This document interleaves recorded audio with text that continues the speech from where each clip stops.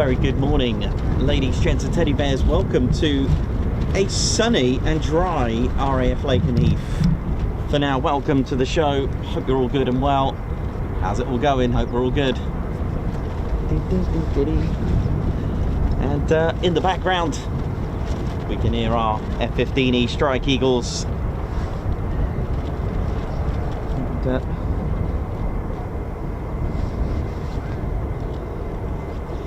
And our squadron leader, Ted Coningsby, on the controls.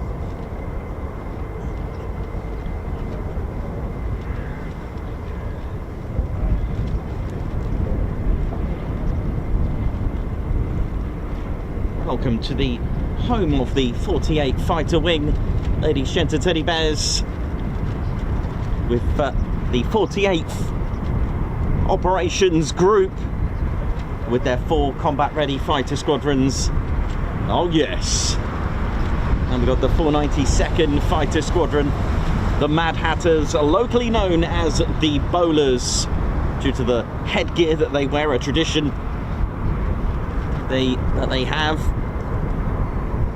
Like all 4 squadrons established on the 15th of January 1941, and they've had that insignia with the eagle looking through like a bomb scope since 1941, and they fly the F-15E Strike Eagle that we can hear in the background with their Pratt & Whitney F-100 PW229s. Next up, another squadron dating back all the way to 1941, as mentioned, are the Grim Reapers. They're the latest and greatest to fly the F-35A. Oh yes. And that was in 2022. And again, they've had that skull insignia with the lightning strikes going through the eye sockets, that kind of thing. That's been an original motto insignia. Next up, the 494 Fighter Squadron, the Panthers, who fly the F-15E Strike Eagle. Again, the insignia dating all the way back to 1941 with a panther on a bomb. That's a true historical insignia. And last but not least, the 495th Fighter Squadron, who've had plenty of name changes, kept their colour green, have been inactivated for a total for 64 years or so. Are we going with 63? We'll go with 63. Is it 63, Ted? 30 plus 40, 1944, come back in 67. 63 years. They started off in 1941 as the 9th Reconnaissance Squadron, and then the 88th Fighter Bomb Squadron Dive, and then established in 1943 as the 495th.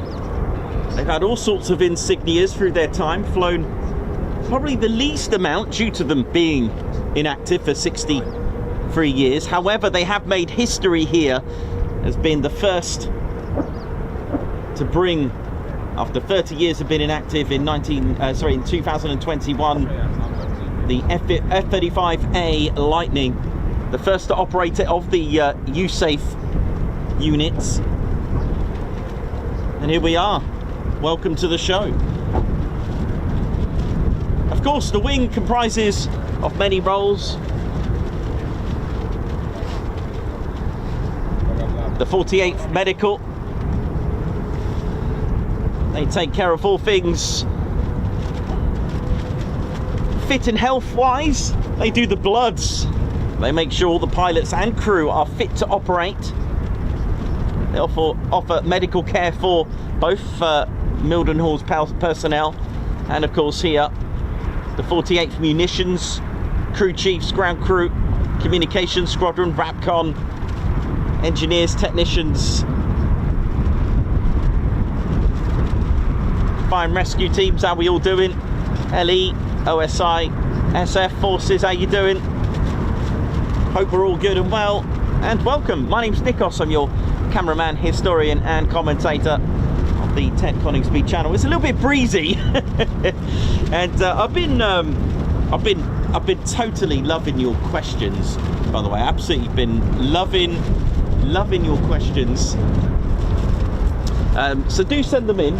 I can't always answer them on the live. How we doing? Hope we're all good. I can't always answer them on the live because I'm filming, I'm doing this, I'm looking elsewhere. But if you'd like to drop it in our Discord, I'll do my best to bring it in. And if I spot it, or if you email it in to me, I'll be able to, hopefully, if I remember, bring it on the show for you.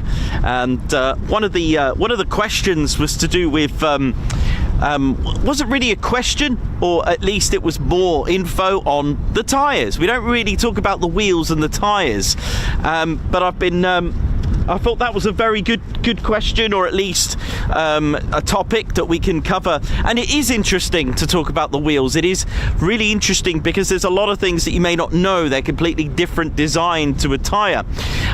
What you'll I'll have to, it will there's hydroplaning, which I need to talk to you about. You got to remember that, you know, planes don't take corners like cars do at 70, 100 miles per hour, whatever it is, especially if you're motocrossing. But, you know, cars take corners at speeds, even 30 miles per hour, 40, 50.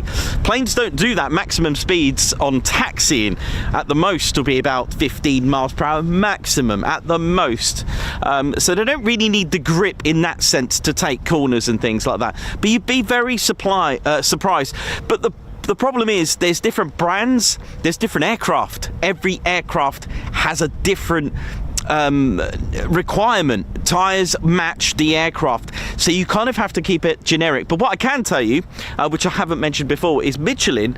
I think they could be the biggest supplier. That's not to say the others are far behind or anything like that. They're one of the Eurofighter Typhoon uses Michelin.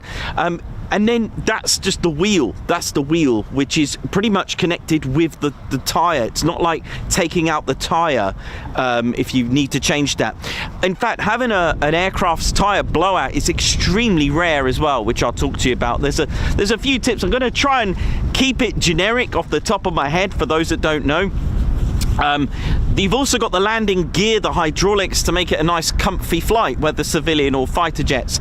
You're looking around about, you know, 150 to 200 landings on a tyre.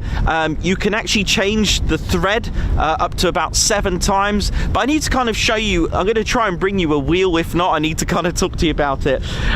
Some interesting facts. So what I need to do is, I haven't got a wheel with me, you know.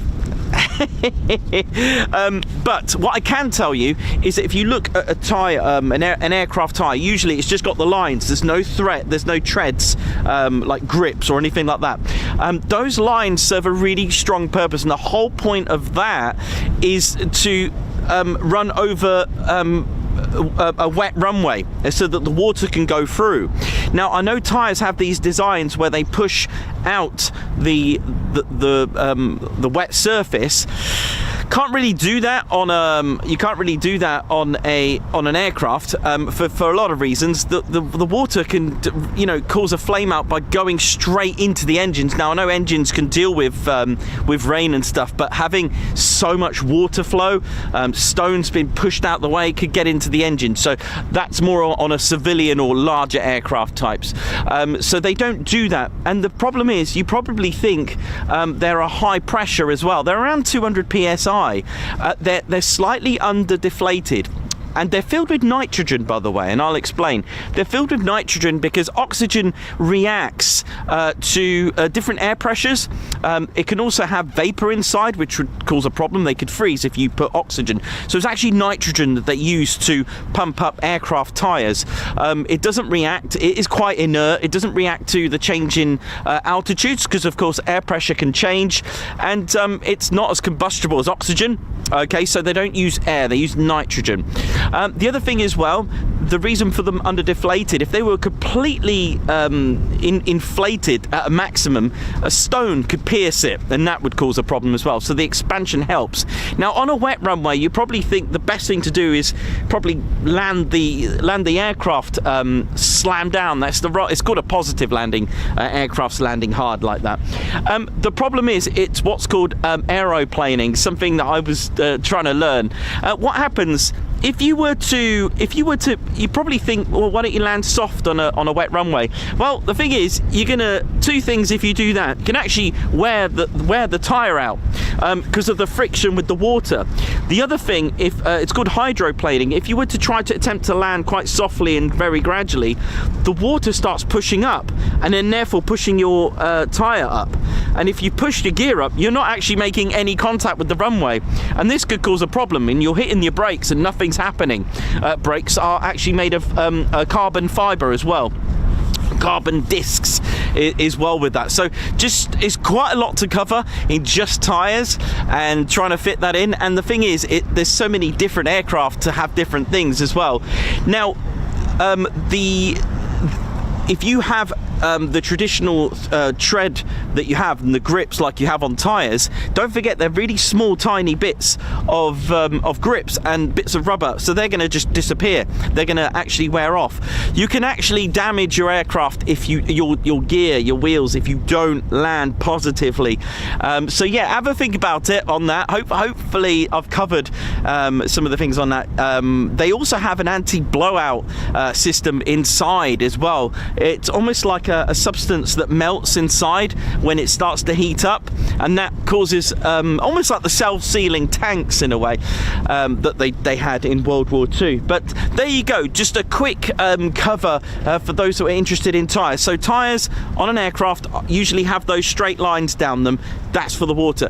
Now if you have a look at there's a couple more designs, Spitfires and World War II and heritage aircraft, fighters like that, they do have lots of grips on them because they land on all sorts of different runways, from gravel to grass runways. They kind of need that grip. All right, there's also another thing called a Tundra tyre as well. It's quite it almost looks like a Formula 1 tyre, completely bald, and that's for different things. So don't forget aircraft, let's take the A400, that can land on pretty much everything. So that has specially equipped with the size of the tyre that it needs, but generally it will just have those lines, the gap, the grooves, the best way. I'll try and do a drawing for you.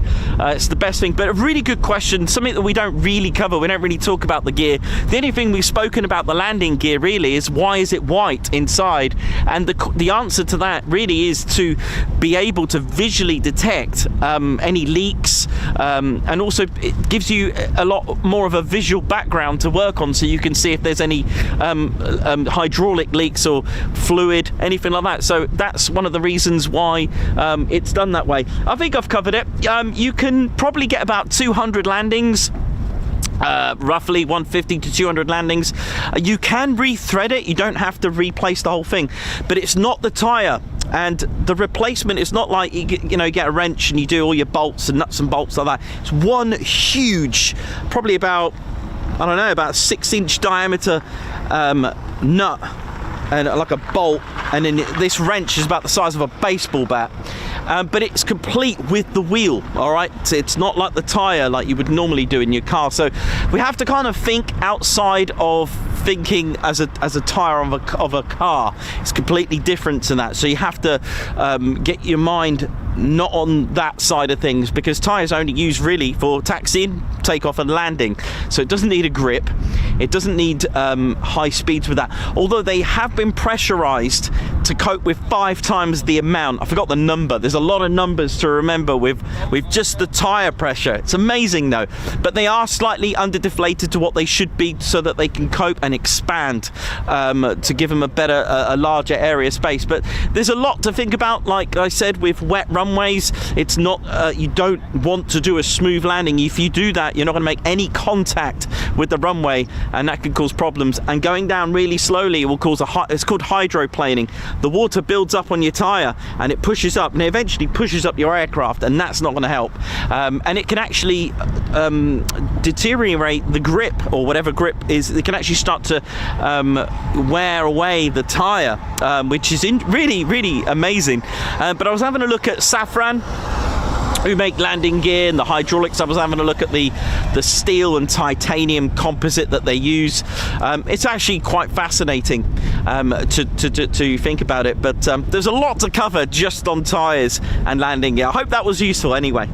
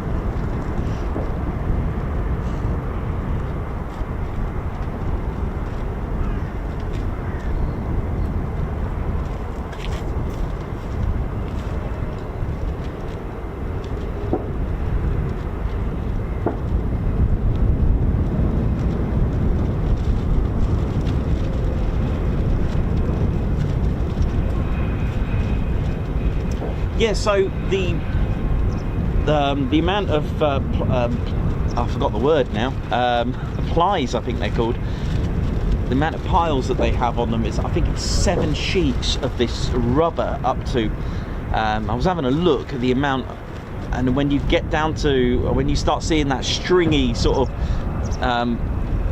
material, then you know you've got issues with the tyre.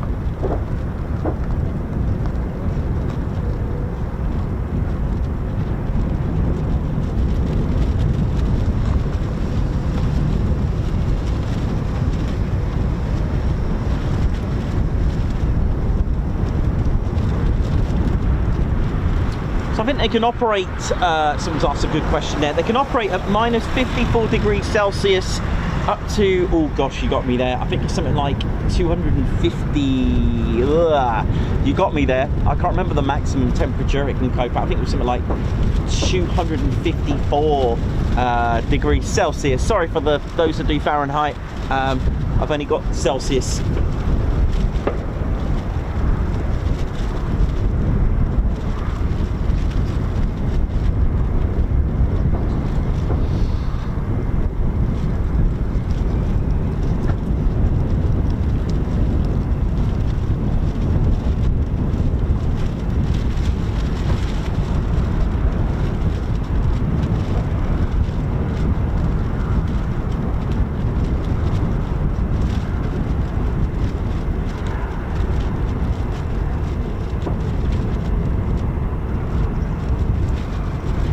Okay, so we got our F-15E Strike Eagle.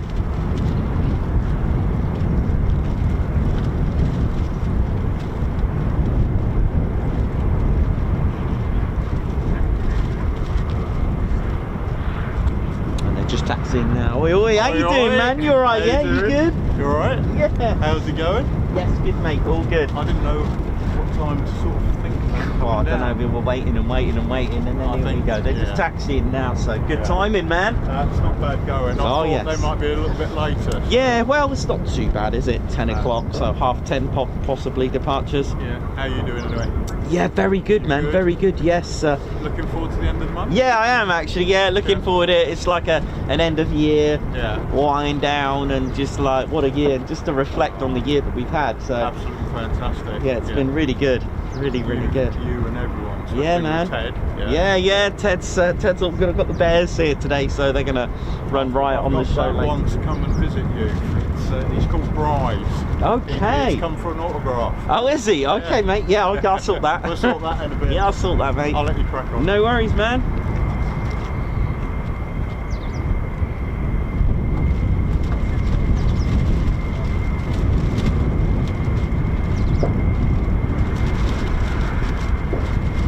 Here we go, F-15E Strike Eagle time. Now these are powered by two Pratt & Whitney F100 PW229s.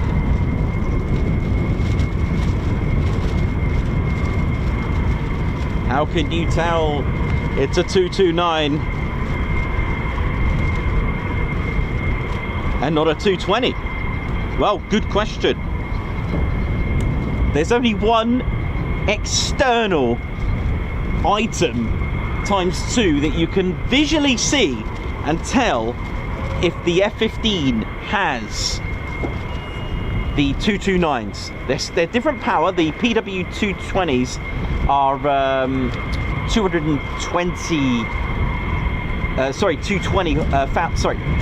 22,000 horsepower. The PW229s are 29,000 pounds of thrust. Sorry, did I just say horsepower? Start again, Nick, or wakey. The PW220s are 22,000 pounds of thrust each. The PW229s are 29,000 pounds of thrust each. And they've got externally what's called an MSOG, which stands for Main Secondary Oil Cool Generator. And it's a system or component which is external on the 229s. Now, on the CFTs, the conformal fuel tanks that hug the fuselage, look out for little inlets on the sides. You can see them just to the right or left. You can see a little intake on the CFT. You've got a missile, a rack, and then a tiny little circle. I don't know if you spotted that, but I'll show you where to look. You probably can't see it now, but I'll show you where to look.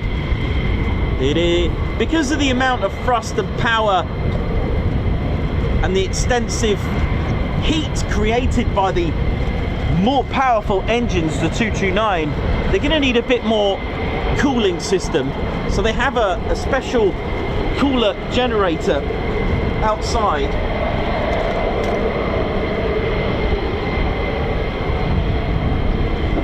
And where you're looking, I know this is a F-15C. In fact, it's quite a special one, this one. It's a bit of a MiG killer, this one, Dirt 2-1 with two aerial victories. It's about, I don't know if you can see that very well, it sits about here. If it was a conformal fuel tank, there'd be like an intake here and obviously one on the other side. All right, it's like an intake, a little pipe that sticks out on about there and there, and it's called the MSOG. Okay, it's called the Main Secondary Oil Cooler Generator. All right, there you go, and that's how you can tell. So this one, you could probably tell it's got a PW220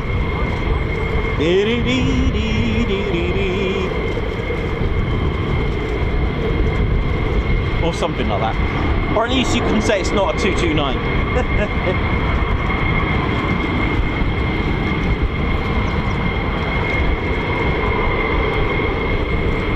So see if you can spot them. You can probably see them better straight on.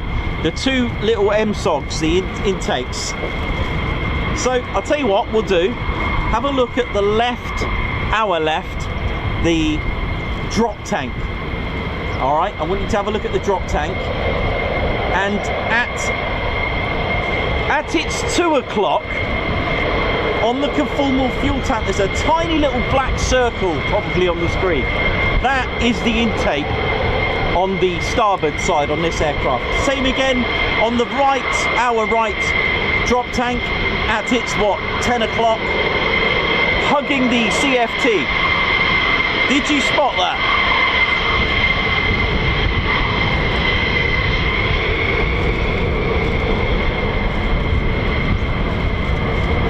Did you get it? Did you see it? It's a tiny little, it's pretty cool. It's so small though. Yeah, it sticks out like an intake. Yeah. I was listening as you were saying, and I was trying to spot. Cool. So it's to provide additional airflow and to relieve and cool down the more powerful engines.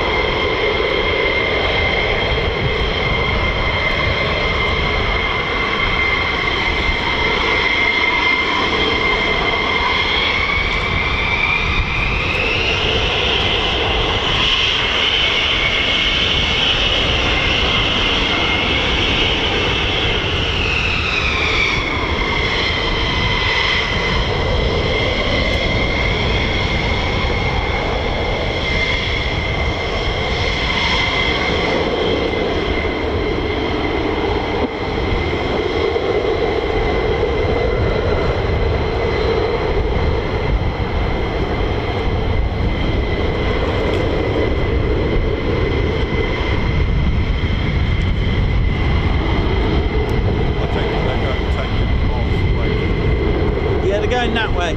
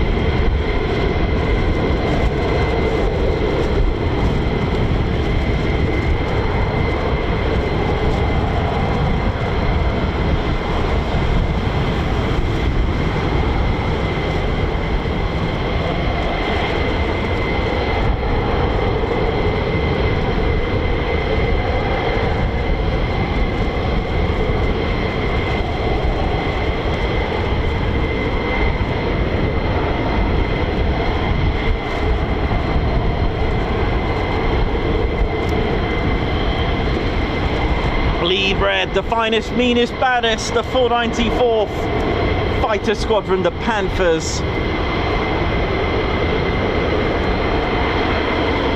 Oi, oi!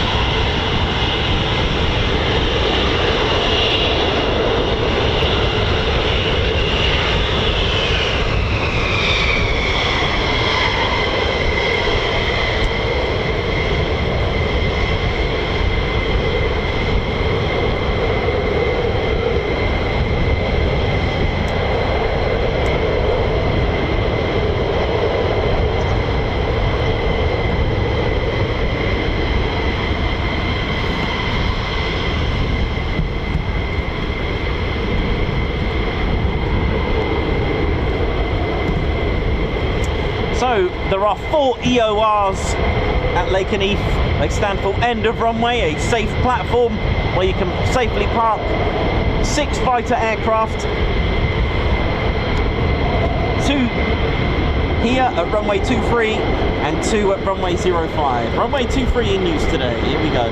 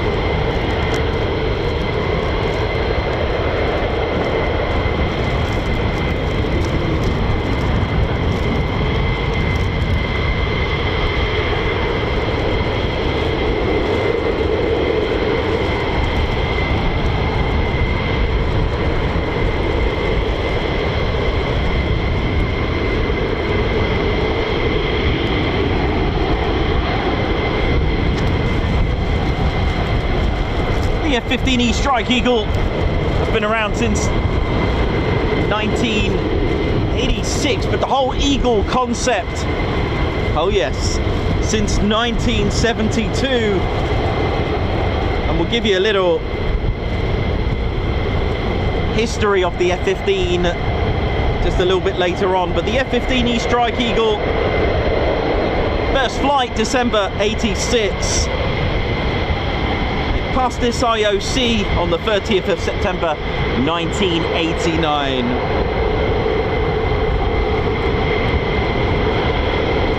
It's quite a large fighter,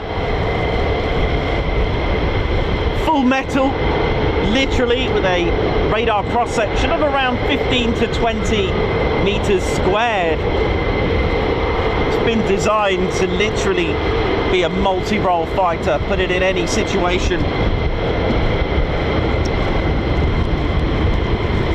Sits quite high up at 5.64 meters. And you'll be surprised of the fighters we usually see. Second to that is actually the Eurofighter Typhoon at 5.28 meters.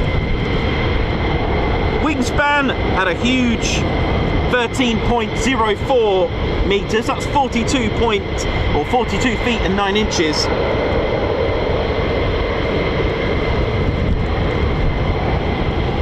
The F-22 has a slightly larger wingspan by about half a meter to that. Got a length of 19.44 meters. That's 63 feet 9 inches.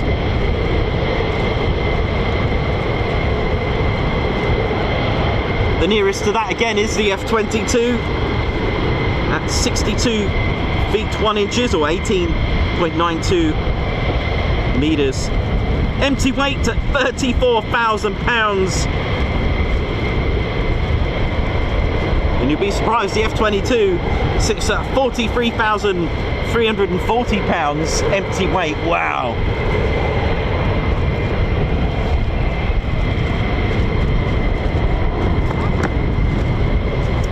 And we got more taxiing down the catwalk. Officially it's called a taxiway, but we call it the catwalk. We've also got the warrior walk when they taxi from the right of our screens.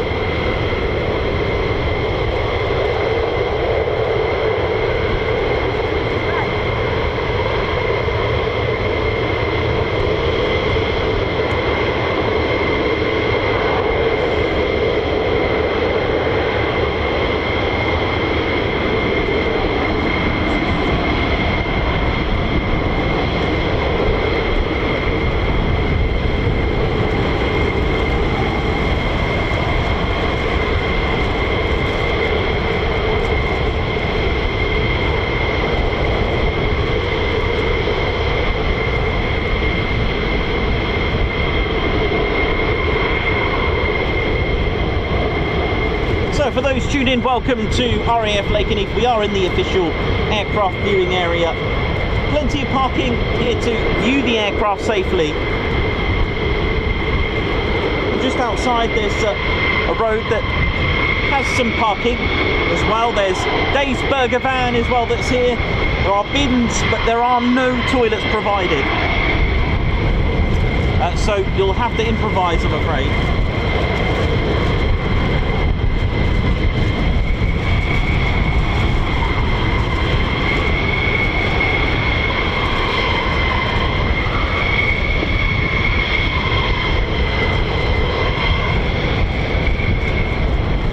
If you tuned in and new to this, these are all training flights.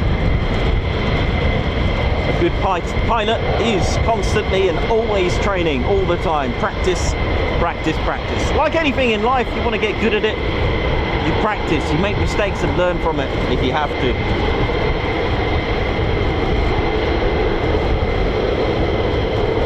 But to get to this level of a fighter pilot, they would have done their mistakes already. Their infant stages of junior stages of their flying. It's what makes you better, right? But when you get to this level, you don't make mistakes. You thrive on someone else's, if that makes sense.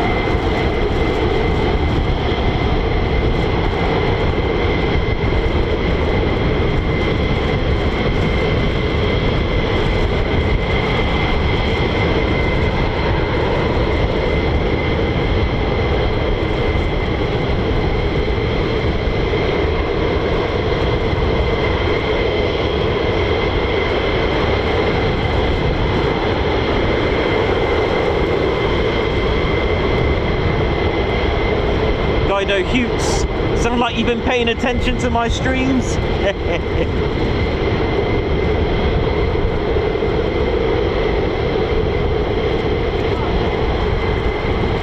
The only aircraft to have an air-to-space kill, absolutely right. Can fly on one wing.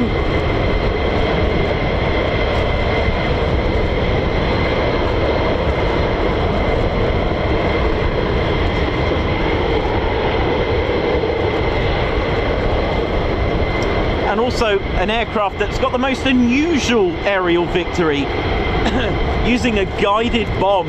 I know. An air-to-ground bomb to destroy a MI Hind 24 attack helicopter. I mean, it's the most unconventional way, but it did the job.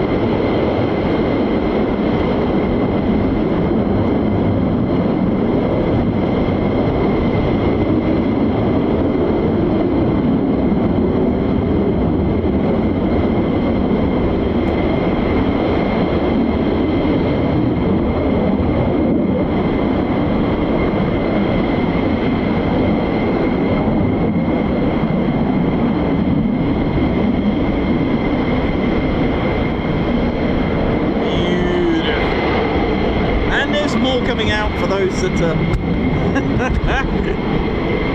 are concerned.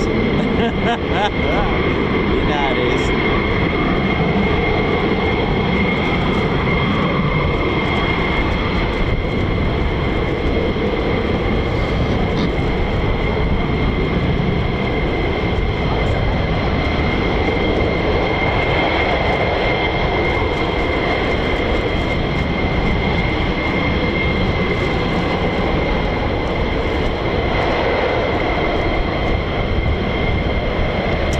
just joined us, don't forget to hit the like button. Let's get this stream right up there like a quick climb. Don't forget to hit your, give us a thumbs up, give us a touch and go on the like button.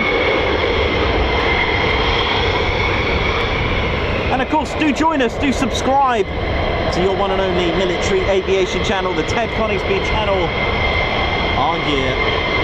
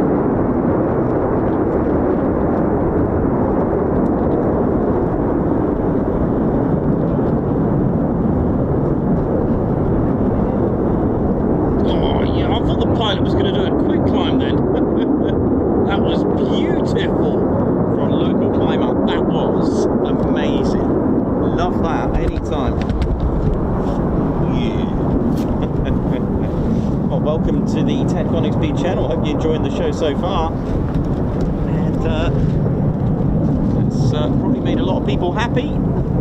Seeing the F-15E Strike Eagle there doing its thing on takeoff. Beautiful, what a lovely day. A little bit breezy, but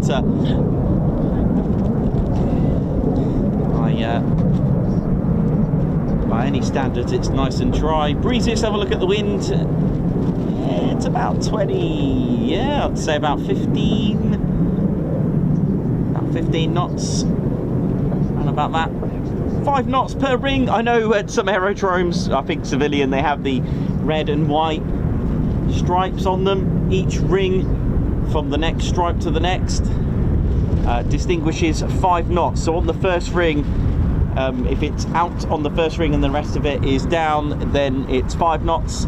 2 rings would be 10 knots, 15, 20, 25. If on this instance you can see it fully out, it's about 25 knots, but it looks like it's gusting around 20 knots, because you can see it's sort of halfway. So should we go with 17 knots then, halfway? That might make better sense, wouldn't it? And then 25 knots full out. There you go, that's to give you an idea anyway. Pilots can use that just for a quick reference check as well, so it's kind of useful, but of course still get all the details. So you may hear, I mean, I'm making this up, you may hear speed 21, wind 270 at 10, clear for takeoff.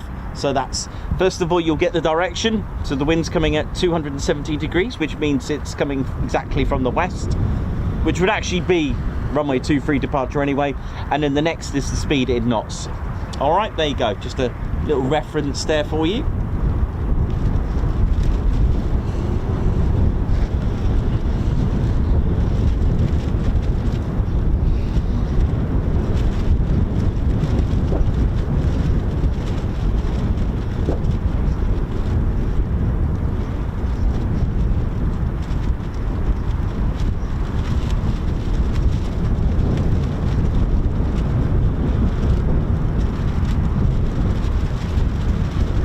Hope we're all good, ladies, gents and teddy bears. Hope we're well. Hope you enjoyed that. That was pretty exciting stuff.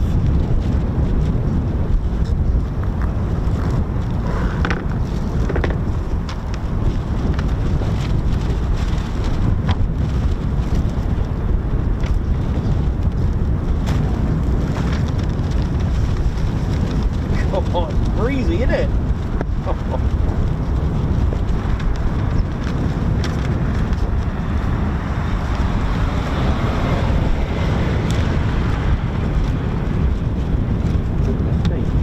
Gonna have fun today in this wind. Oh.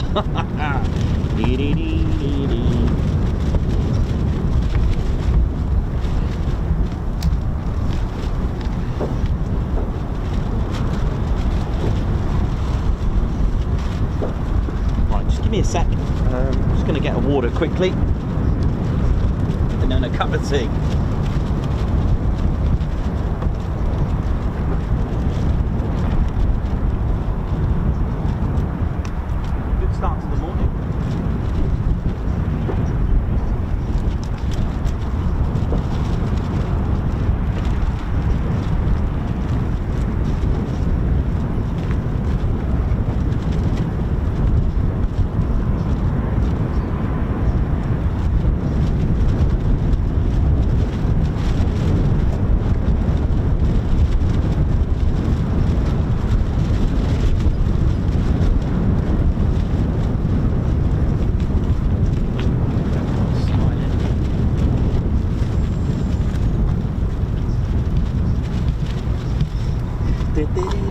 Right, let's get on. Let's get the F-15.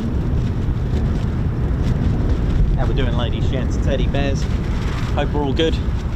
And well, welcome to the Ted Coningsby channel. I had a good portion of F-15E Strike Eagles. In the meantime, I'm going to show you this wonderful F-15C. Look at our F-15C here. They don't have them anymore. They retired those in 20 21/22 when the 493rd said goodbye. I've just lost my speaking of wheels and tyres and stuff, my wheels come off, which in this wind I've probably got no hope. Oh, I see it. Hang on. There's no way I'm going to get that, am I? I've got glue. I'm going to glue that on. Let me just pop that over here. Try and stay there. Okay, here we go. That was quite funny when we're talking about landing gear and stuff like that today, and tyres and things. But there's our F-15E Strike Eagle. Sorry, this is our F-15C. Now, just a quick one, generic to Lakenheath. For those that don't know, you've got LN. That's the tail code for the station of Lakenheath. The base is Lakenheath. Is it a base? Is it a station? Historically, it's station, but you can say base. It's fine. We get you. We get you. So LN is the tail code for Lakenheath. Each, I was going to say, each base, each station has a tail code. So like an identity code for that aircraft where it belongs to. LN, it wasn't always LN when they first arrived, the 48th, when they arrived here in January of 1960. They brought with them the F-100, we'll talk about that. They had a different system. They had the letter L for Lakenheath, but they had a second letter to denominate the squadron. They had R, S and T, so LR was the 492nd, LS was the 493rd, and LT was the 494th. You can see this example at Newark Air Museum, and they had the camo in the late 60s as well. But anyway, we're talking about codes. And then in 1972, when they switched to their Phantom F4s, they changed that two-digit system with the second letter to LK for all. It was the code for Lakenheath, LK, but that only lasted until 1973. Halfway in, they changed it to LN, so it's been LN since 1973. Again, if you just joined us, welcome. This is our F-15C. This is a very special one, 0156. Let's talk to you about the markings here. If you can see that, the 86, that was when the aircraft was put into production in 1986, and the rest of the number is all of it, even with the 86, that is the whole serial number. So it's 860156. All right, that is the whole serial number. You can't get the same serial number done this way. The next aircraft that will go into production will have a 7, then 8. It goes up numerically regardless of the aircraft. All right, so if they made an F-16 right after this, it'll be 860157. Just saying as an example. All right, so 86 will tell you the year that it was put into production, and the rest of the is like an ID code, but that is the whole serial number, even with the 86. All right, hope that made sense as well for you.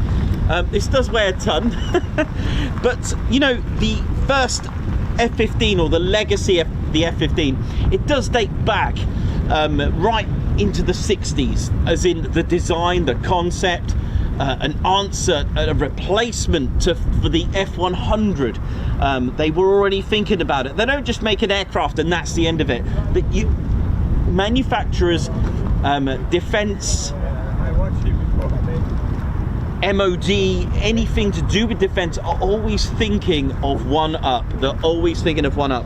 But the first flight of the F-15A was in 1972. And in 1973 was the family version, the F-15B, but it was designated first of all as a TF-15A, but they changed that to F-15B. The F-15A was the single version. Usually, if I got this right, it goes up and down like a single-seater twin family version, single family, by going A is 1, crew of 1, B is 2, C is 1, D is 2, E is 2. Sorry, I've really muddled that up, haven't I? A is 1, B is 2, C is 1. Have I got that wrong? D is 2, and then E, they did it. Oh, forget it. Don't worry about it. I thought there was a pattern. Don't worry. We'll scrap that. But anyway, I thought there was a pattern. Am I wrong in that? A, B, C. Yeah, I'm wrong. There we go. We'll scrub that. So 1972 first flight of the F-15A, and the B a year after. In 1975, it broke an 8 time to climb record as well. I'm going to give you a tour around, so many people don't know all the bits and pieces. 8 time to climb record, January the 16th, 1975. It took off and reached 98,425 feet in just 3 minutes, 27.8 seconds, and then coasted off to 103,000 feet. I know, right? Bit of U2 going on there. But it is literally, I know a lot of you love this aircraft, and it is a symbol of American air superiority, a marvel of engineering, and an answer to the Foxbat, the MiG-25. I mean, in the 60s, this was designed, and ultimately, they didn't. You know, the Americans didn't match the MiG-25. They outclassed it. They really did. And you know, this is an aircraft. For example, on the in May 1983, it was during a training sortie. An F-15 actually collided with an A4 Skyhawk, and it went out of control, literally, as you would do in a mid-air collision like that. The A4 crew ejected, and they were fine. Now, the WISO, or the Weapons Systems Operator, the aviator at the back, was expecting the pilot to eject and hit, you know, to punch out. However, what the pilot did, spinning out of control and nosediving, the pilot didn't eject and whacked on the afterburners, and it got to some sort of stability, and the pilot regained some control. Now, they couldn't really see from this angle. I know this is a single-seater. They couldn't really see what was going on here, but what they did see is a big cloud of cloud of vapor going on here, and they had no idea the reality of what was happening. And basically, there was fuel spraying out of the wing, and it formed this massive cloud. They couldn't really see the scale of the damage that just been created, but they managed to land safely. Now, they landed at twice the landing speed that it normally would do. So I'm thinking twice would be about 300 miles per hour. So they deployed the arrestor hook, but that snapped due to the speed, and they did manage to land and come to a halt safely. When they got out, they realized they landed with just one wing. Then the next amazing thing, just to prove a point about the F-15 here, on the 13th of September 1985, it was Major Wilbert Doug Pearson took off in a good old classic steep vertical climb, probably a quick climb, and this is actually well done. And he was close to the speed of sound, and over the Pacific Ocean, cruising at 36,000 feet, 0.95 mark. He had a target, but it wasn't on the land, it wasn't in the air or even the sea, but it was actually in space. And as they say, he pushed the pickle button, launching his missile to intercept a Solwyn P-78-1 satellite. And we're talking about a satellite moving at 17,500 miles per hour, and it's 300 miles above Pearson's F-15. Yep, he blew it up, and he is the only person on Earth to have an air-to-space kill, the only pilot to have an air-to-space kill. And wow, that is pretty amazing. And then Valentine's Day 1991, the most unusual aerial victory, the first ever aerial victory of an F-15E Strike Eagle. It was its first, and it was done in the most strangest, unorthodox way. And the US Special Forces needed close air support. They needed to be supported, and the only this was going to be the only air-to-air aerial victory of the F-15E at that time, and the target was an Mi-24 helicopter. All right, now we're talking about Green Berets on the ground here. They needed close air support, and all they had around close by were F-15E Strike Eagles. I can't remember the squadron, actually. I'm really sorry about that. I'd like to say it was something like the 336 maybe. I'm not 100% sure on that, unfortunately. So I do apologise. I'll have to remember that. But what I do know, it was Captain Jim Bennett who was the lead in the F-15, and he was flying at low level, and it was dark at that time. And the problem was, what they had and what they were called in was the special forces needed support, because they were about to get pinned by Mi-24 hind. You know, these helicopters are mean, and you know, as good as they are, you know, facing helicopters like attack helicopters was really going to be a problem. So to the rescue was Captain Jim Bennett, who literally was going to launch literally he was going to launch a missile, a Sidewinder, but the thing is, it didn't have the range, so he did the unthinkable. He got his WISO, his weapon systems operator, to get a lock on the helicopter, and they were about to do something unthinkable, you know, an air-to-ground missile. I know, and they did. It was a GBU-10, and it was 4 miles away, and they released it, and they were mortified because the Mi-24 actually got off the ground. And of course, don't forget, they're wearing like night vision goggles, etc. And the problem is, they saw this absolute blast, and while the light sort of cleared in some ways, they realized that they actually obliterated the Mi-24 helicopter, and it was actually airborne. So it counted as the most strangest, but it still counted, Mi-24 helicopter, thus saving the Green Berets on the ground. So that is a great way to have your first ever aerial victory on an aircraft. It was the first of its kind, although modern times now it all changes really now. So, you know, with the likes of you may have seen some F-15E Strike Eagles with what looks like drone markings, and of course it is modern times. They have had aerial victories of somewhat around 70, I think, or thereabouts of that number. So there are a few F-15E Strike Eagles with a few markings. This is from Dirt 2-1. There we go, look. Don't know if you can see them with 2 MiG. Yeah, 2 MiGs destroyed to the name. And that was Dirt 2-1. There was 4 in total that they destroyed, 2 from Dirt 2-1 and others. But I'll just give you a full before I go into that and the history. I'll just give you a bit of a walk round. You can see the wings. They're actually it's like a 45-degree angle.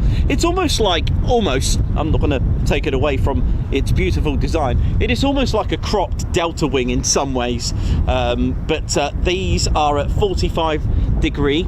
It is completely just good old metal, so the radar cross section, to be honest, it just proves a point.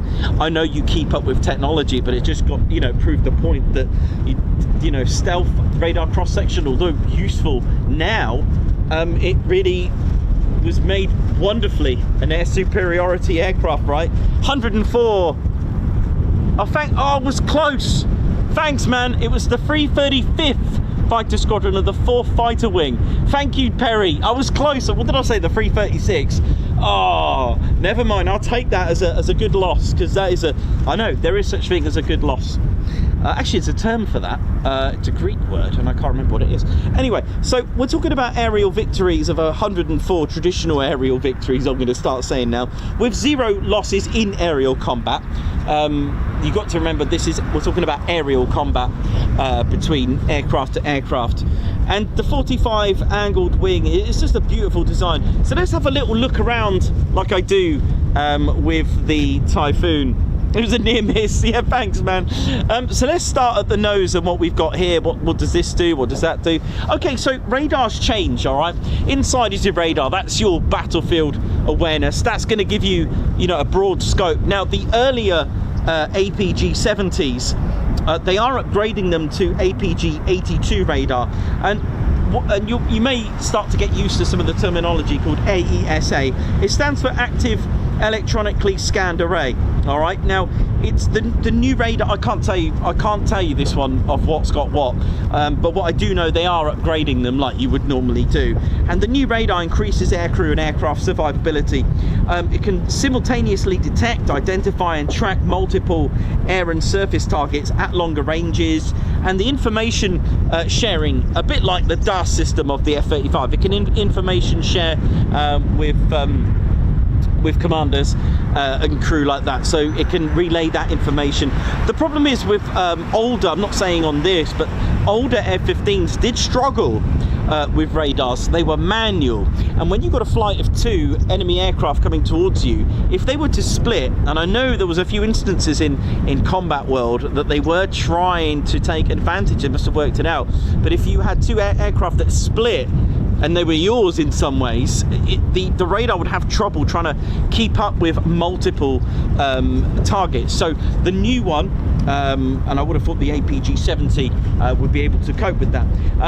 This here's like your pitot. It's a static angle of attack pitot here. I don't know if you can see that. Bit like the bit like the Typhoon with them underneath. There's lots of ADTs, aircraft data pitots underneath. They give all the data and information and status to the aircraft's heads-up displays. There's also, you know, the F-15s are getting some BAE systems at the back, and I can tell you how to how to physically look out for them. So you can see this little radar sticking out here, this little antenna, sorry. It's just got the one, this one's snapped I think, but you normally have one. Now there's a new system with 2, I don't know if you can see that. I wonder if it's best to show you it this way as the light. So you see this little tiny little antenna sticking out. There's on the new one there's 2, all right, and some of the F-15E Strike Eagles here have had what's called an EPAWS, which stands for Eagle Passive Active Warning Survivability System, and it's basically electronic countermeasure, RF, 360 degrees of battle space protection. So it's almost like a globe around it, like a force field sort of, but it gives a more of a survivability. So you got your angle of attack, phase of flight, airspeed data at the front here with the pitos, with like many aircraft here. So these are always covered up and protected. Normally there is a tyre here, but it's come off, which I'll glue back together. The other really cool thing which I discovered, which we've seen live on the show, the inlets or the air intakes, they actually move. And if the F-15 was to rock like this in flight, okay, these intakes, they actually move with it. It's the most phenomenal thing I've ever seen. It really is absolutely amazing. So those large intakes here inside to cope with the boundary layer, you've got the gap in between there. But what's really amazing, to control speed, supersonic air going inside, there's actually ramps, and they can actually it's without, it sounds like another drawing I've got to do, there's actually movable ramps in here that move inside to control the airflow. It's a really amazing thing to have a look. So maybe on a diagram I can show you that as well. So really amazing. So those ramps are quite amazing to control the airflow when going supersonic. Let's have a little bit more look. I've told you about the F-15E has a few more different things. It has conformal fuel tanks. You don't have them on here. And the MSOC, the main secondary oil cooler generator. They're little vents here and here, but they're not on this one, of course. And you're also missing the lantern and the sniper pod, which I'll get to you in a moment. Now, a pilot, you may have seen the F-15s here have post-taxi checks.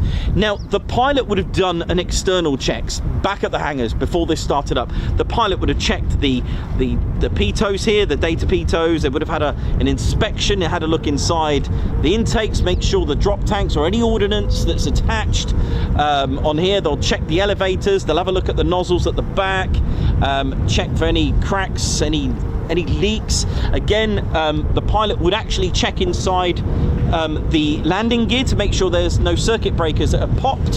Hence, again, if you don't know this, inside they're white, so it's a lot better visually to spot any leaks So a pilot would have done the external checks as well. There is an onboard ladder as well, that and steps that you can have a look at as well. Afterburners, by the way, another question: how long are the afterburners? They're 60 feet. Yep, there's 60 feet on these, and there is an onboard ladder. It is actually, I can tell you whereabouts it is. It's that compartment there, just here. You can actually, it pulls out this little tiny little tiddly little ladder for the pilot to get up in there. Again, the F-15E is a two-seater, so, and I'll talk to you about the weapon systems operator who sits at the back. They're the ones that select the weapons. They're shooting the ducks while the pilot's rowing the boat, as they say here. Okay, so the next one I'm going to show you underneath. This is missing on here, all right, because this is an F-15C, all right, and what I need to show you is here on the starboard side.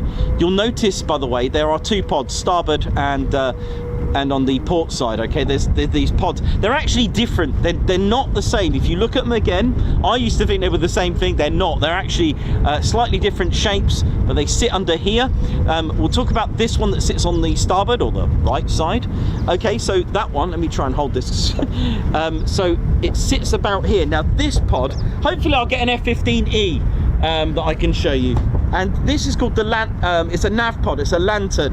It stands for Low Altitude Navigation and Targeting Infrared for Night. I know it's a lot of acronyms or abbreviations, but that's what it stands for. And this nav pod provides high-speed penetration attack on targets at night or in adverse weather and at low level. So basically what it does, it's like a terrain following at night or in mountainous areas. It will track and give all that feedback to the pilot's display, so they can actually navigate through the Mach loop, let's say, for example, just saying, or through mountainous areas at night using the lantern, which is here. It's quite an amazing piece of kit, and the pilot can follow the contours of the terrain using the lantern at high speeds, so through mountainous areas. So excellent for the battlefield, low level, and the point of low level is to go under radar and over the cover of darkness. So it could basically, what it does, it sweeps the terrain and feeds it back. How cool is that? Absolutely amazing. And that's called the lantern. The next pod, which is missing on the C, is basically it's a targeting pod. It's got a sniper pod, and this is where the weapon systems operator, nicknamed Wizzo, they'll be using that. You may have seen the movie Maverick, Top Gun 2.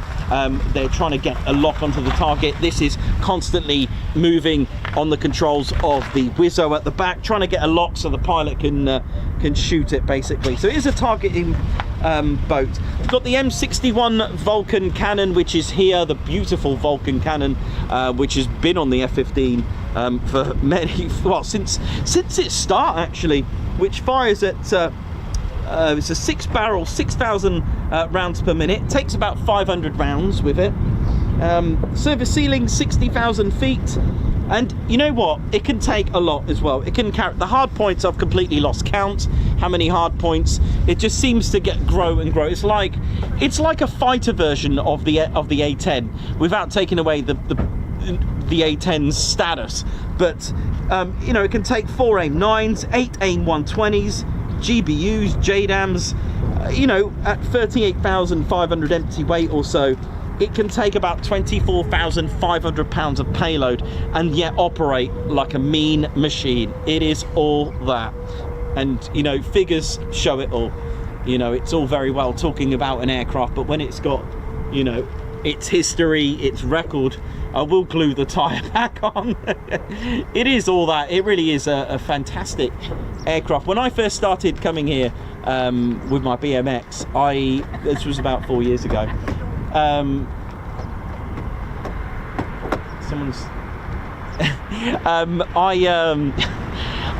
couldn't believe the F-15 was still flying. Of course, it's not the same airframe since 1972, but there we go. It's amazing to think about. The earliest aircraft I've got of the 48 is a P40 the earliest one. I've got nearly all the aircraft that the 48th have flown. This is a Warhawk P-40. Look at it, beautiful. That's probably the oldest one I've got, I think. I haven't got any earlier ones, unfortunately, but look at that. We're talking about what? Havocs, A-20s, what else? B-18s and all the A-32. I mean, there's loads of tiny training aircraft, P-39s as well, and this P-40. I've got, I mean, with me, I've got a P-47 next up, and I've got the aircraft after that. So I've got it in order, nearly in order from this. All right, so I've got a P-40, I've got a P-47, I've got an F-100, which was the first ever jet aircraft flown by the 48th. I've got the F-84, I've got the F-86. Hang on, correction, let me go back. The F-84, sorry, was the first jet aircraft that they flew. Then the F-86, then the F-100. The reason why I got it mixed up with the F-100 is because that was the first ever afterburning turbofan that they had. How cool is that, right? Amazing. And that was their first supersonic jet. After the F-100, I've actually got a F-4 and then the F-111 Aardvark. Did I say the P-47? I hope I did. It's my favourite. I've got an F-15C and I've got an F-35. There we go. And I'll put you them all on the screen in just a moment. Now you probably can hear all the startups going on in the background. Oh yeah.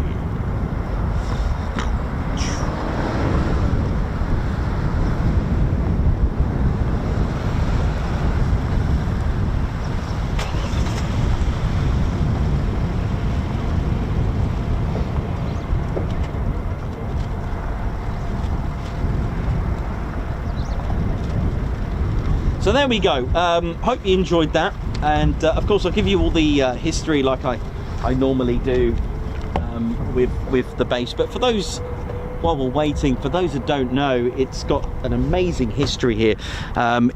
Just even the terrain, the geology here as well. If you ever wondered why there's sand here, because it's what's left after the Ice Age. This was the Bytham River, hence the name Heath. That's why there's lots of sand. The flint mining, Bronze Age, it goes on and on and on. Where they dismantled the old tower, there's a natural spring there already, hence, and I've always spoken about the connection with having a natural supply of water. Human beings need water, and it's Barry. Here we go. Now live on the show is Barry, and he will ask me some questions, which I am live and I must respect that. So here we go. Go on in, Barry. The Cromwell tank. Oh no, not tanks. I don't know anything about tanks. There's one on the way out of here. Okay. Right. That's a Cromwell. Okay. There you go. Now I know. The Cromwell tank got in common with a Hawker Hurricane and a Supermarine Spitfire. A Hawker Hurricane and a Cromwell and a Supermarine Spitfire. The only thing that comes to my head is 6th Squadron. They were named the Flying Can Openers. No. That's all I know. Supermarine Spitfire. Okay, you've got me there. That's a good one. I like this. 3 are powered by a Rolls-Royce Merlin engine. Oh right, okay. That's good to know. Yeah. There we go. Cromwell tanks powered by Merlin, Rolls-Royce Merlin. Wow. Well, that's a good one. And they were all kept up here, ready for the invasion. Oh, well, Elf didn't. I may have come across this, and I didn't read it. I haven't read it all yet. I found a book. Did they make a mock battlefield? They probably did, but the desert rats were here. Right. All massing for the Normandy invasion. Munford is where the tank on the bridge. I'll have to have a look at this, You eh? drive right past it. Right, okay. I will. A little bit of trivia. Thank you very much. There we go. I love that. That's cool. There you go. If I could think of some more trivia, I'll Go for it. I love your trivia. What about a monoplane? Sorry? A monoplane. Okay. Second World War that actually had a turret. A turret. A monoplane with a turret. Yeah. Okay. Which one? It's not the Bolton Defiant. It is. Yeah, that had a turret. It was one of the first ones. Well, no big Bolton Pool. Yeah. actually, they started to do those dustbin turrets. Do you remember them? Yes. On the Hayfords, they were. I think they kind of got rid of them because the gunner was freezing to death. They literally are dustbins. I don't know if I read this or whether it was something that was on YouTube, and it's about the Enola Gay, the aircraft that was used for the first atomic. Yeah.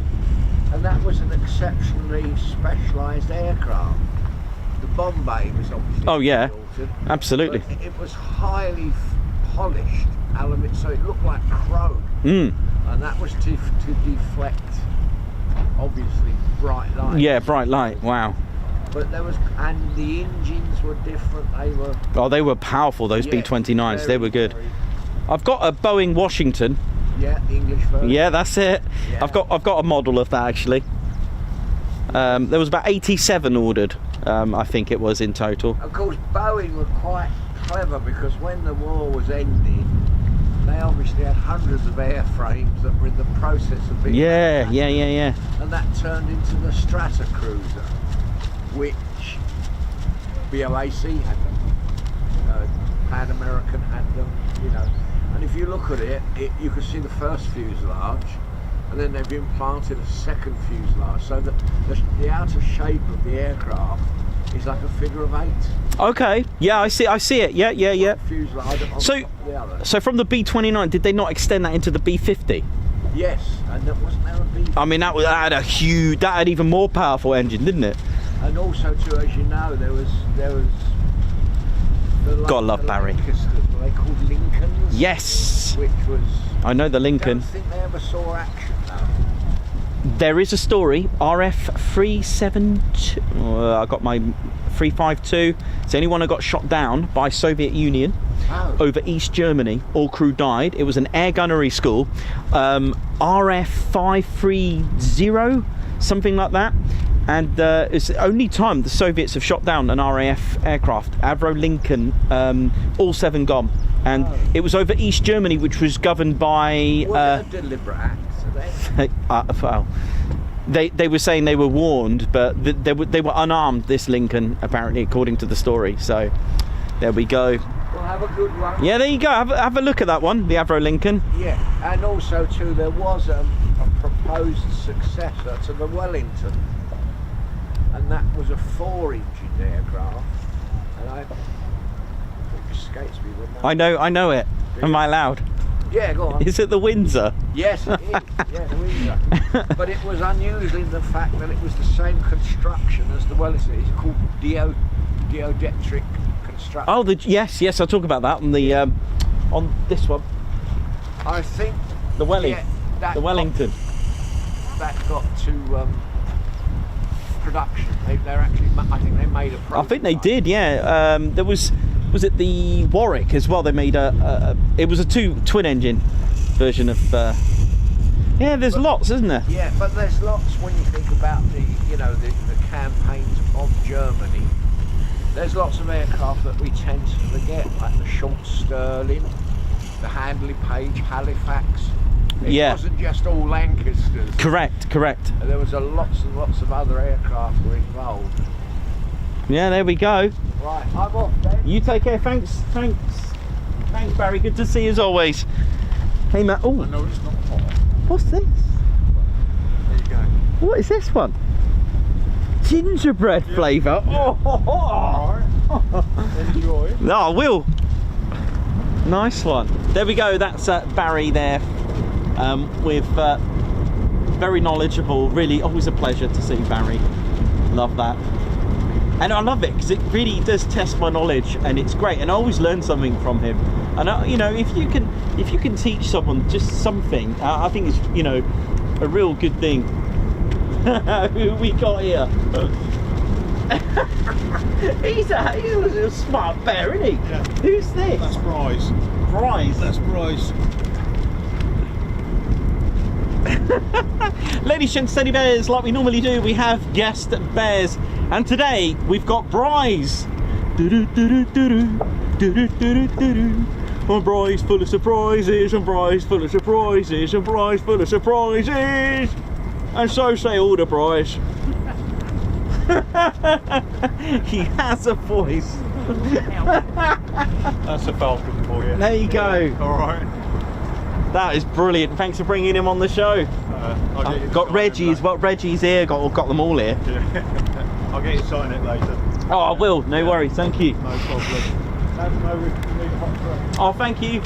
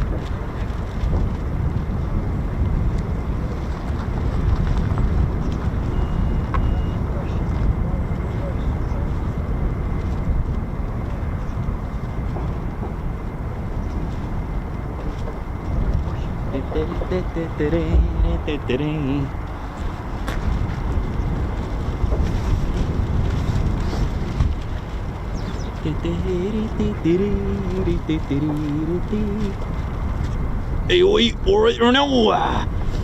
How we doing round here now? Alright there.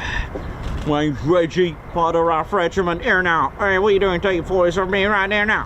Huh? You alright now? What you doing? Reggie, how you doing? Alright there now, what are you doing round here now? Yeah, I'm alright, how's it going? Just been working with the 48th and been working with their Fighter Generation Squadrons. Fighter Generation Squadron, what's happening there? Basically, they are what is ground crew. Basically, there's a crew chief like anything else, but with the ground crew, they've got a Fighter Generation Squadron, and it's split up just like you would normally do.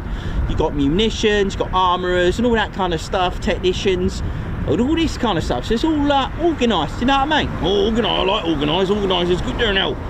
So what are you doing around here? Just doing me perimeter checks around here now. Making sure it's all good there now. Look at that there now. Look at that yellow thing in the sky there now. Keeping us all warm there now. Yeah, that's it. The current bun's out. A little bit more windy. Oh, more windy there now. What's that mean? It's windy. All right there now. Now I've got to remember some of the talk that you do there now. I've been on me plates of meat all day. Yeah, that's right. Well, you know, I wouldn't be walking around with actual steak and chips on me feet, would I? Well, no, mate. No. What about me hands? What are they? They're your jazz bands. Oh, what? No food related there? No. Nah, not unless you can't see with your mince pies. Mince pies here now. What's that there now? Your eyes. Oh, right there now. Oh, yeah, I got it there now. Yeah, that's it. So, I've just on me break. I'm off to the sweet shop. I'm off to go and get some flying sausages. Do you want anything? Oh, yeah, get me some flying chuckin'. I'll get you fried chuckin', but I don't think I can get you some flying chuckin'. Why not there now? Well, because chickens don't fly. Well, why they got wings then?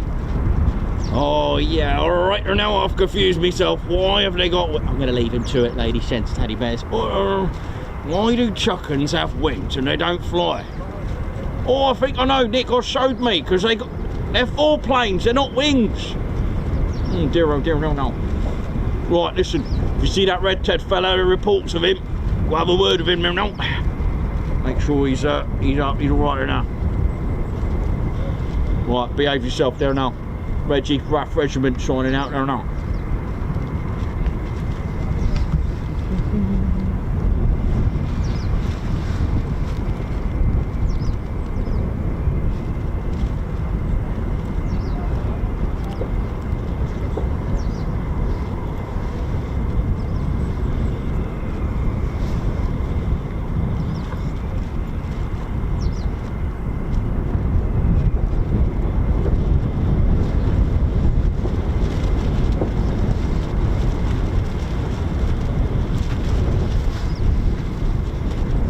in Simon's name are you doing, boy?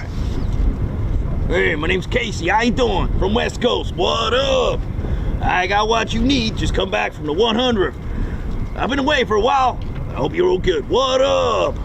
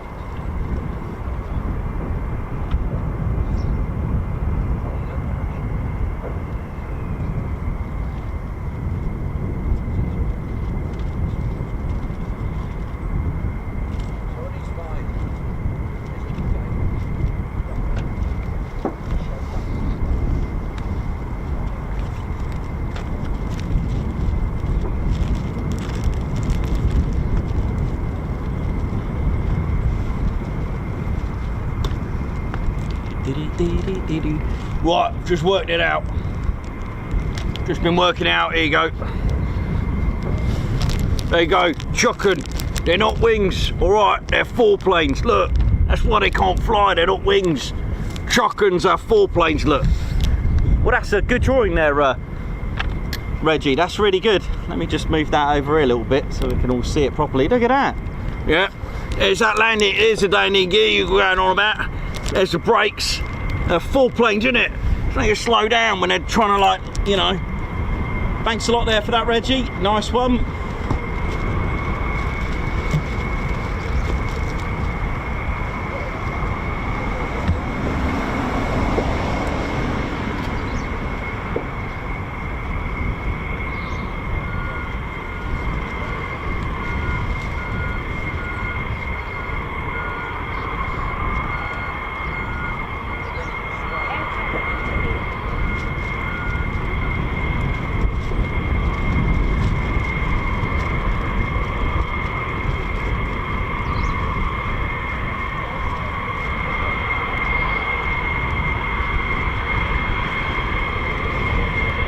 Right, here we go. More F-15E Strike Eagles taxiing down there now.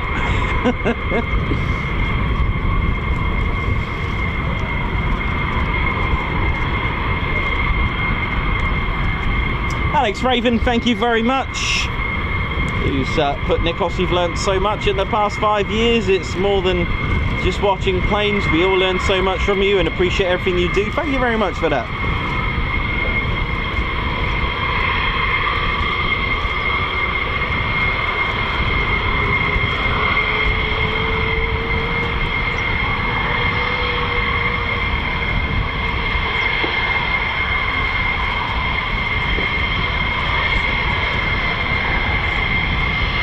Karen, Glenn, how you doing? Hope you're good. Davey, Margot, Aspen, Dieter, Ben England,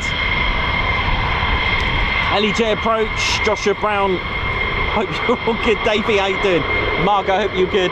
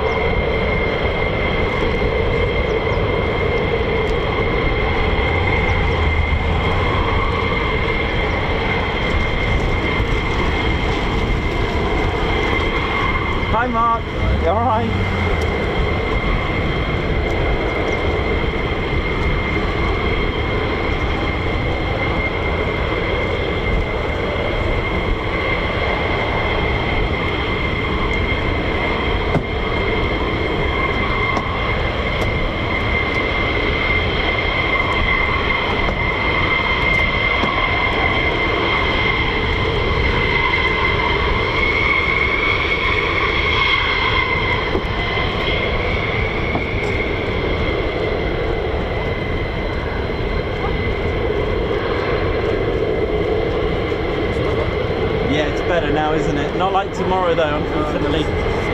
Looks really bad tomorrow.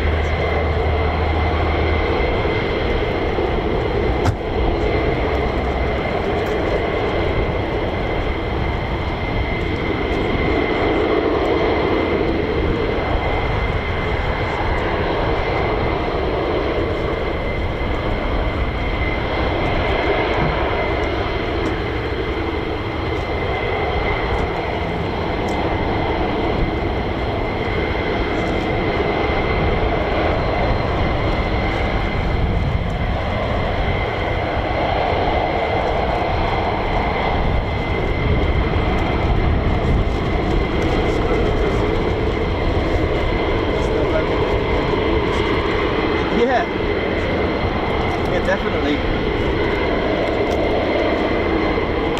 Wet one though, but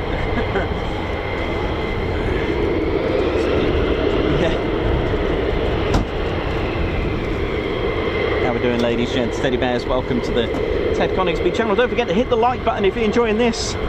Let's get this out there.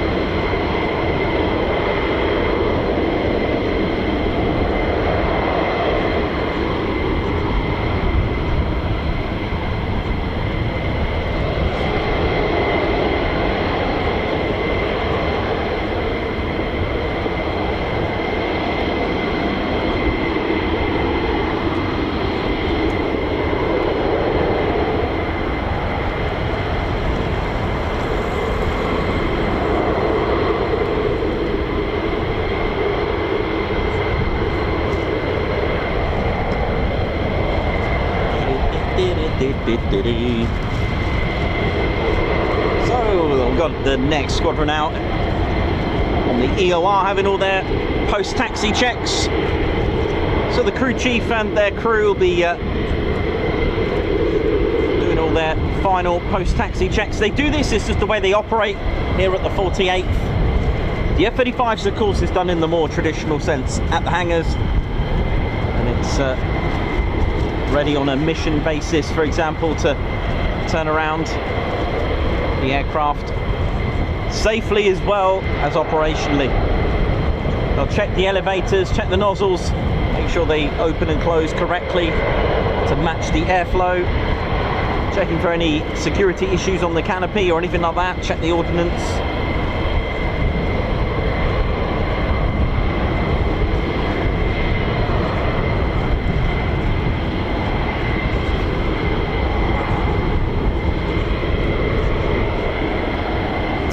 Mark Joyce, how you doing? Living the dream, what up? Davey, Tim Gooch, Michael Woodringe, Captain A, Edward Coates, Joshua Brown, how's it all going? Graham Dicker, Margot, Wee Stevie Boy,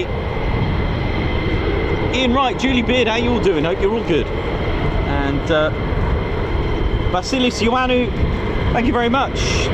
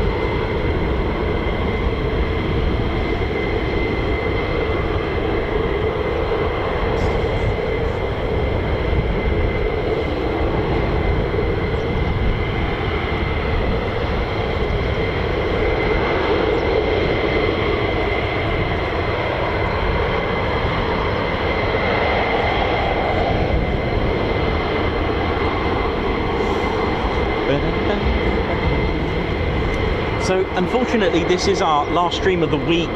Tomorrow is looking rather dangerous. If you are travelling, not just here, across sort of like right across the UK from west to east, do take care out there. There is a weather and a flood warning for tomorrow, so please take care out there. There's some punchy winds as well to go with it, so please take care out there. So tomorrow, unfortunately, we won't be here or anywhere as such, as it is, and given a Met Office warning, a yellow warning for tomorrow. So do take care out there if you are travelling.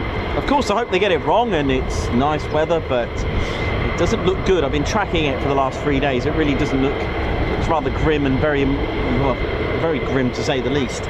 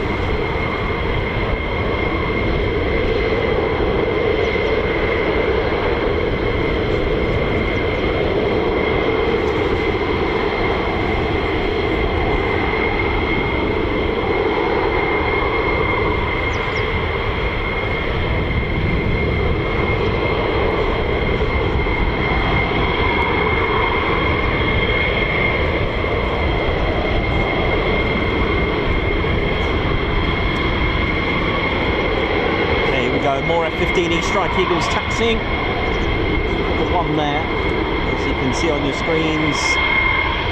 Welcome to the show, the one and only Ted Coningsby channel.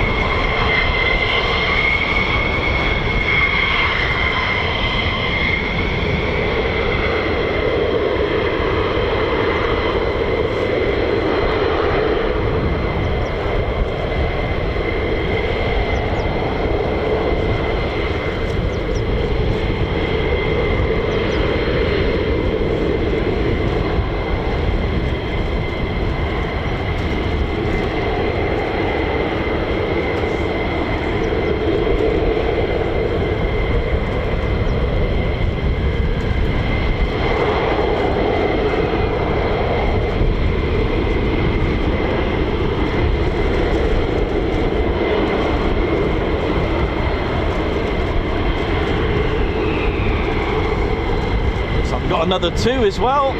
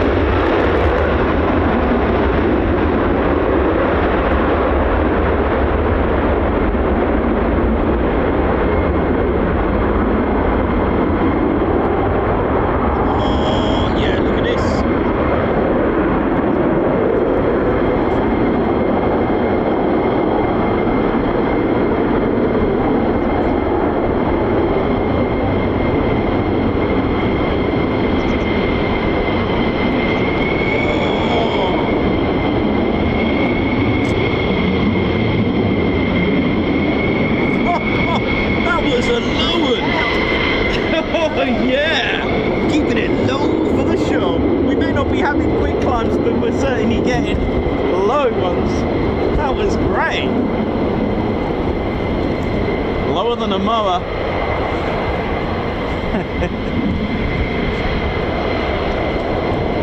I know what everyone was thinking. We were all going pull, pull, pull. But no worries, that'll do. What a lovely, splendid takeoff. See, sometimes it's not always about the height, right? Woo, yeah.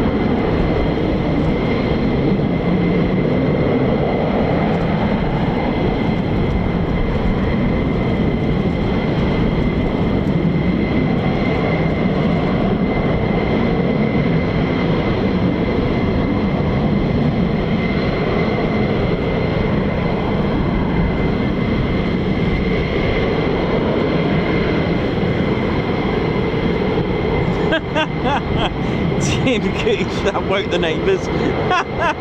Yeah, probably at that height. Oh yeah. Probably could have ordered a McDonald's going that height through the drive-through. Anyway, beautiful.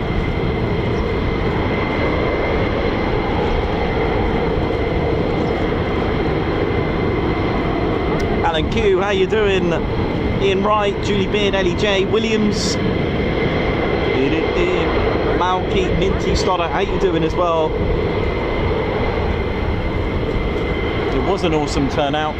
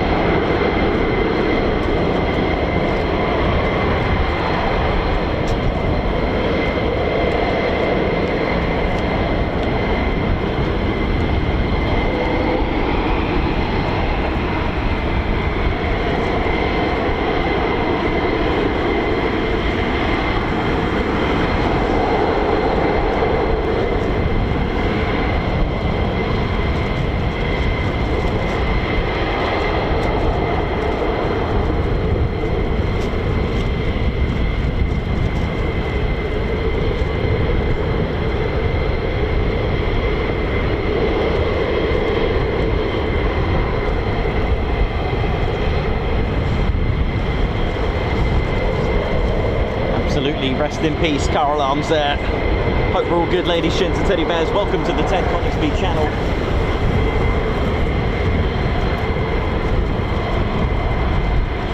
And it's all about the Eagles today. We've had plenty of F-15 Strike Eagle action. We'll see what the rest of the day is going to bring.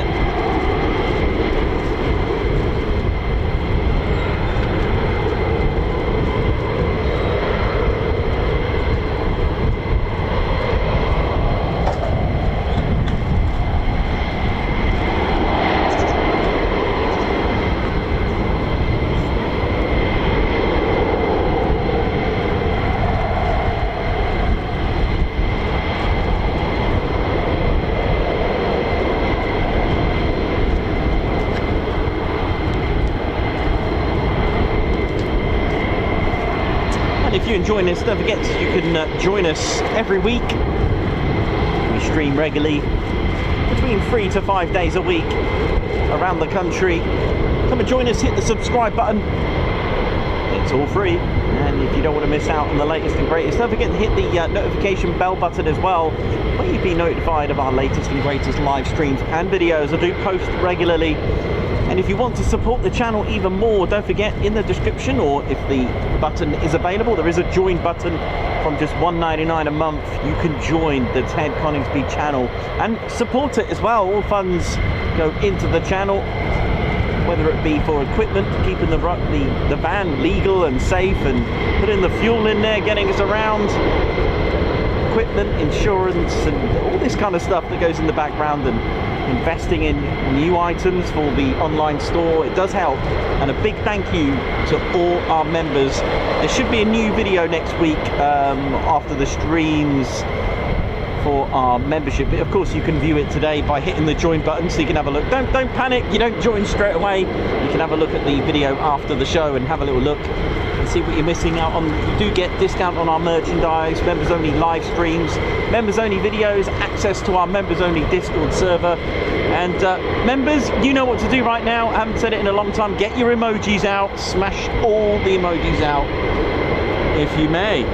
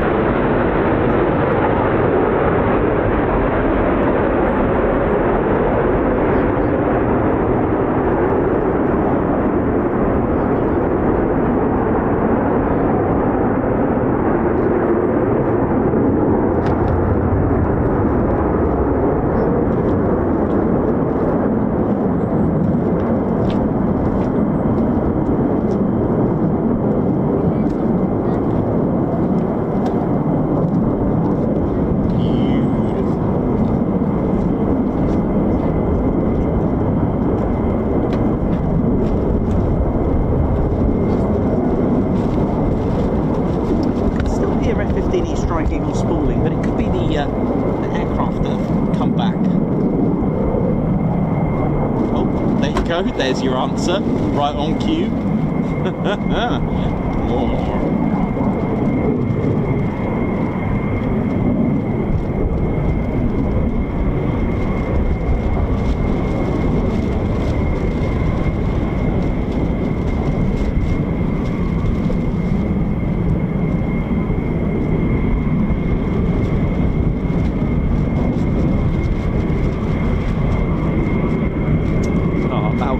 Thank you very much.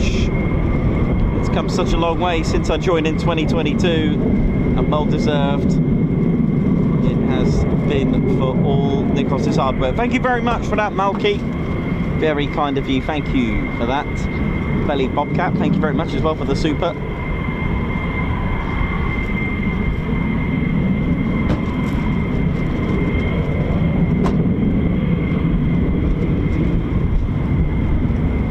$2.8k 3 years ago. No way.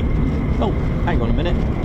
Pay attention. Where did that go? Is that hot? Is it going to be? Has it gone to the pits? I can't see because of the light. It may have gone for hot pitting. But we'll see if there's another one.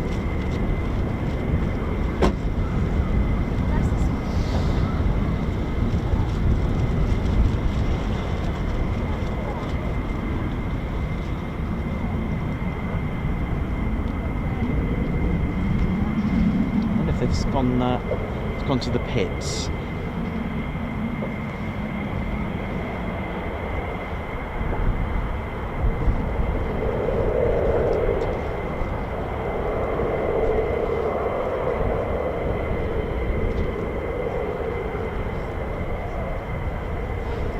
So, for those that don't know what hot pitting is, hot pit refueling is when you refuel your aircraft with the engine or engines still running. The benefit of this is that it's quicker to refuel an aircraft with the engines running, because let's face it, like the pumps are working, getting that fuel able to manifest and take in that fuel quickly. It takes about 10 to 12 minutes to hot pit an F-15, for example. Oh, here we go. Coming in from behind me.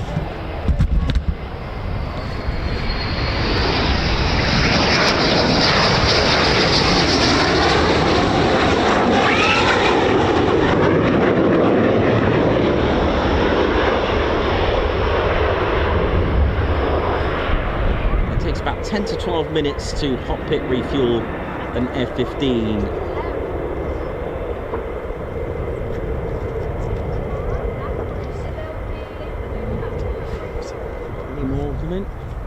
There's another one.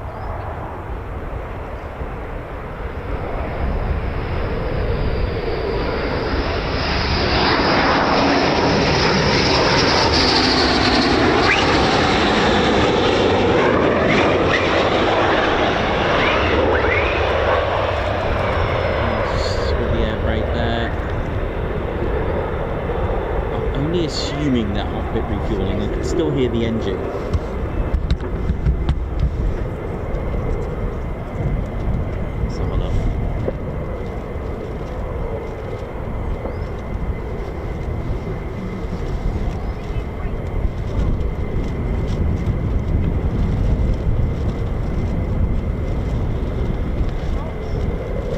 So hot pit refueling eliminates extra maintenance, decreases refueling time, extends the amount of training aircrew members receive during each flight during the hot pit refuel. So on the F-15E Strike Eagle, the port side, the left engine is shut down, and you can see the air intake in a different position as well. It's high, it's quite open, it's quite high up. And you'll also find the 4th or any logistics readiness squadron, they are also trained to hot pit refuel as well. Reduces time by about 66% as a percentage. They can use a R11 hydrant servicing vehicle or use the fuel lines in the ground as well. You don't always have an HSV. LRS and AMUM and are strategically positioned as well. I can't remember how true this is. I believe some of the pilots are trained to be able to do this should it happen. But the whole point of this type of, because you've got to remember, at the end of the day, these are combat aircraft, and the whole point really is all about what's called integral combat turn, ICT, for those that are not familiar with it.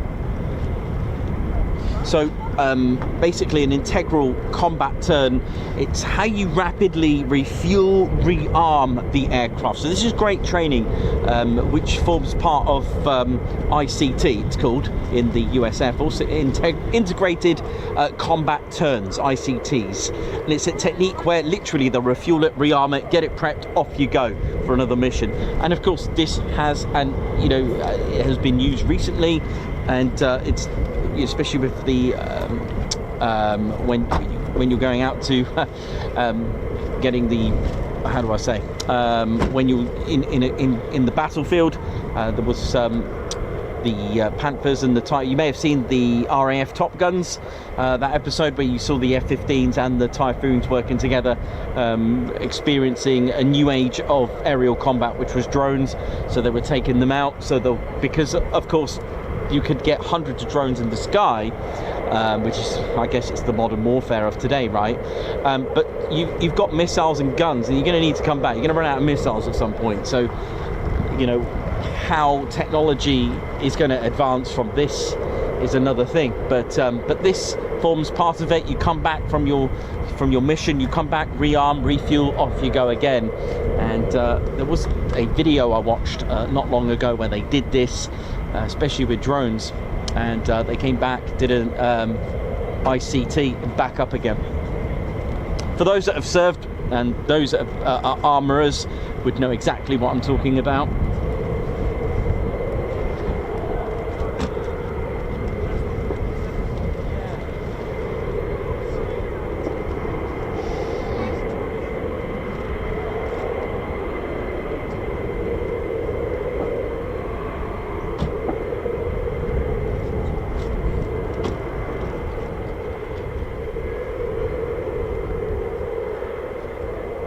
But anyway, that's even if it's not hot pit refueling, that's what it's all about. That's what it amounts to. 10 to 12 minutes, like I said, to hot pit refuel an aircraft with the engines running.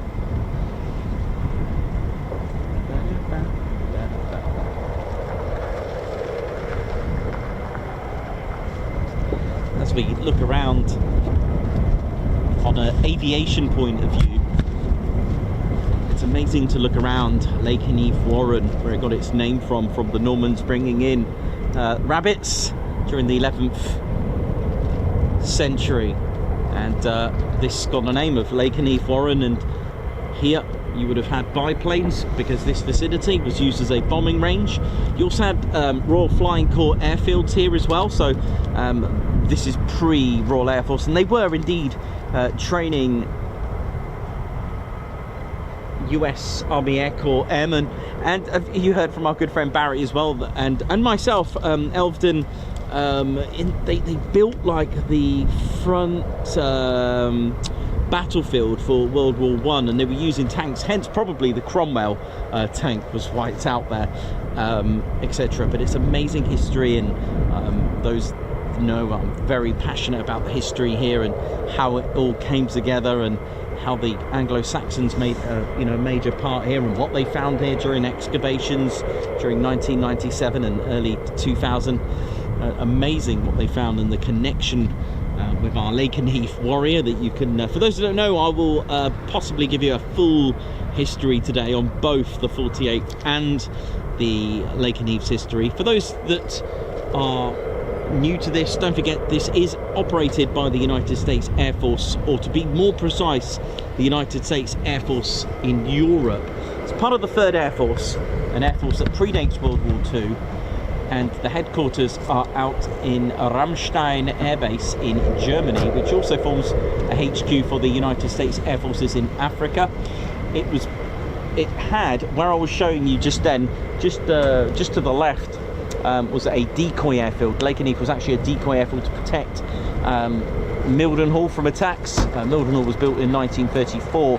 You've also got to my 5 o'clock RAF Feltwell that was built in 36, operating the Harrows, and then eventually had a strong resonance with the Wellington bomber. Like all stations here, they had a major, they resonated, and the iconic Wellington was dominating the skies from 1938 to about 41 here, until the arrival of the short Stirling bomber, which all transitioned to the Royal Air Force's first ever 4-engine heavy bomber.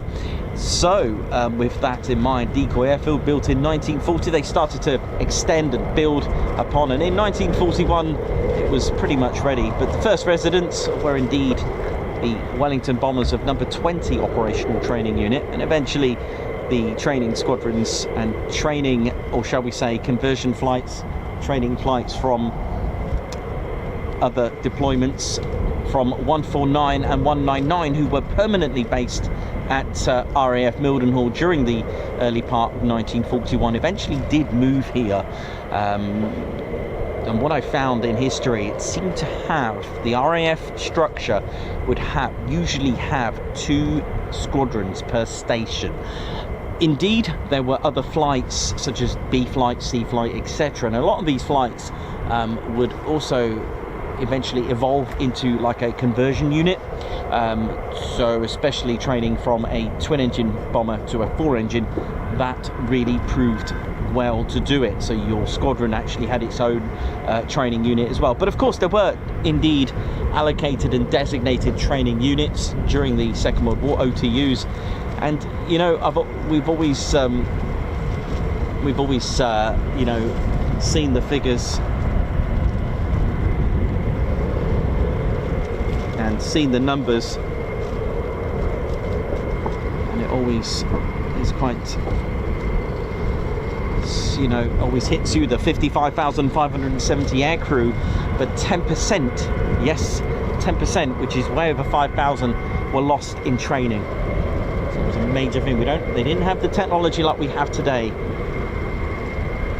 But what do? You know, if you're faced with a world war and you've got no choice but to get trained.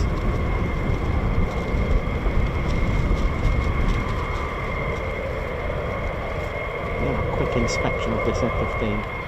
If it's just got the 1 engine, we'll have a look in a minute. Have a look at the air intake, Steve. If one's raised, let's have a look. Or do they switch it off? No, it's still on there. Okay, this is unless they switch it off, 1 engine, when they park up at the pits. So it looks like it's going to for hot pit refueling. We'll see when it taxis down. If it's got the port side intake up, then it's probably in the hot pit refuel. But that was only a guess. It looks that way, but there you go.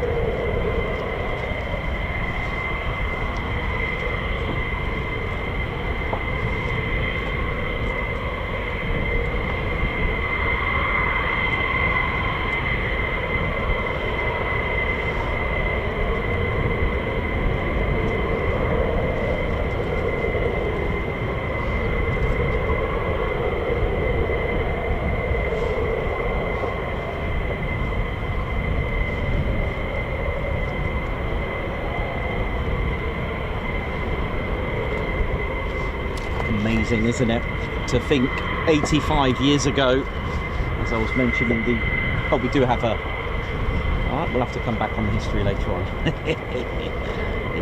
We do have incoming F-15s on approach. Oh, look at that, 3 of them. That, look at this.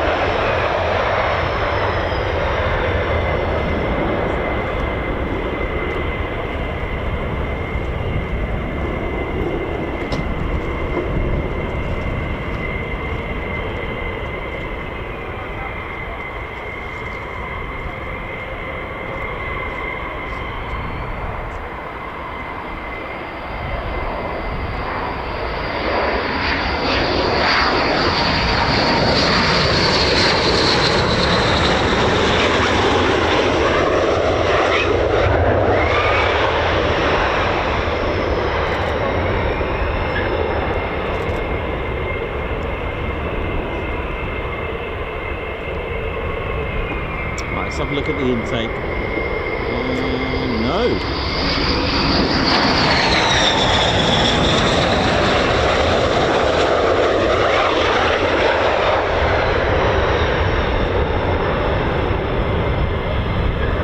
So that's interesting.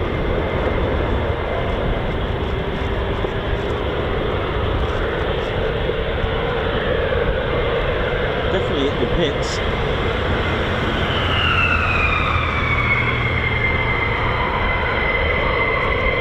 And what normally happens, you'll hear the do they have to have one engine shut down? Maybe not. Can you do it with both engines running? Who knows? I don't know that one. That one I don't know. I can't answer that.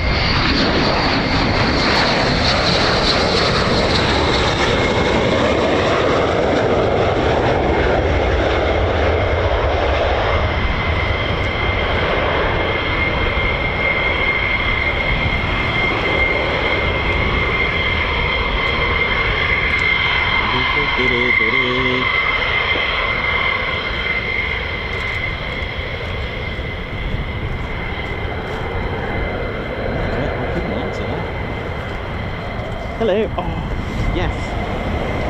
Lunch. Thank you. And oh, okay. Oh, bless you. Thank you. Oh, cool. Nice one. No, thank you. Let's come back from the pitch with both air intakes up. Both up. And I was thinking, do you have to have one engine shut down? Just a thought. It looks like they're definitely hot pitting, but.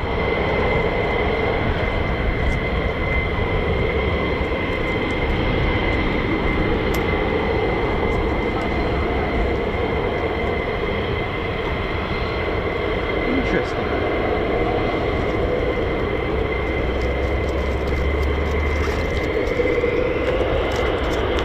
That was first aid out early.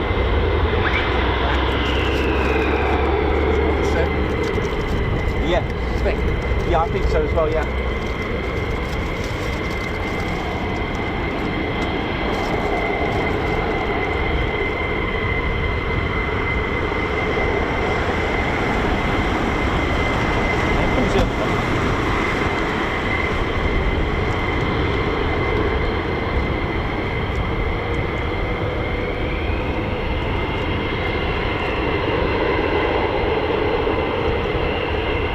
Interesting.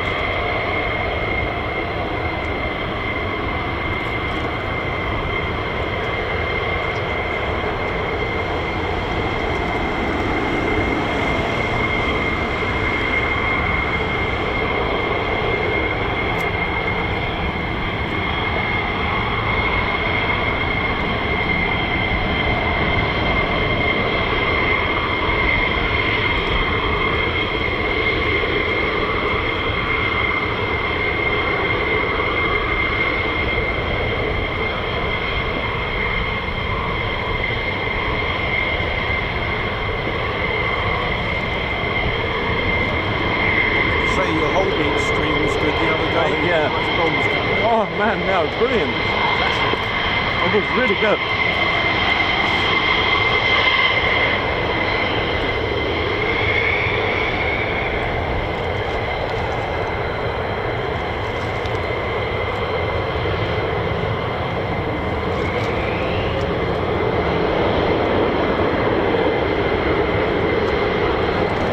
Just thinking of Typhoons, they don't shut their engines down, so that makes sense. You don't need to have both engines shut or one engine shut. Yeah, that makes sense.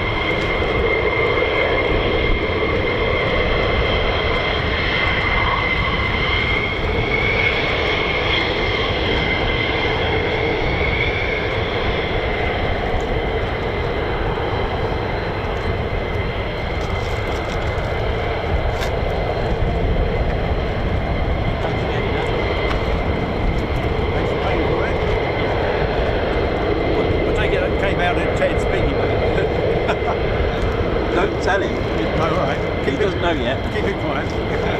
He's off to go and get some salmon.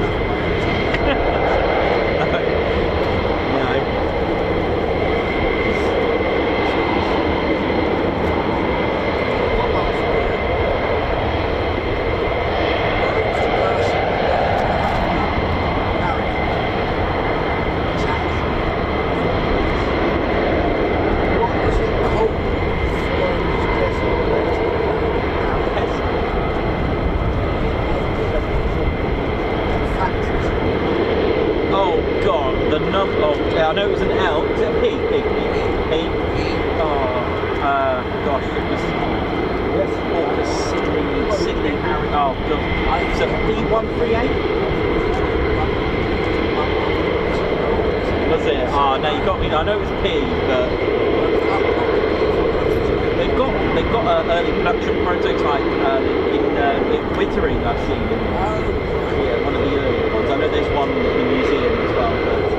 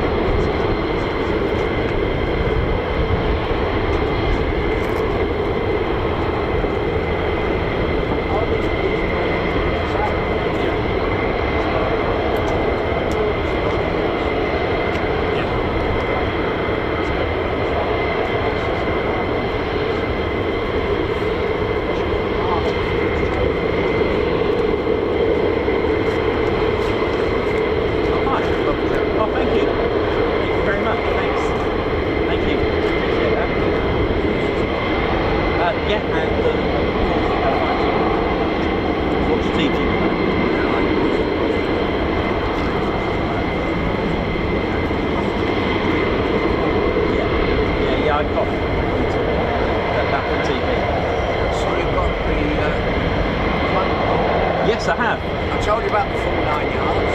Yes, you did. That's nice. Yeah, that was good, that one. I've got always circle yeah, Phantom, Sterling. Phantom's a big aircraft. Yeah. There's your nukes in there. Yeah. On the F-15. The Thunderbolts just there. Is it surprised on Libya?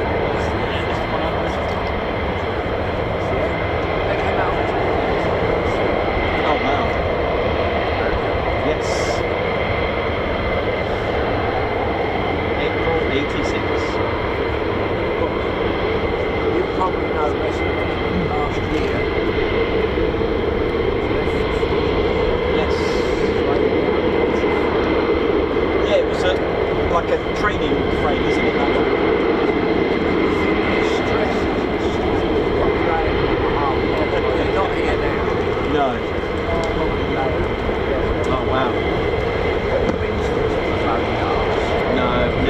I'd like to have a look. Well, on the bucket list, trust me, you must go.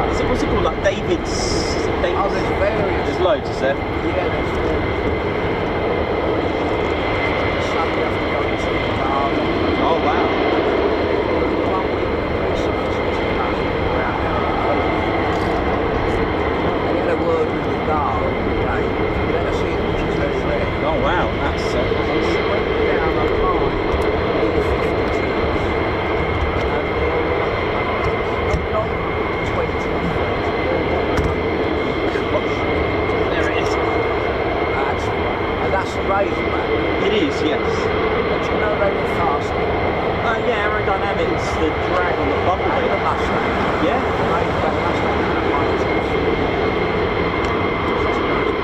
Yeah. There you go. that has it. Yeah. Right. Yeah. Have to make sure they drop the drop tanks in combat.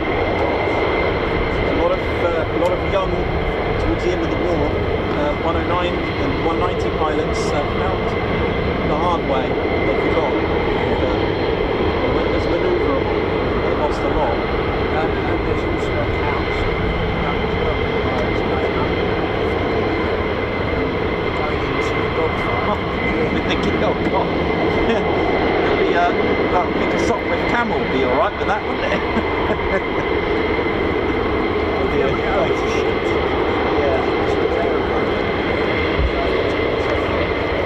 Yeah, sure, I'll come down one sec. Sure, no worries. Alright, yeah, I'll get Ted as well. Go on, let's get Ted. Alright, how you doing? Right. Okay, cool. Oh. No worries. Alright, enjoy your day, yeah?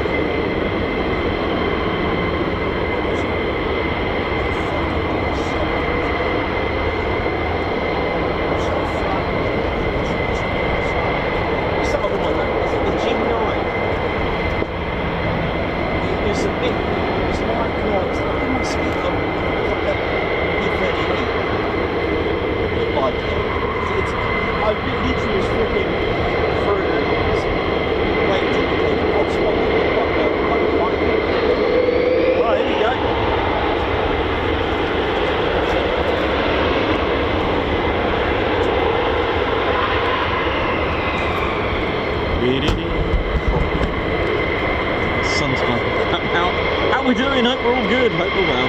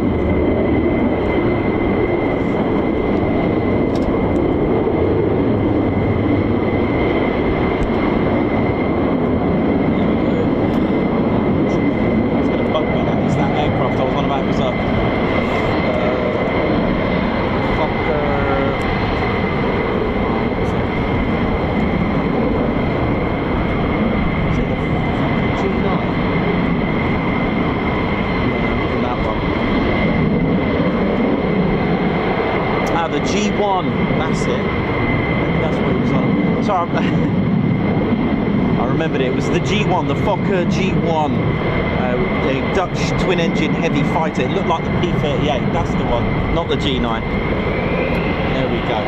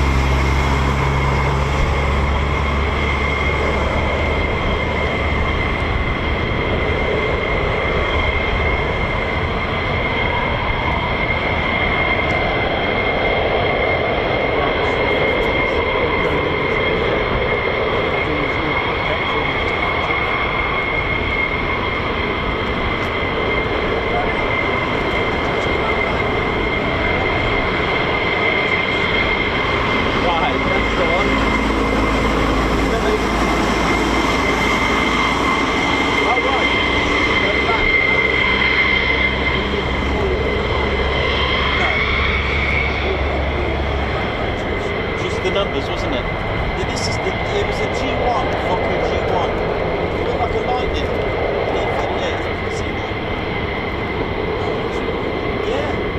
They also did one cross 10 miles out. Thank you. Which had double fuselage. Yeah. Oh, whoa, really? Oh, wow. Oh, wow. Coming. Here we go.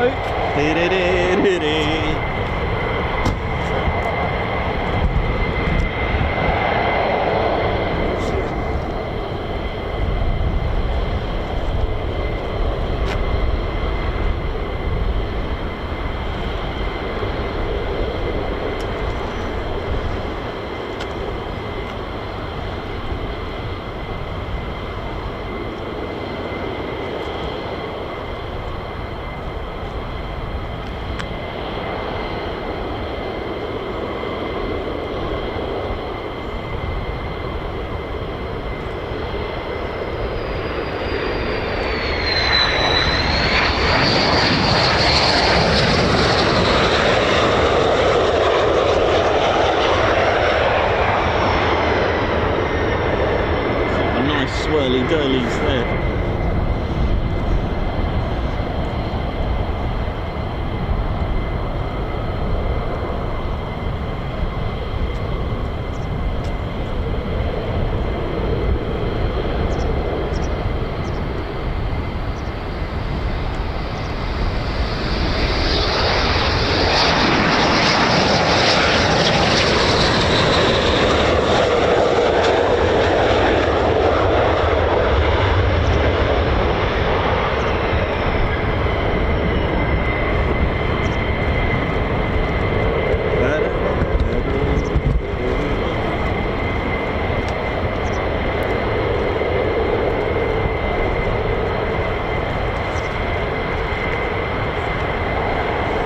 I can hear a little hint of a F-35. I can hear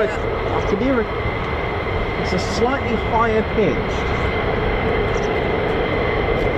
No, I was talking to a serviceman based here. There's some controversy about this. You know when they go round? He said that's called flame out. Oh, when they're up there and they come down. Yeah. Yeah, practice flame out. And he mentioned something very interesting. It's still there.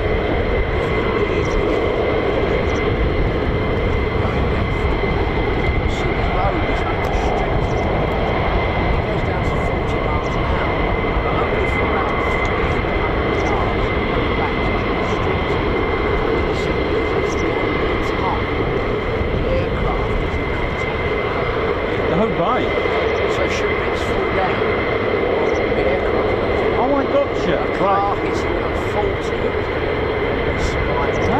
Okay. When a car is 70, it won't. So if you go home, I'll have to have a look. have a look. Gotcha.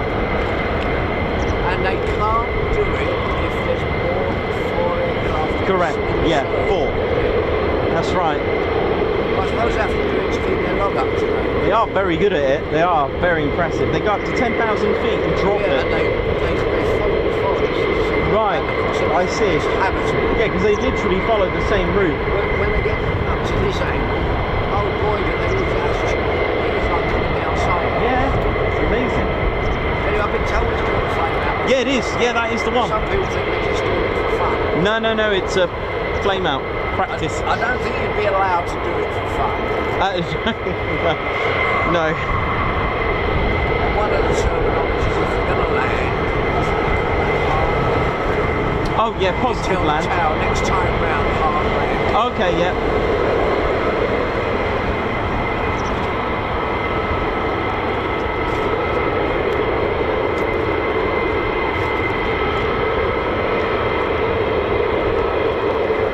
Definitely hear F-35s. Really? Yeah. Yeah, it's on its way. I can hear it. I literally. In fact, there it is. It's taxiing now. I told you. Oh dear. I don't know if that's good or worrying. Yeah. Yeah, it's just a different sound. Here we go. Oh, I need one of them. I need that. I absolutely need. It's got LN written on it. I need this. I need that. I have to have it. It's got LN written on the side. Here we go. Here's trouble. Lots of it. Yeah, it is. It is them. They're taxiing now. Oh, yeah. The world's most powerful engine in a single fighter. Pratt & Whitney's F-135 PW100. 43,000 pounds of thrust. It is a huge turbofan. 5th generation. Absolute menace to the skies. The F-35A. Oh, yeah.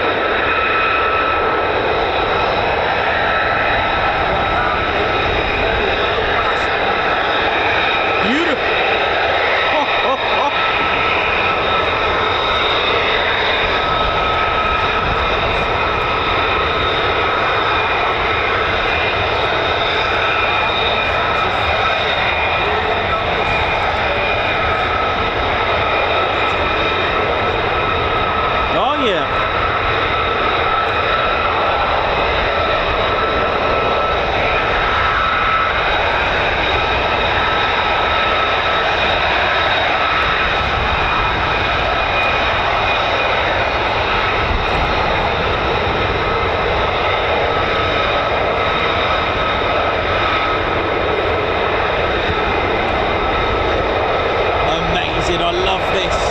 Everything about it is amazing. You've got to love this.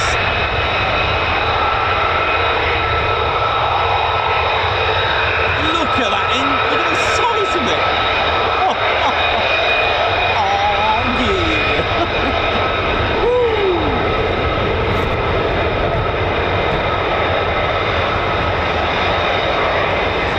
Got a radar cross section.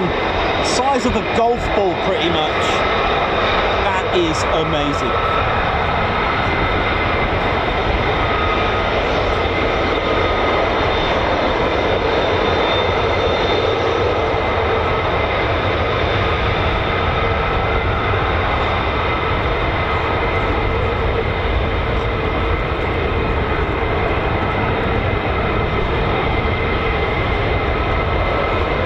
A fantastic machine.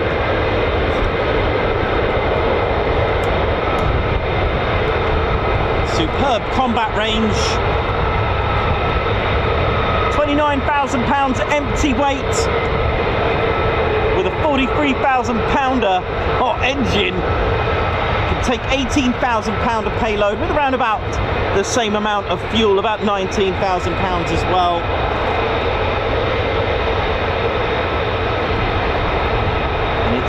been made to get the job done undetected. Can play various roles as well.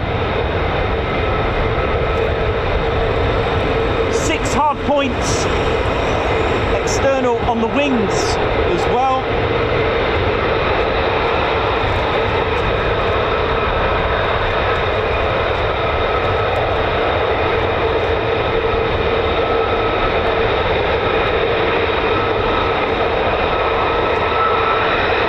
Yeah. Woo. 9G pulling. Max speed mark 1.6.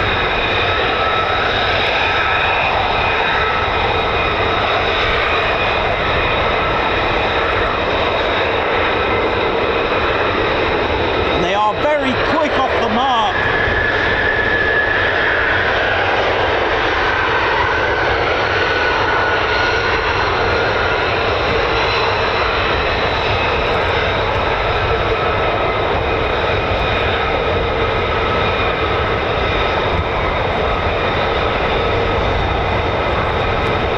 For those that are tuned in, this is the A variant.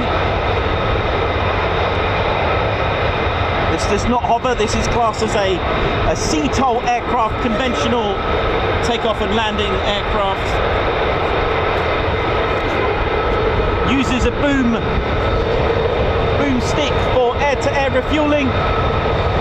The F-35A is the only variant to have an internal cannon, the GAU 22A cannon.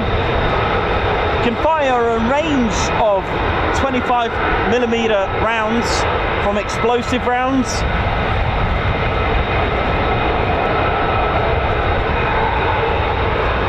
To armoured piercing rounds, the lot.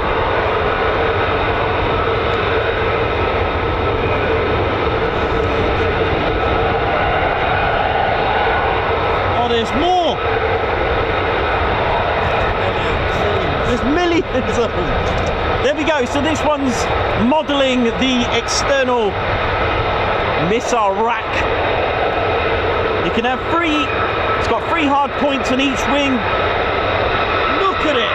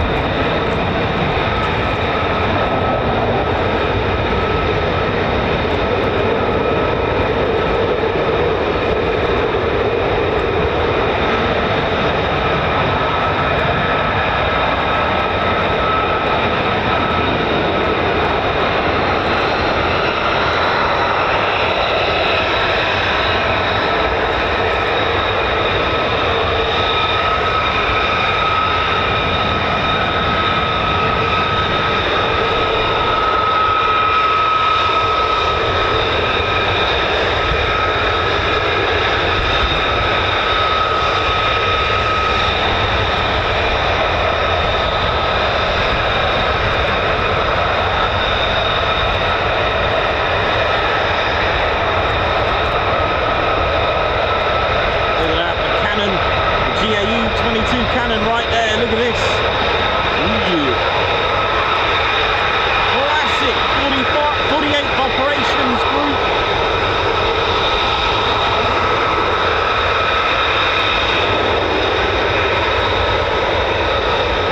Yeah. Look at this.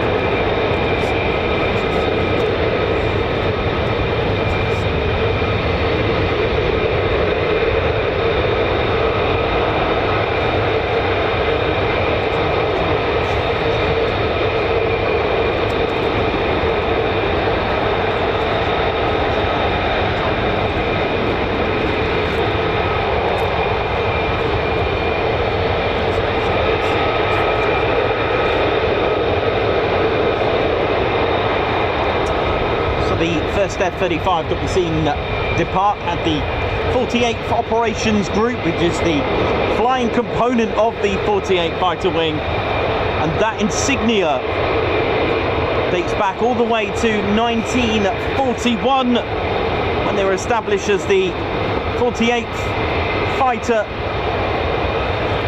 Bombardment Group Light. They changed to Bombardment Group Dive with the letter D in brackets. Their motto is well, in Latin it's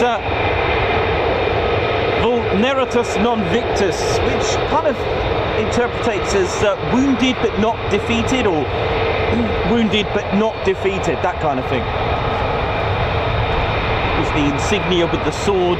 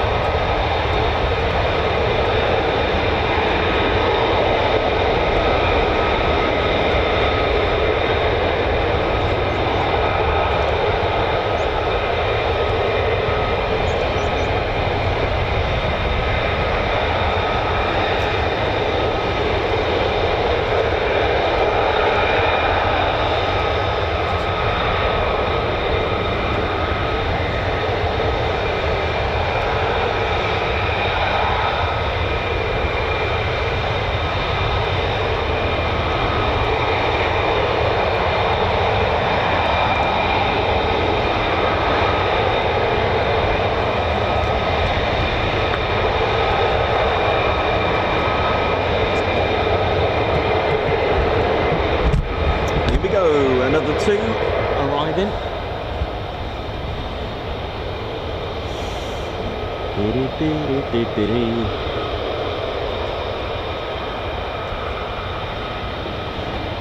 Literally been a non-stop day today.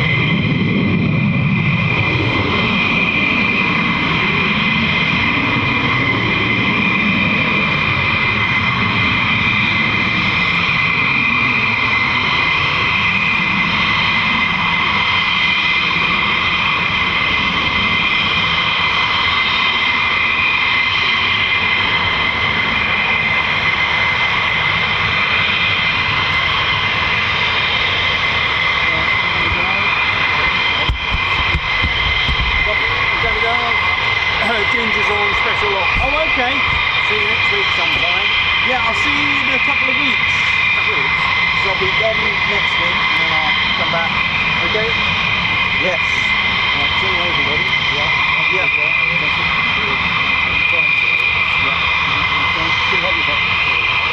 Yes, I'll see you probably the week after next. Okay, That should be alright. Should be good, yeah. Good to see you too, man.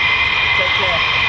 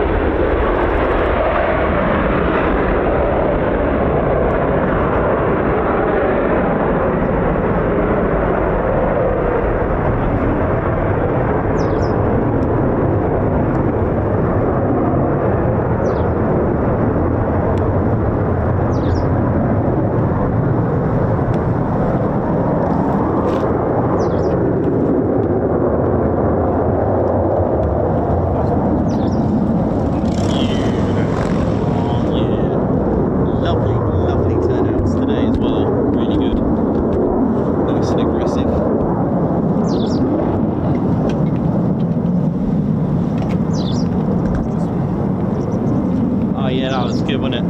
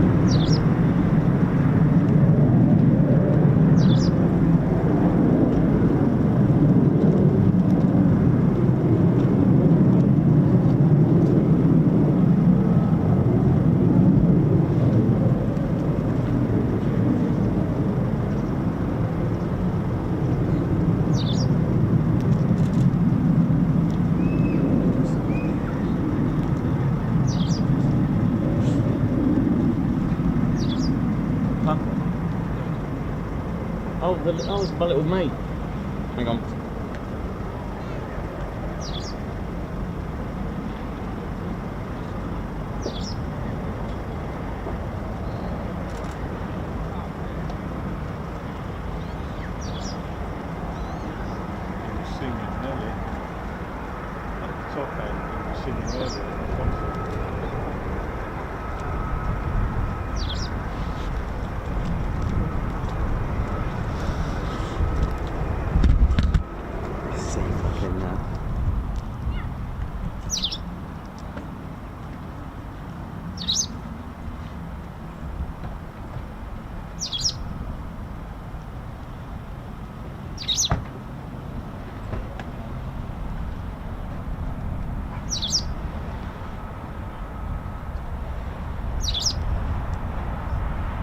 Just tally, I haven't seen tally in ages.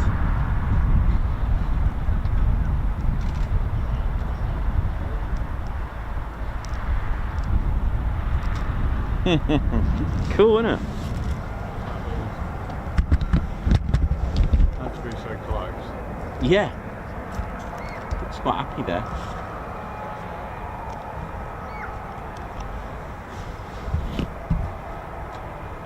Well, that was. I think this has probably been the first time we've had a little break. All day it's been non-stop. Need a hot drink, mate. I'm alright. I've got some. I've got plenty. Yeah, I'll come prepared.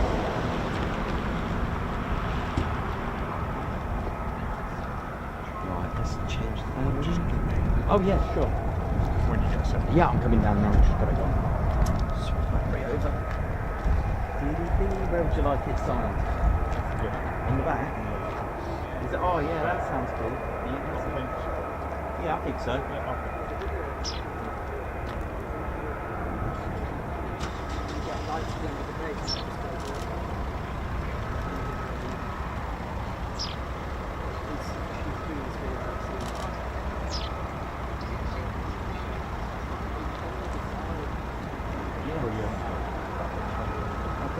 That's alright.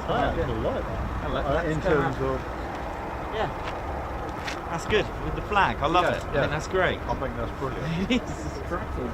Love it. You know when we get to 3.0 Yes. party, yeah. Did you say they're like possibly beanie? Sorry? Beanie.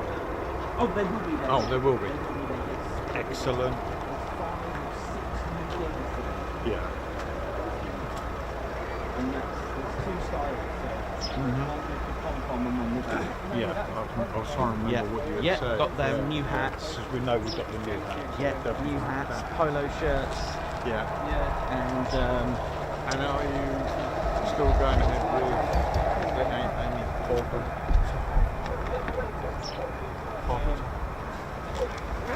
I actually got it on. No. I haven't got it on. I haven't. The t-shirts are going to be there. Yes. Yeah. Brilliant. Oh, hello. Yeah, because Where did he come from? Nearly. It's nearly. It doesn't count as a miss. I've still got it. Literally did no break today. Literally. Yes, got ain't no bother to hover with the F-35B. That was my fault. You almost missed it. And a real special print as well. Yeah. Very special print I've got. Excellent. There'll be a regular line. Good.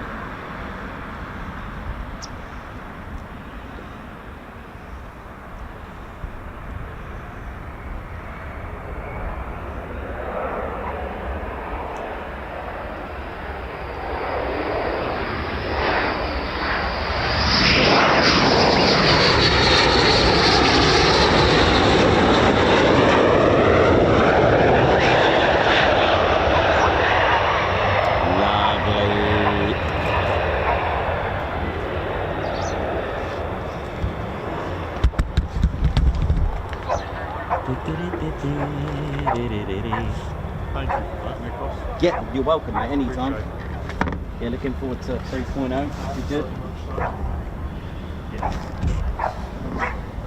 Yeah, the lineup's looking good for that as well. Yeah. Right. I gathered. I just like literally right. Yeah. Okay. Yeah. Yeah, we got the Ain't No Bother to Hover t-shirts. They'll be a regular. Yes. That's a must-have. Yeah, oh yeah. Yeah, especially for when they potentially get back. Oh yeah. Yeah. I was thinking of socks and keeping it low for the show. Oh right. I love that. Because this, you know, you can't get lower than your socks, can you? That's like. I've literally just made that up just now, so But that's brilliant. I might even do that. If you're an F-15, keeping it low for the show. Oh, I do like that. That's a good one. Well, if you do, I'll be buying them. No, that'd be. Yeah. Oh, that That's sounds brilliant. great. I love that. I'll do as well. I literally just made that up. Literally just now. I think that's fantastic. Yeah, you need to write that down.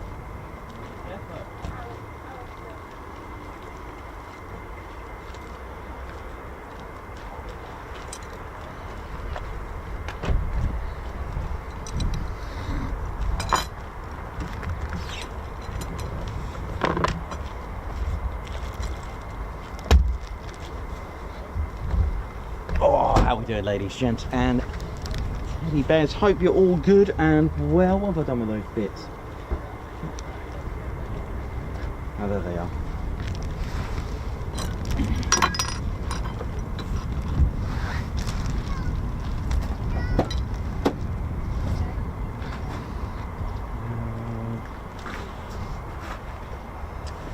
Hope we're all good, ladies, gents, teddy bears.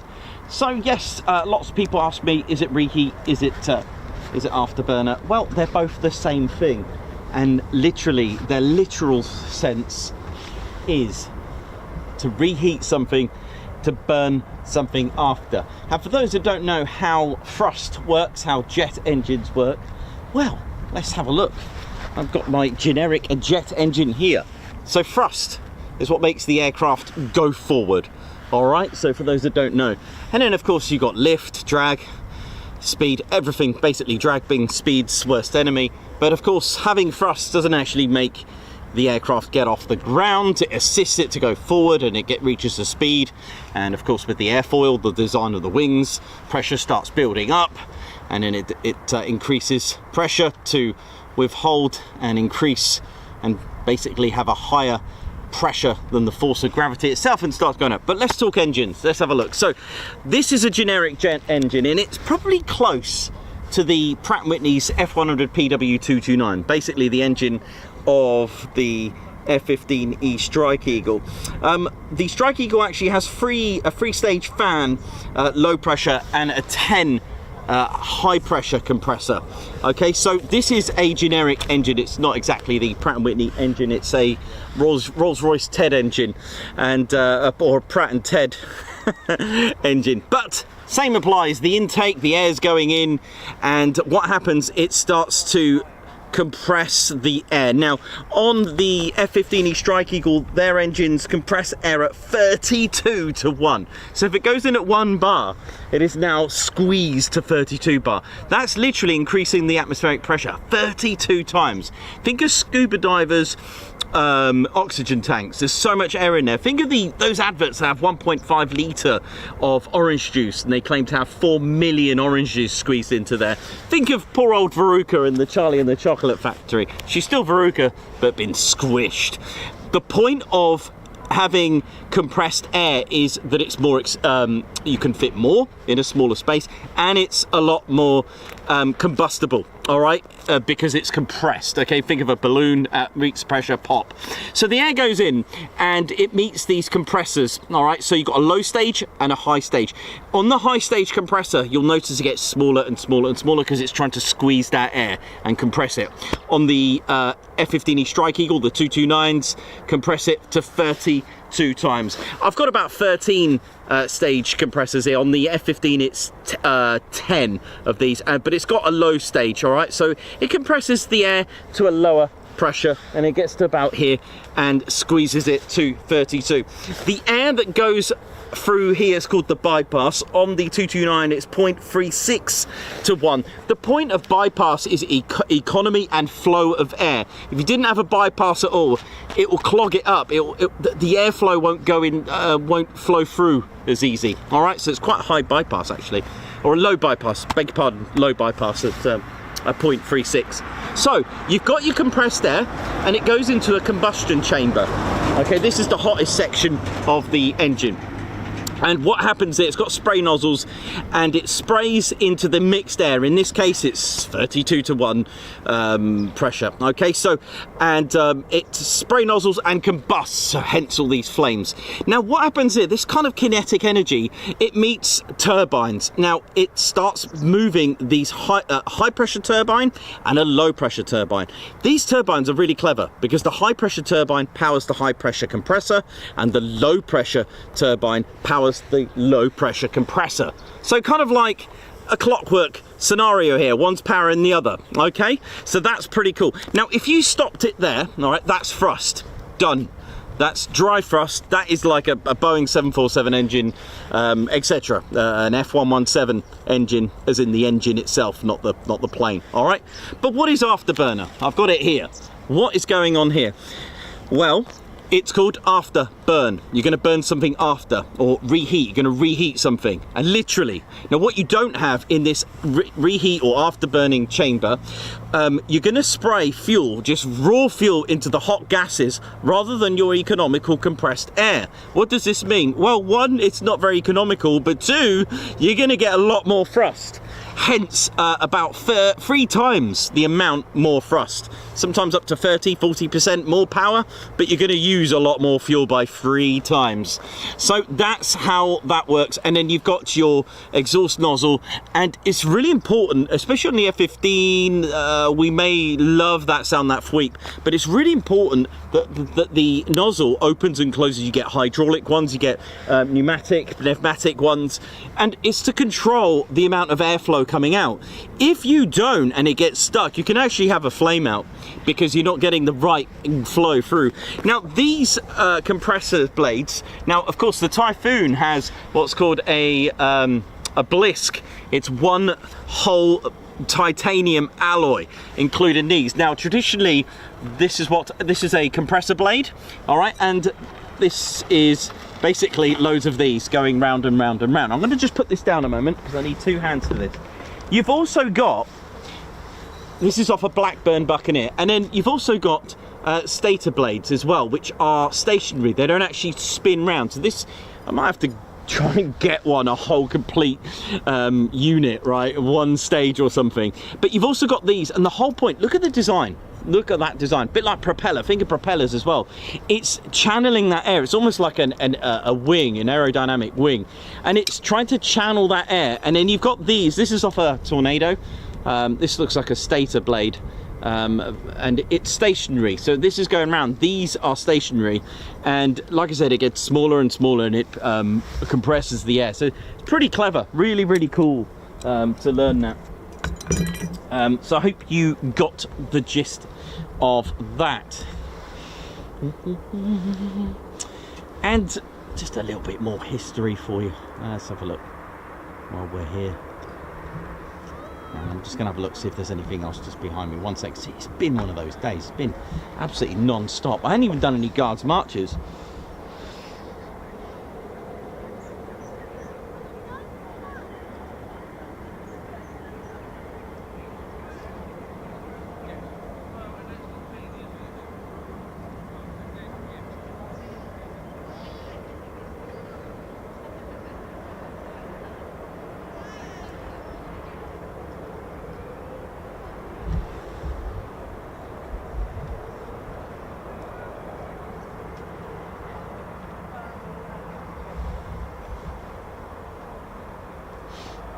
So yeah, hope we're all good, ladies, gents, and teddy bears.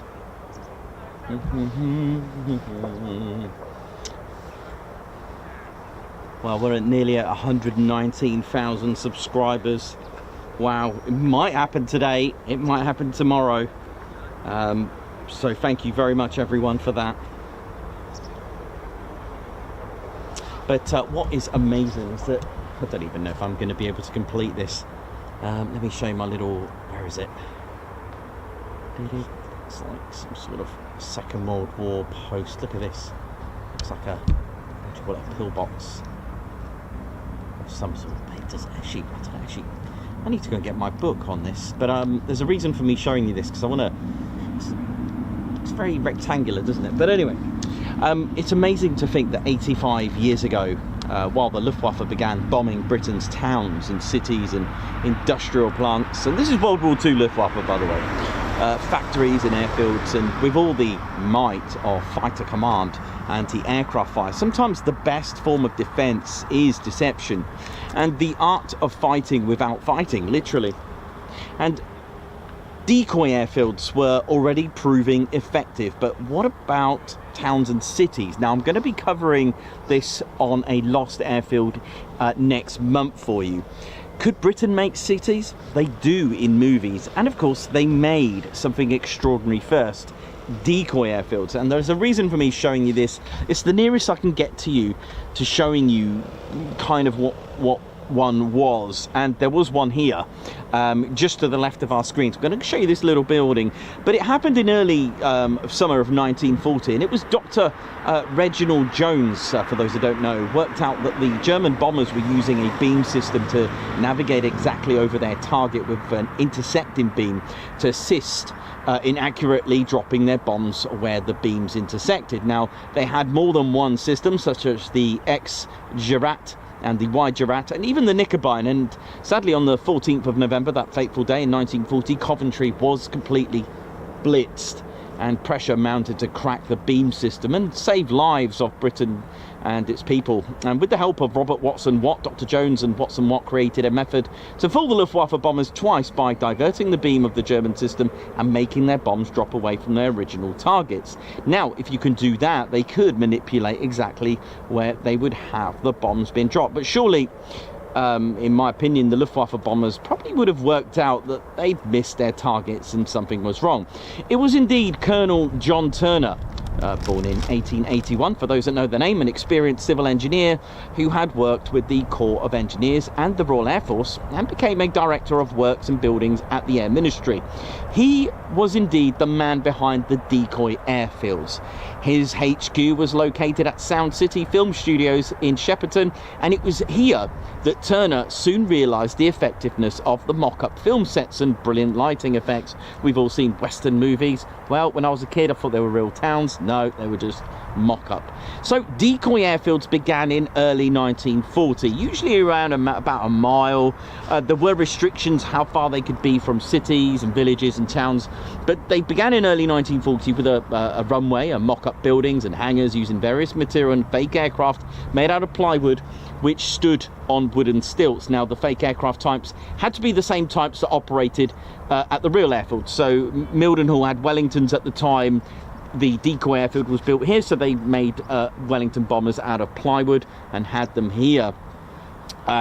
So there were these special codes allocated to them: K site for daytime and Q site for nighttime, and in some cases they could have a K and a Q decoy airfield, so basically both. Now there was here decoy airfield here at Lakenheath to protect RAF Mildenhall, to which Lakenheath was actually bombed 5 times. For those that know the Run and Gun Club, which is now Eriswell Lodge, there as well, so it literally saved Mildenhall 5 times.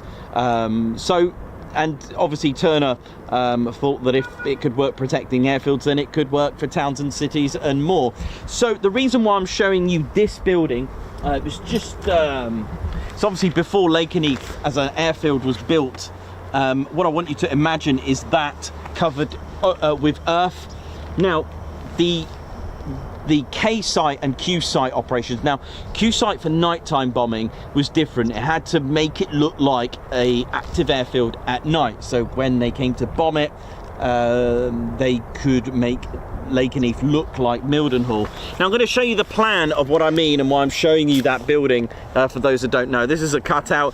This is like a little plan, you know, when you buy or, you know, look at property to purchase or rent. So that little front, there would have been a blast door in front of that building that I'm showing you, and the 2 officers would have gone inside to there's the engine room, and they're in the operations room here, and they've got like a switchboard. Now for a Q site, which was Lakenheath, you would have had to light up the runway lights. You would have had a light to mock taxiing aircraft. So the reason why I've got this cross section, because there's actually a ladder and a spotlight. So there's the cross section, there's the officer going up, and there's like a movable spotlight. And literally the role of this was, you know, for this officer was to literally try and get bombed. And that's the nearest why I'm showing you that building there, to give you an idea of what it would have looked like. With this instance, it would have been covered. Now the problem is they were that good that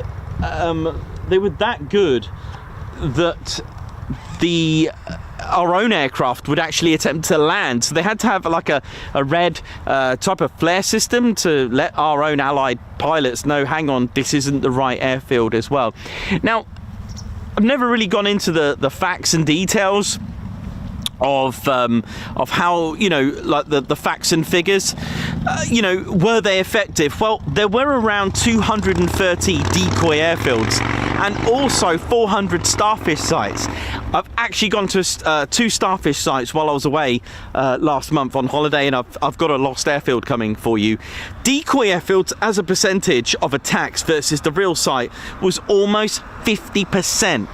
50-50 as a ratio. So we're looking at, say, if airfields were attacked 450 times, and so be it, 150 times, roughly about that 400 or so. So it was, the ratio was literally, you know, 50-50, you know, absolutely incredible as that. So they were effective, and like I said, 5 times. Hello, mate. The little tally. So that is, you know, it worked at the end of the day, because Lakenheath was built eventually towards the end of 1940 and became operational in 1941. Feltwell in 1936, that had its first aircraft in 1937, started off with the Harrow, and then they converted to the Wellington bombers. Mildenhall opened in 34. Lakenheath was one of the satellite stations to Mildenhall, so we had Tuddenham and Newmarket Heath as well. So there's so much history, and you know, I don't think I'll get time to go through it all, unfortunately, but in a good way, because it means it's busy here. And I will just get Ted, because I know Ted owes you some guards marches as well, if we'll get time to do that. Looking forward to possibly seeing some movement in Sunset today. Let's get Teddy.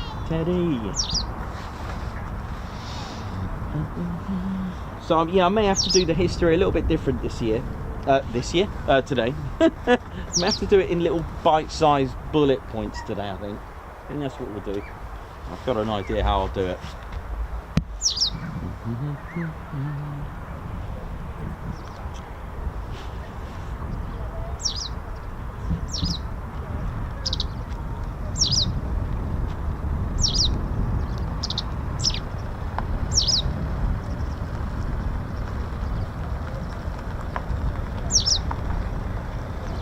Okay, Orion 33.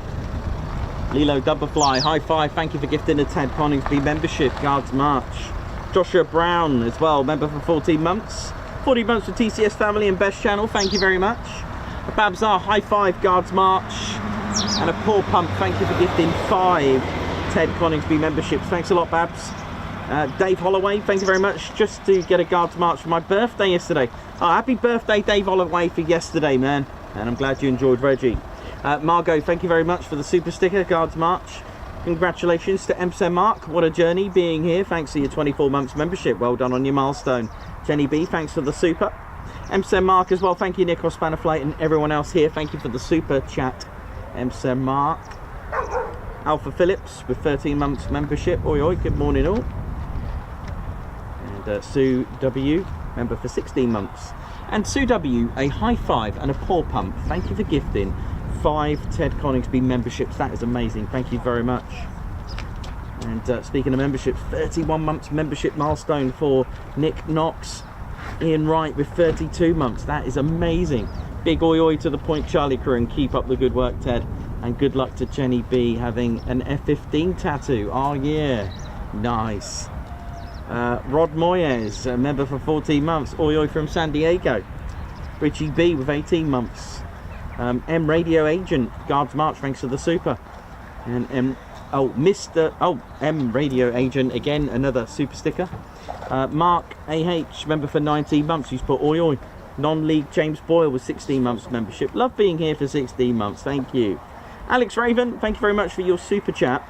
Nikos, you've learned so much in the past 5 years. It's more than just watching planes. We all learn so much from you and appreciate everything you do. Well, thank you as well. Guards March. Margot Baxter, thank you very much for the super sticker. Guards March. Living the dream, thank you as well. Guards March to you. Wee Stevie Boy, Guards March as well. Vasilis Ioannou, thank you very much. Great work, thank you for the super sticker. Guards March. Wee Stevie Boy, thank you very much. Guards March to you. Silver Trig, member for 32 months. Oi oi. Wishing all a great day and rest of the week. Guards March. Jan Clark, 17 months membership. Thank you very much for being a Fighter Squadron member. This channel has helped me loads this year after losing my mum and my 13-year-old dog Sasha. Can't thank everyone enough. Bless your heart. Thank you very much. Alan Q, thank you very much for the super sticker. Guards March. Malky Stoddart, thank you as well for 35 months membership. AWOL at work, only lurking, but 1 month off, 3 years. Wow. Cheers to you, Nikos, and all the Teds, mods, and a wider TCS. See you in the bar for the tiffin. Guards March. Also, Cheesy Cakes, Guards March, thank you. Belly Bobcat, thank you for the super. Paul Mayers, thank you as well. Thanks for the super. Melanie Whitlock as well, thank you very much for 25 months membership. Oi oi, enjoying the F-15s. Yeah. We do as well. Malky Minty Stoddart, high five. Thank you for gifting a Ted Coningsby membership. Cheesecakes, thank you very much as well for the super chat. A year gardening. Oi oi, lovely day. Thanks for your 14 months. Cheesy Cakes, thanks again for the super sticker. Summer Watchorn, high five. Thanks for the membership there. Gifting a Ted Coningsby membership. Cheesy Cakes, F-35s, let's go. I'm about to freak out. Guards March, thank you very much. And Ann Deister, thank you as well for the super chat. Nicholas, your enthusiasm is infectious. Thank you as well. Gary Inge, member for 1 month. This is very fantastic stream today. Thank you very much as well. Brian Acosta as well. Thank you very much. So, ladies, gents, teddy bears, I'm going to do the history a little bit different today. I'm going to start with just really quickly. I'm going to go with the 48 fighter wing. So I'm going to do this a little bit different in bullet points. Should we do that in bullet points, Ted? Yeah, I know, because we got no choice. Just looking behind my shoulder. Yeah, so as we mentioned before, it was on the 15th, for those that know the history. And for those that don't, welcome to the history. But I'm going to do this slightly differently. I've got all the planes here, so I'm going to get you pretty much a little bit of a, almost like a bite size, but more orientated for the aircraft with the history this time. So what we're going to do, we'll just talk about when they started. And we won't, because there's F-15s coming. No, F-35s. This is awesome, I love it.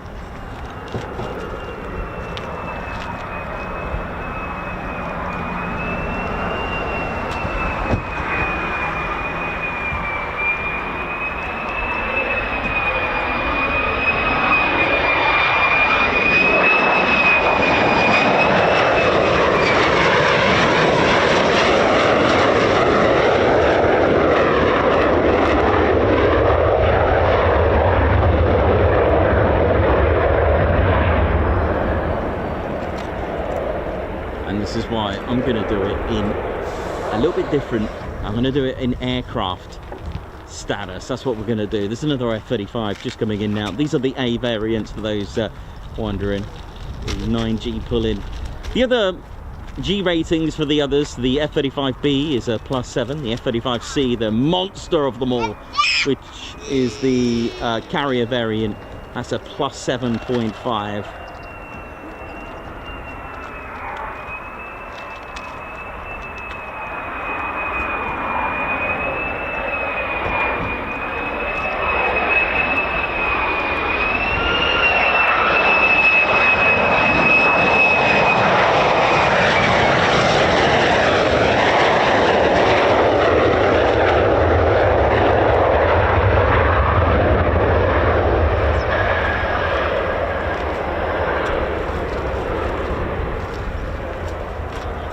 Beautiful. So yeah, the 48th activated on the 15th, if I'm able to. And let me just check my shoulder. Nothing at my 6. So they activated on the 15th of January 1941. Now they activated as the Bomb Group Light, the 48th Bomb Group Light. That was at Hunter Field, Georgia. Now these were the first 54 aviation activations. They were part of the 48th. They were part of 54 aviation. They were called first aviation objectives. It was kind of in preparation for the Second World War, because it was looming already 2 years into it. But at that time, America was a neutral country during the Second World War. But those activations of the 48th Bomb Group Light, there were numbers that you may not know. There were the 55th, 56th and 57th Bomb Squadrons Light, all right, and a 4th squadron called the 9th Reconnaissance Squadron. Things changed a year later to those squadrons. They were the actual group was renamed, and one of the squadrons had a name change. The 9th Reconnaissance Squadron became the 88th Bomb Squadron Dive, and the other squadrons took the name of Bomb Squadron Dive as well, 55th, 56th and 57th. However, a year later that changed. They changed to the numbers that we know today. The 55th became the 492nd, the 56th became the 493rd.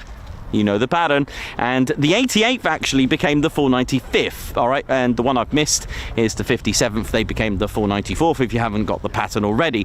The 495th were the only ones to fly the B-18 Bolo at that time. Now, here's where I'm going to just completely go into bullet points and what aircraft, just so that we are probably going to get interrupted with lots of cool aircraft coming into land. Now, during 1943, things started to change a little bit.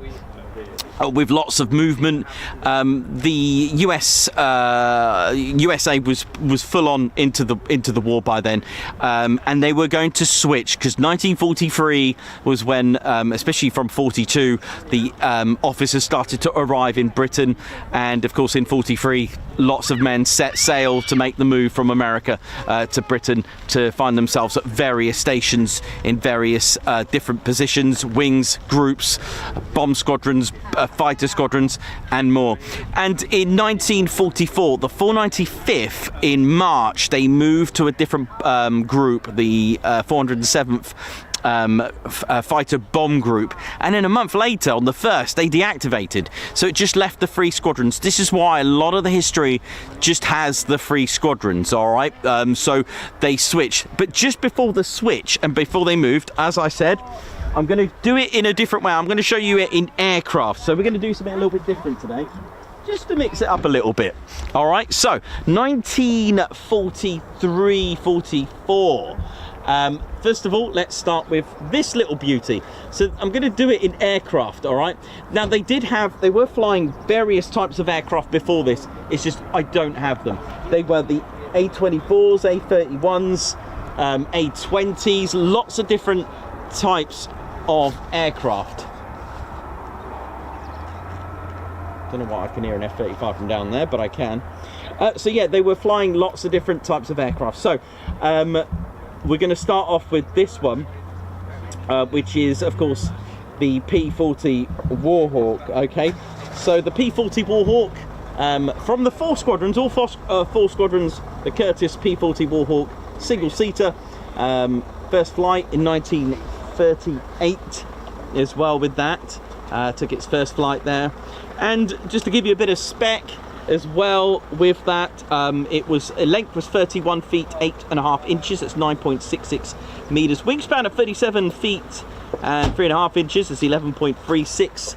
That's quite good, actually. That's pretty close to a Spitfire, really, in wingspan. It was powered by an Allison V1710. It was a V12 liquid-cooled piston engine, which was rated at 1,240 horsepower. Max speed at 361. And then came, of course, my favourite, which was the P-47 Thunderbolt. So that was from 44. And they did take that to RAF Ibsley, and, of course, was their absolute weapon of choice, the P-47 legendary Thunderbolt. Look at that, the jug, as they called it, the P-47 Thunderbolt. So this they used literally throughout the Second World War. They used it in France at Cambrai, and they really helped assist. Now, the 48th were part of the 9th Air Force, for those that don't know, and that's specialised in ground attacks and supporting the army on the ground. Nicknamed the Jug, as we mentioned, and it was obviously noted for its 850 caliber machine guns, and it was huge. It should have been in a different class of its own. It was pretty massive. They made about 15,630 or so of these, and it had an absolute reputation. Played a similar role to the Hawker Typhoon as well. And it had a crew of one, length at 36 feet and 1 inch with 11.02 meters, wingspan at 40 feet and just over 9 inches with that 12.43 meters wingspan. It was huge. It's actually quite massive. I mean, empty weight was 10,000 pounds. But of course, powered by Pratt & Whitney's R2800 18-cylinder air-cooled radial piston engine with a 4-blade Curtiss electric propeller, giving it 426 miles per hour. And it had an awesome service ceiling at 42,000 feet. And it could take up to 2,500 pounds of bombs as well with that, and pilots absolutely loved it. They were probably stunned at the size of it. Now, the max speed at 426, it will go down to about 400. It would lose about 26 miles per hour when it fired all cannons. It even had a 300 horsepower boost along with its 2,000 horsepower engine. It had an extra 300 horsepower boost with its alcohol and water mixture. So they took this right up to the end of the war, and where they retired in November in 1945. Now, when they moved to Chaumont, now this is where they got their name from, when they moved to Chaumont. So they were inactive, the 48th, and became non-existent for a while until 1952. They went to Chaumont Air Base, and this is where they get the name from. In fact, it's quite important because they're now, and been since 1952, the only wing with not only a number, as they do, but with a name as well. Now, we've got incoming aircraft. This is the F-84, their first jet aircraft in 1952, the F-84 Thunderjet. Beautiful. And that was in 1952 that they were operating this. And it was 3 of the squadrons that were with the 48th.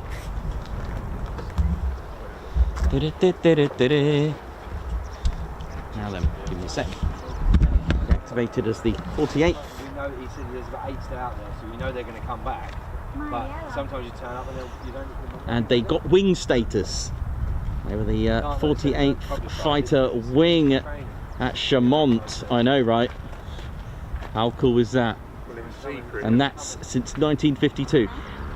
2 years later, on realising that they were not far from the workshop of Bartholdi. Now, Bartholdi designed and built the Statue of Liberty, and this is why we're talking about 25 miles away from the base in France. So this is where their insignia has Statue de la Liberté, and this is why they're called the Statue of Liberty wing, all because of that move to France in 1952. And there was a ceremony, and they even formed part of the, with the 492nd, they formed part of the latest and greatest of aerobatics teams. That's right, the Sky Blazers.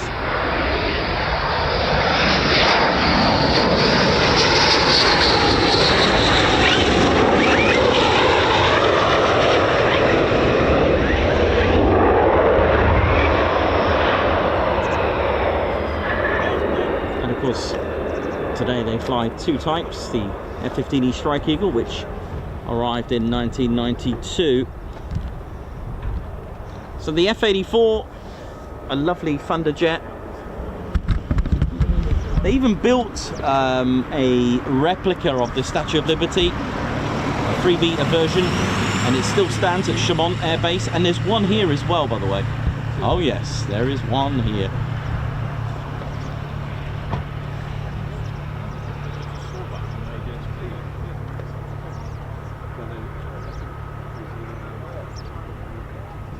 Oh, there's an exercise going on. It's fortnight.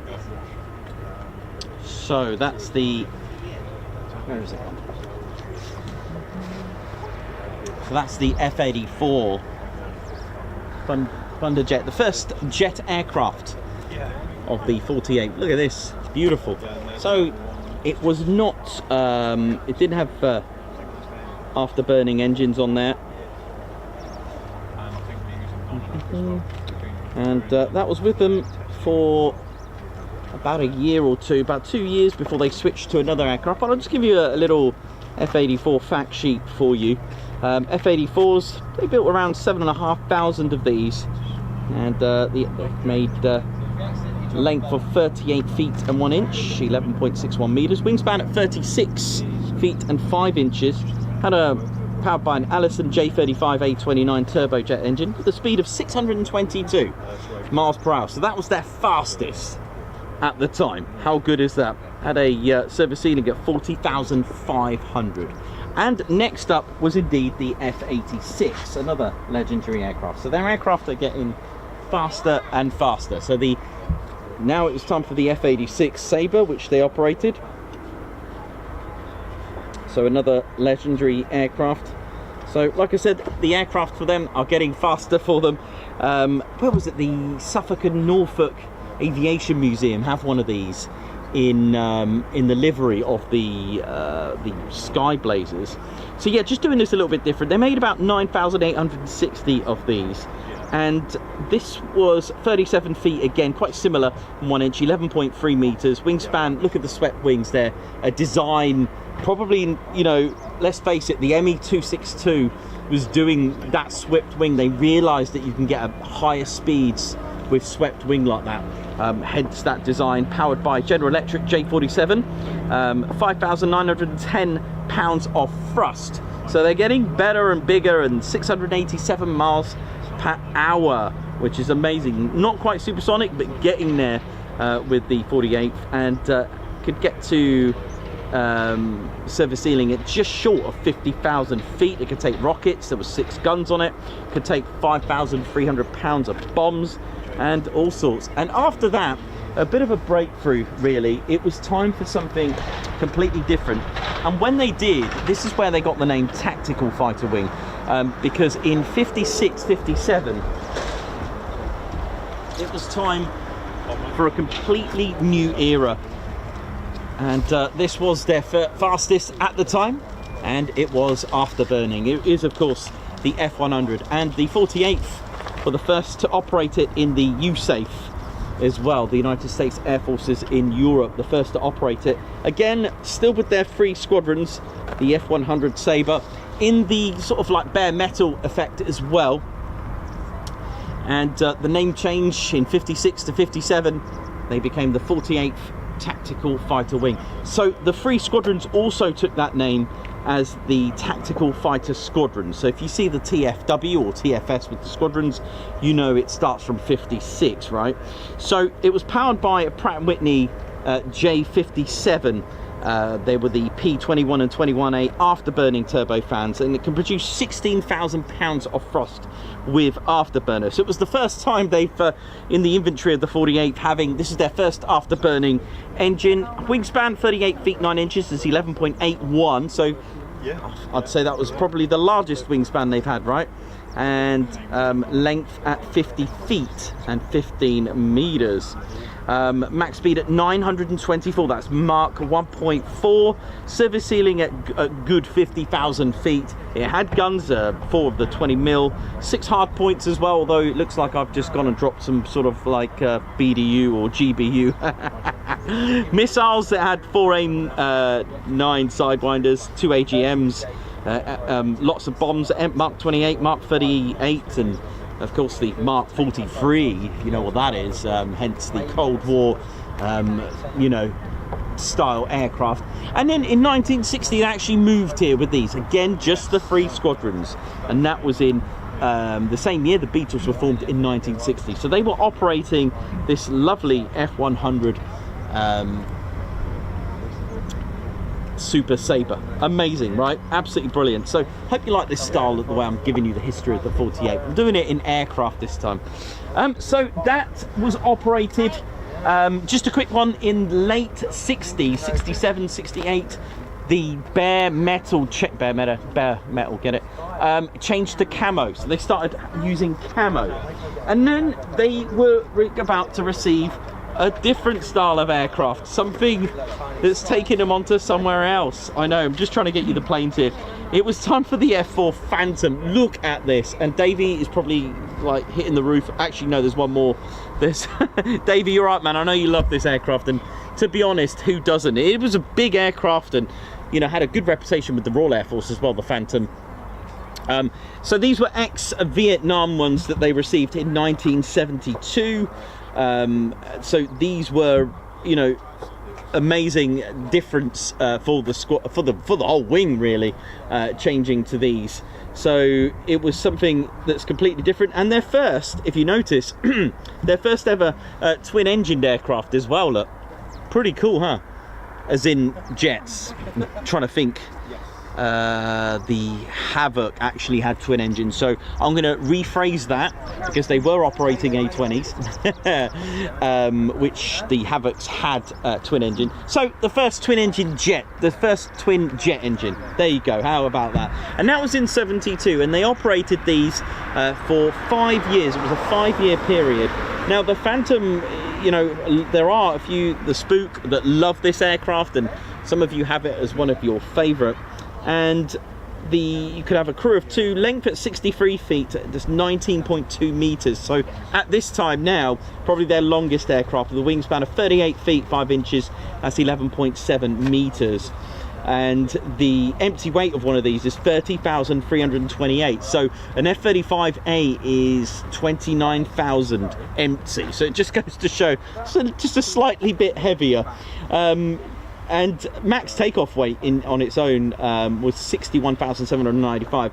Speed of Mach 2.23. So now we're talking about their fastest at the time now. Max speed at that would be what, 1,470 miles per hour, and powered by 2 General Electric J79 legendary 17A afterburning turbofans, 17,845 pounds each, with afterburner as well. There were lots of different configurations with ammo. Some didn't have the cannon, by the way. The E model had a 20mm M61 Vulcan cannon with 640 rounds. I know some of them didn't. Is that right? David would probably know. Pretty sure not all of them had the gun. Up to 18,650 pounds of weapons, with 9 external hardpoints. Let's have a little look at those. 4 AIM-9s, Sparrows, Mavericks, AGM 62s, you name it. It could pretty much take it. Let's have a little look underneath. Hello, hello. Look at that. Nice, isn't it? That's the speed of sound. That is a nice set. Beautiful. So lovely. And between 72 and 73, Lakenheath had a different tail marking system. It had LK until 1973, where they changed it to LN. What I didn't mention is that on their F-100s, when they arrived, they had LR, LS and LT on their F-100s. Each second letter would mean, so R, 492nd, S, 493rd, T, 494th. All right, and you can see one of these at the Newark Air Museum with LT, the red tail flash for the Panthers. It was there. So 1977. Now things changed a little bit from 1977, because coming back, how you doing? Because welcoming them back after say 33 years, yeah, 1977, 33 years later, they were back with 4 squadrons. The 495th finally came back. They had another nickname. They were now called the Thundervarks, because in 1977, a different type of aircraft for the 48th Tactical Fighter Wing. With their 4 squadrons welcoming them back, the 495th would have the green tail flash. Let's have a little look at you. We are talking about the F-111 Aardvark.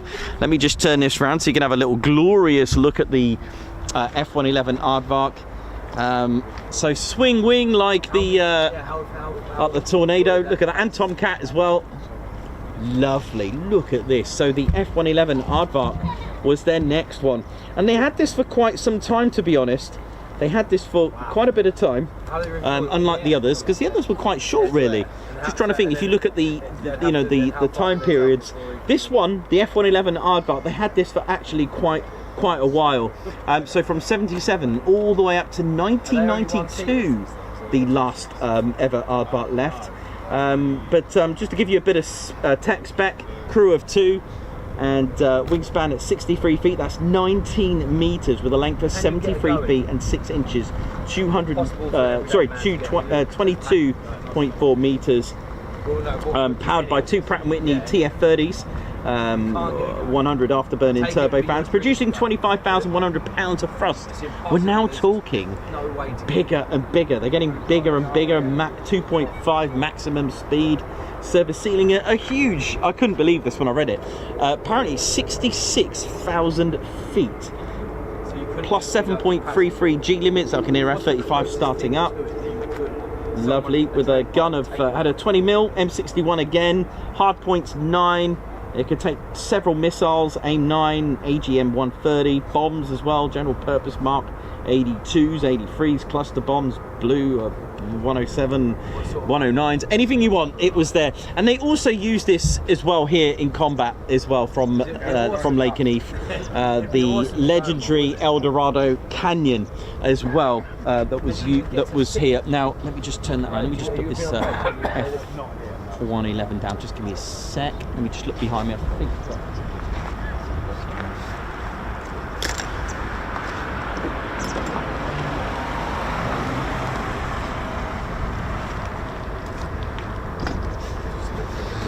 Yeah, so they took part in the longest combat raid at that time, and it was all down to flight restrictions, would you believe? And it was attacks onto Libya. Enough was enough. 24 F-111 Aardvarks, and also from Upper Hayford as well, supporting them was EF-111 Sparkvarks were assisting, along with tankers from Mildenhall, which I believe took off from RAF Fairford as well, and they had to fly all the way round. It was a 14-hour round trip, and it was 14 hours on the night of the 14th to the 4th, 1986, and it was the 48th Tactical Fighter Wing that took part in El Dorado Canyon. The Navy, I know the US Navy were pretty much a major part as well in this, with F-14 Tomcats along with A7s as well. I can't remember how many Sparkvarks they used, if you know that. I don't know if it was about 4. I can't remember that. I'm just making that off the top of my head. Maybe it was more. But despite EF-111s from Upper Hayford and US Navy, despite the success, they did lose an aircraft. Karma 5-2 was sadly the loss of 2. Now, after these events, the raids were successful, but like I said, they did lose 2 of the 48. So rest in peace, and lest we forget our brothers of the 48th. And Lady Shin Steady Bears, hang on, I've just had a message. It was 4. Oh. Okay, thank you very much for that. I was thinking, I think 1 assisted each, and they used that for countermeasures, so I did pretty good there. Yes, so what happened on the 8th of the 9th, 1986, and this is quite unheard of, the 48th were awarded the Navy Meritorious Unit Commendation, and it was awarded to the 48th by the US Navy Secretary John Lemon, which is the only US Air Force unit to ever have received this. So that is quite something.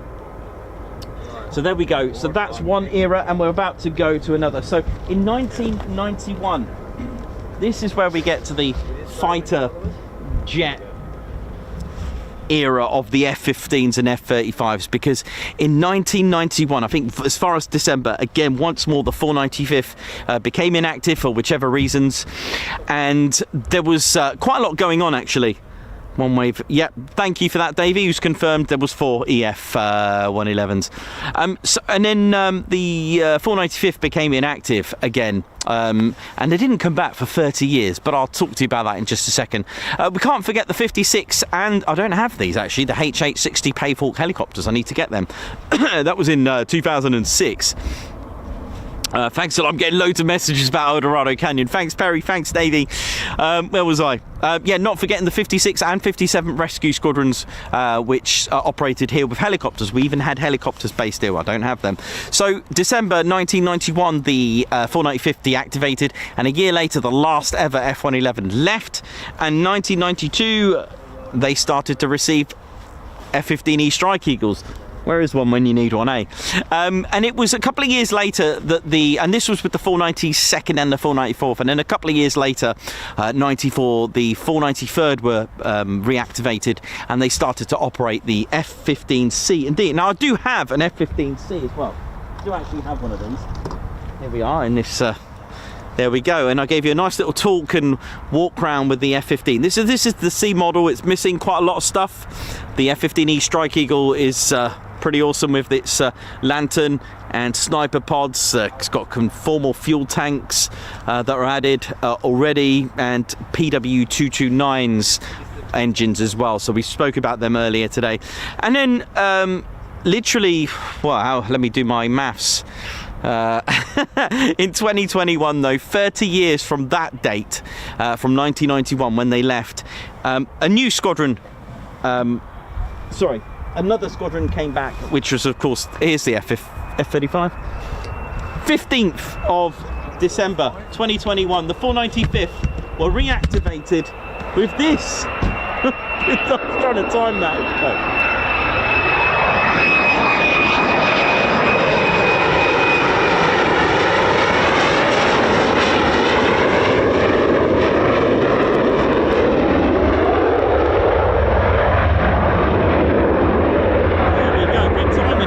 The first ever USAF wing to operate the F-35. Now the 495th were known as the Thundervarks during 1977 all the way to 1991. Now there was a bit of a little sporting competition.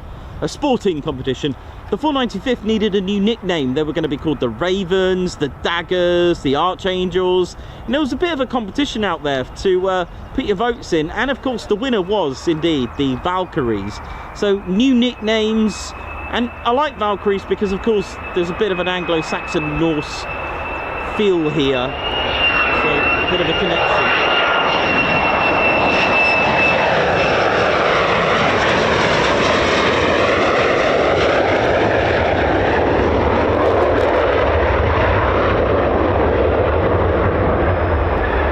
And then a year later, 2022, the 493rd reactivated with the F-35A as well.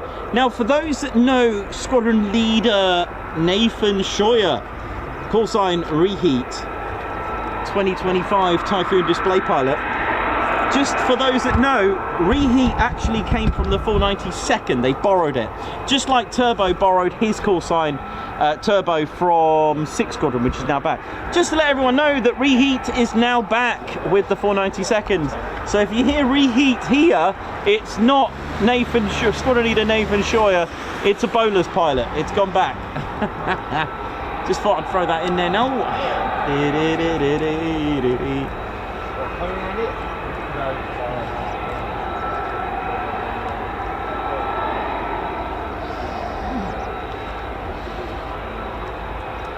Thanks a lot, Perry. 9 SRW was such strategic reconnaissance wing at Mildenhall. Also supported the Libyan mission, launching both SR-71s to do post-strike. Oh, nice. Thanks a lot for that.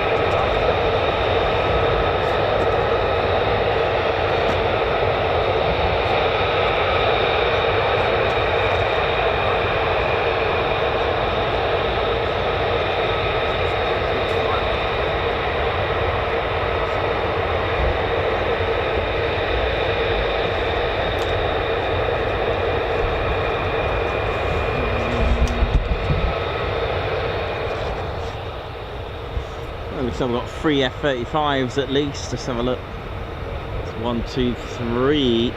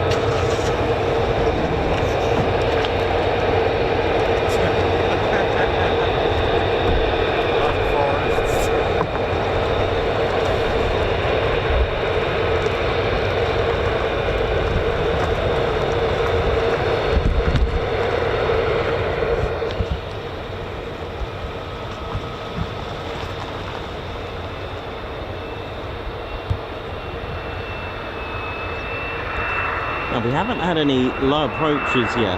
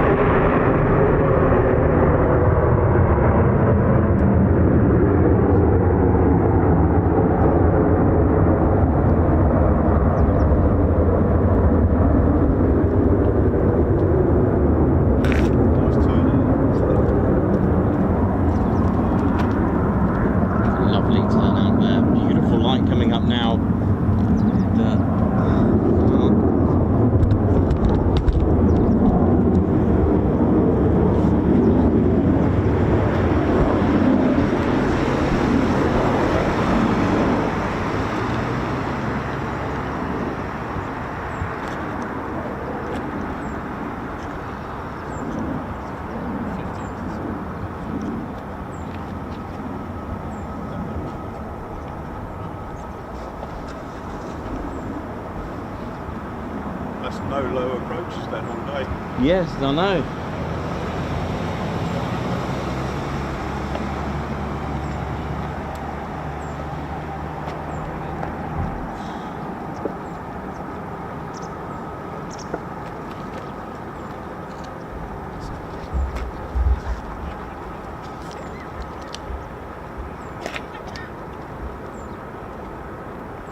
It's a lovely light now. You never know, I might get another wave. I'll stay till sunset. Hope to get some departures. You never know.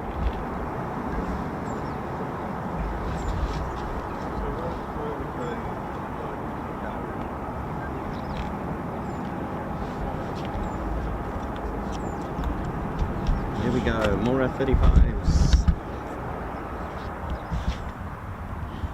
3 of them.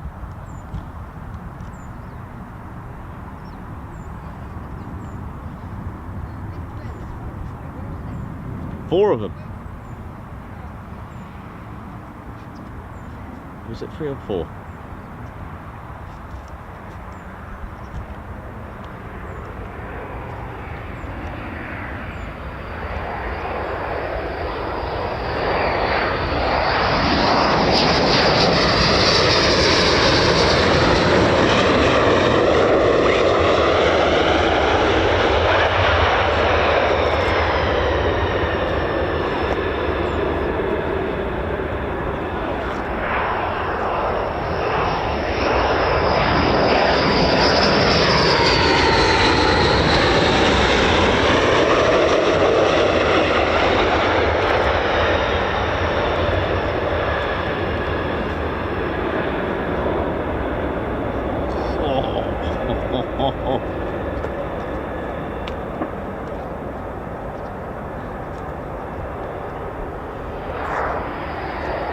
Smoother than salmon pate, that wasn't it?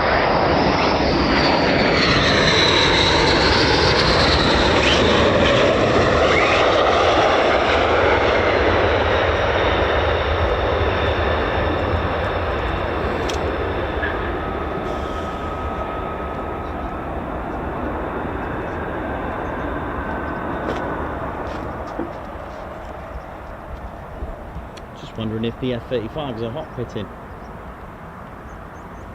Can hear them from the other side, so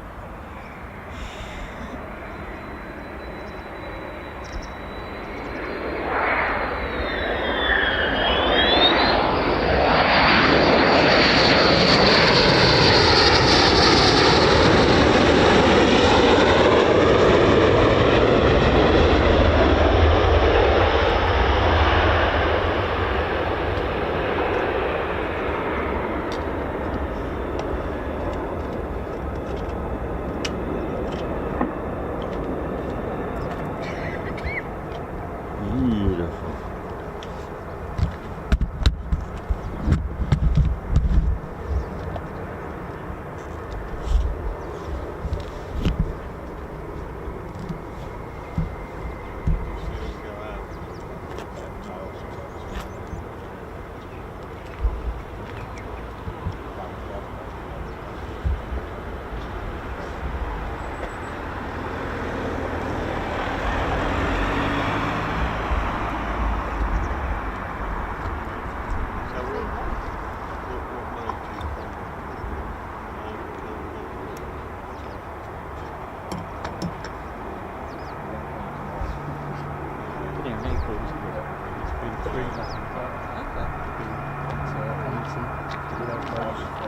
Using Hamilton quite a lot.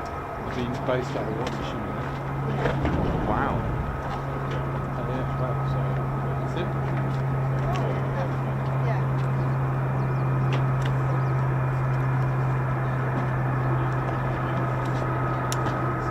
That's it. Yeah. Pretty cool, isn't it?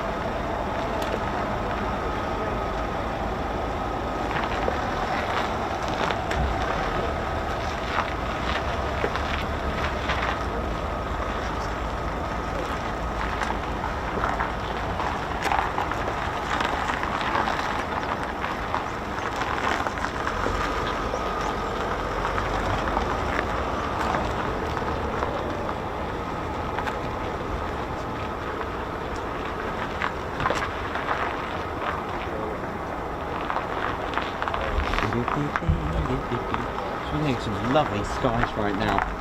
Looking forward to this.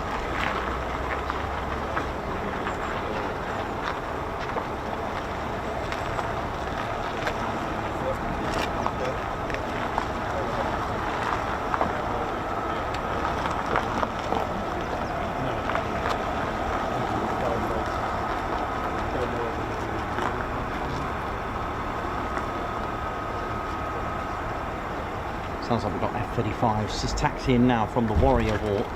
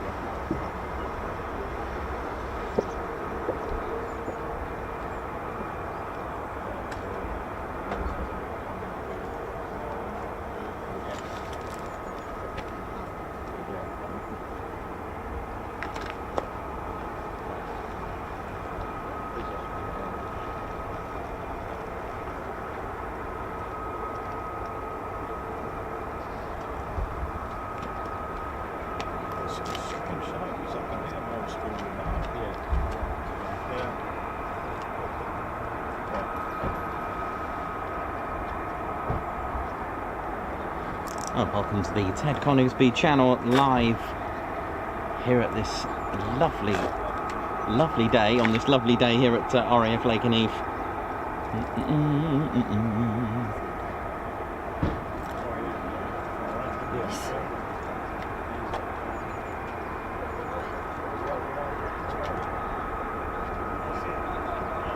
Oi to everyone, hope we're all good and well. Sounds like I've got more F-35s taxiing. I wonder if they have hot pitted, hence them coming straight down.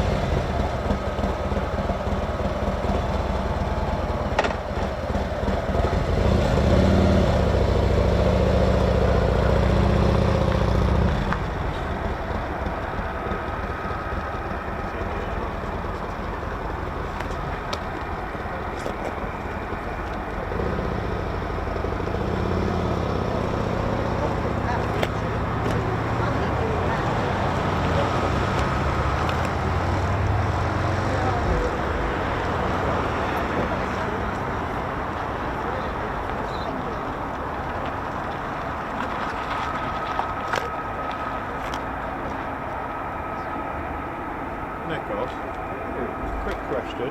Yes. How long does it normally take to refuel on the ground? 10 to 12 minutes. There you go. All right, that's okay. Well, if you want to know any information, just ask Nick or Ted. Yeah. That's okay.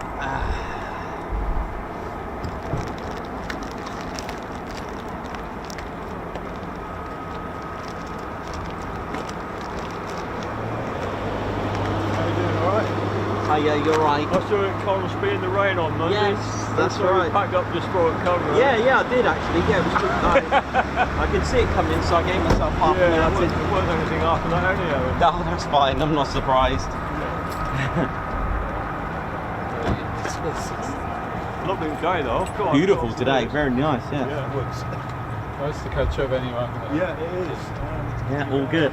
Yeah, is there anything here tomorrow? Is the weather putting off? Because it's not very good weather tomorrow. Tomorrow, yeah, I'm not coming tomorrow. Are you going anywhere else? No way, no. Not unless I want to get a boat somewhere. Yeah. It's really bad tomorrow, so be careful Yeah, out it's orange. Yeah, really, really bad. You off, Paul? No, you're off. I'm off, yeah. All right, you take care, man. All right, take care. Good. See you soon. You're going to the woods where Reggie is. Be careful. No, I'm not coming tomorrow. That's why what I'll do here today and finish the week, because it's literally a big blanket of rain and wind as well. It's about 35, 40 miles an hour wind with it as well. So. I thought there'd be more people here today. I thought they weren't flying all day, but they flew a bit yesterday. Yeah, no, it's been a busy day. It's been non-stop. Yeah, I thought there'd be more people. I don't know.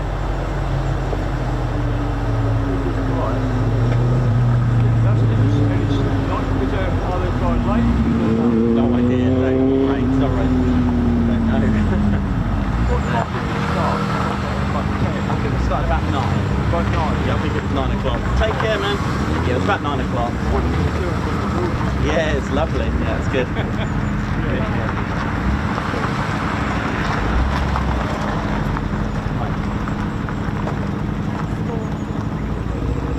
So what else are we going to get, eh? Yeah, I don't know.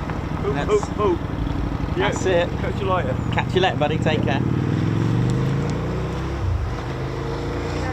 they likely to be taken off again, do you know? Oh, that I don't know. I couldn't say anything to do with operations. I don't know. Sorry about that.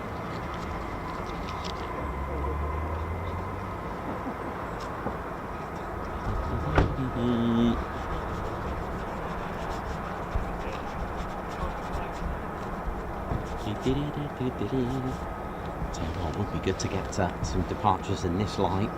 Let's have a look. Just coming up to 1500.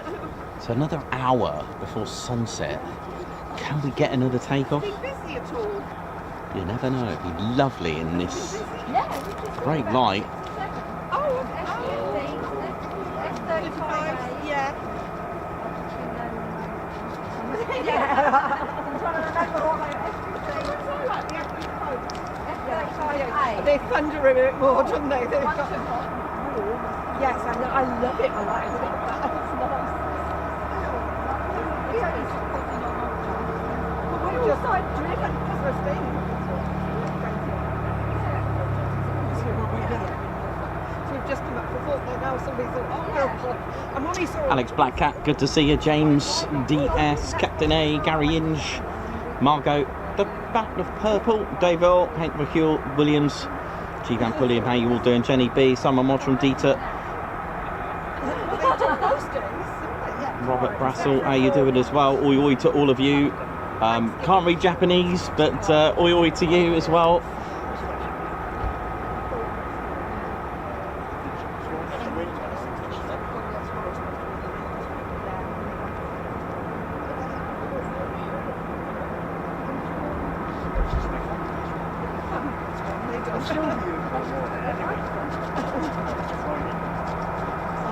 But it's been a great day, and it's good because tomorrow, sadly, as you may have heard, well, there isn't no show tomorrow. And if you are driving tomorrow, do take care on the roads out there. There's all sorts of warnings. Sadly, if it does, I'll tell you what. There's one thing I can say: if it does miraculously change overnight, then I will be back. But it doesn't look like it. There is a warning. I'm just having a look now. Tomorrow, it's just awful. That is like a thick layer of rain, continuous, and I don't think it finishes until 4 in the morning on Saturday. By the look of it, when does it actually stop? No, it still goes on. Some sort of frontage going on here. See right there. It's all better.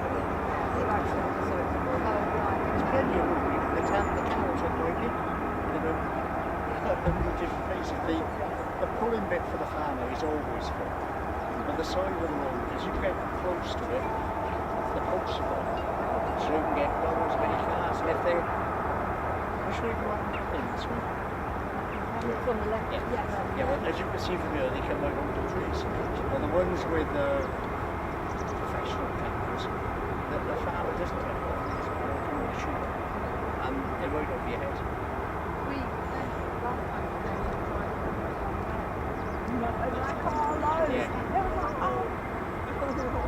When we went back last year, it was a crazy day, wasn't it? They had the F-22s visit for 10 days. And nobody got killed. It was impact everywhere. I have never seen it. It must be like 2 miles. In fact, in the middle of the road, then it's somebody is shouting at behind you, it ran straight across the road. Really? They were using it from the fucking morning. Like photographic and all that. Yeah, fighting on them, isn't it? They get so distracted. Yeah. That one.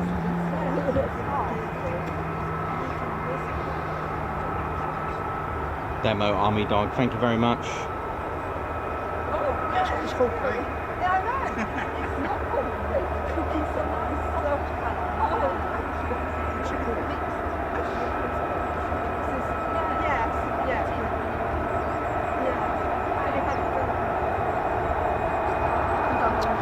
Yes.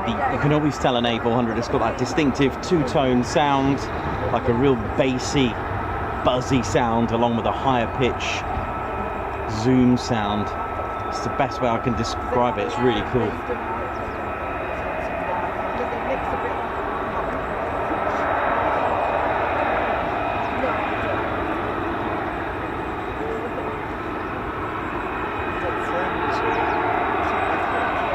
Okay, here we go. You've got blind boats, which is this way. It's about, if there's planes about it's access points. It's a nice easy drive. It's perfect.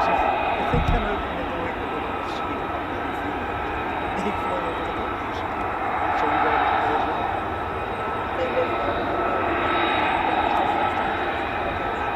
They're friends with us.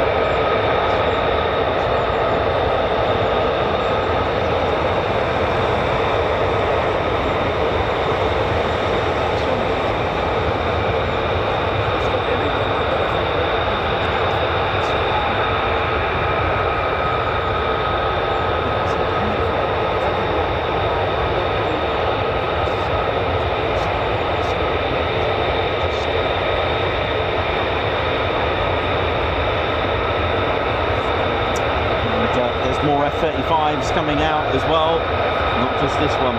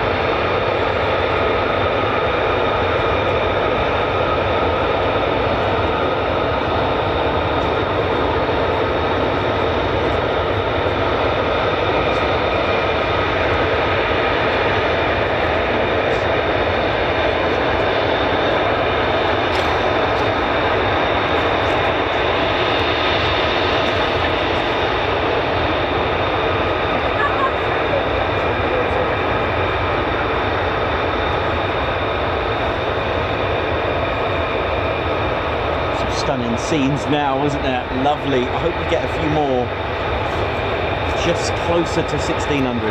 That would be amazing.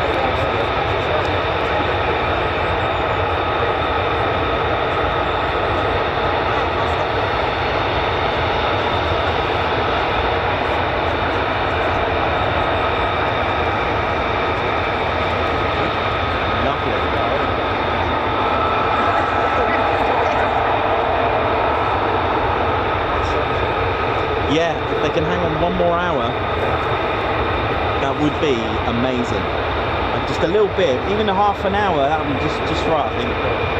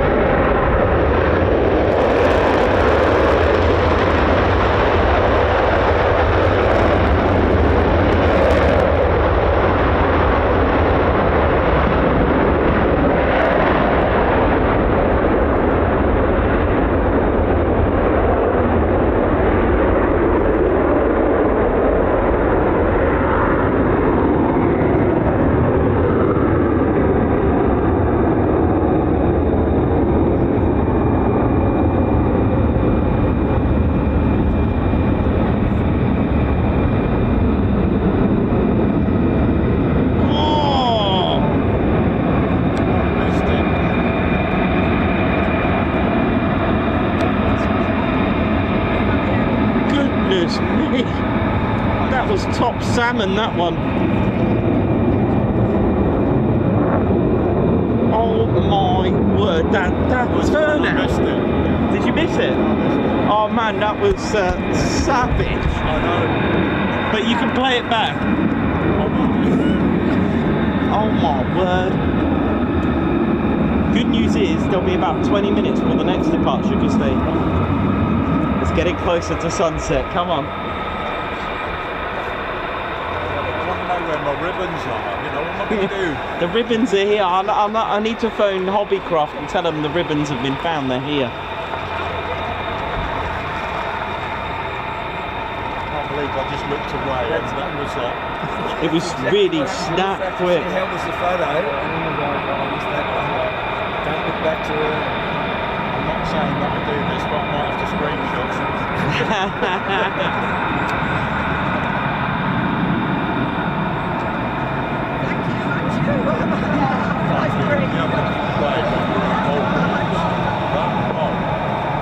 It was floating in midair. It looked like it, didn't it? It was weird. That was... Is there always this much activity in the afternoon? Sorry? Is it always this busy in the afternoon? Is it just a... No, it's random. It's just random. I've been coming to this part of the UK for 30 years. It's the first time I've come out here. Yeah, it is random. You can get days that are just really quiet or days that are really busy. So. Yeah, because I thought it was nice. I said to my daughter, I'm not sitting around the house. I'm going for a drive. She probably knows where I am. I've been on a base a couple of times with friends, but I've never actually been out here.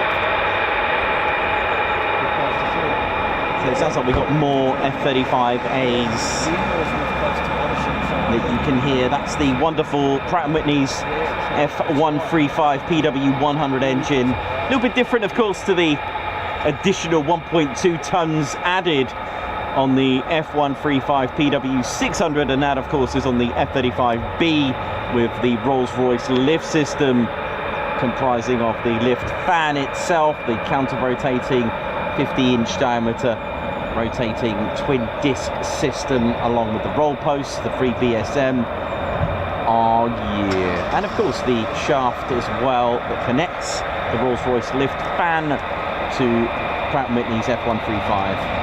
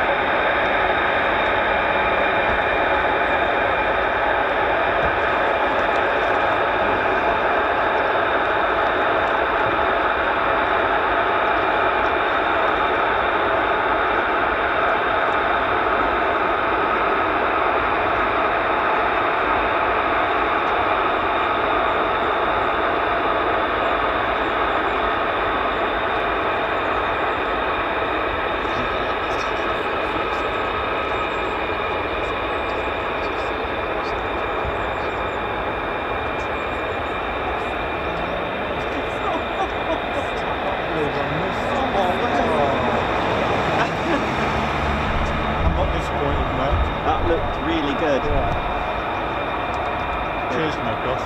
That's all right, man. No worries. Come on, this is good. So, 40 minutes, 48 minutes for the sunset itself, but you don't want it totally gone in some ways. But we'll see.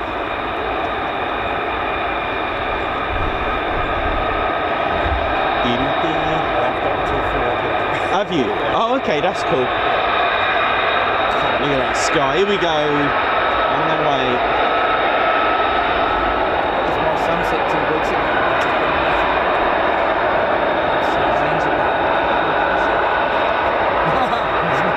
There was one exactly telling me on the film with the elections and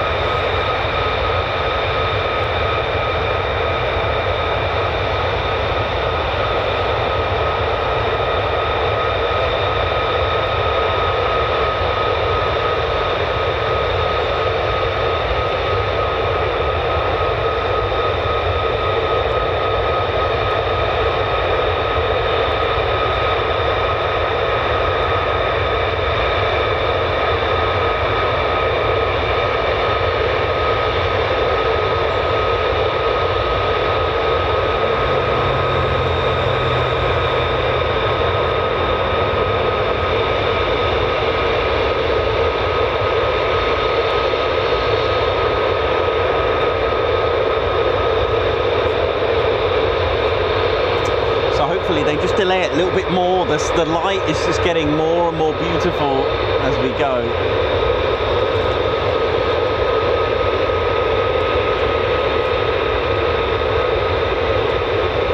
Another 2 after this, then definitely.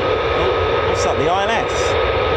Well, they don't have any ILS at the moment. I don't think. What's going on? Or is that the light for the ILS? The glide slope antenna's still there. Sorry, I think it's the light for it is gone. There we go.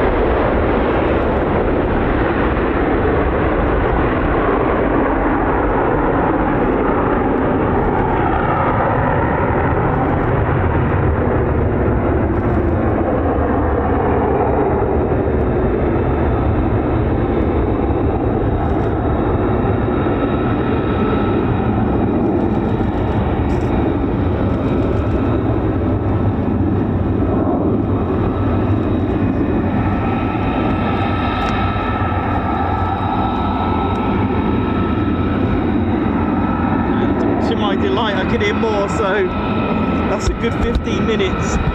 Come on, take your time. Oh, this is coming up to past. This is good. Gonna get some sunset shots.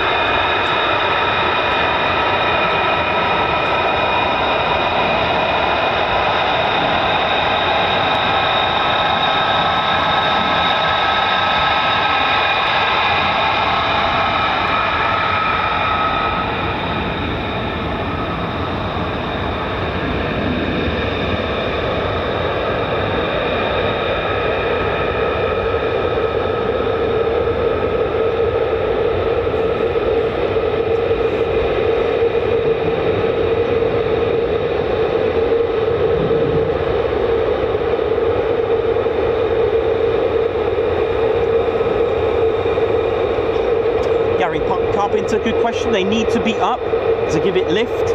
I've explained this one in quite a few older streams where it's like sticking your hand out of a vehicle. So your hand, say for example, you'll obviously do this safely. We've all done it. We stuck our hands out. If you had them down, your hand will be pushed down. Okay, this is in a vehicle going at least 30 miles per hour. You can feel. If you have it the other way, like the F-35, as you can see, that's going to give it lift. So they're the elevators. So if you're talking about the elevators, these would be pushed up to give it lift.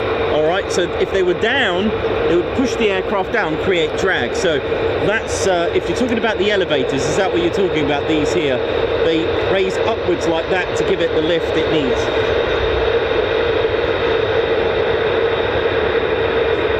If that's what you meant.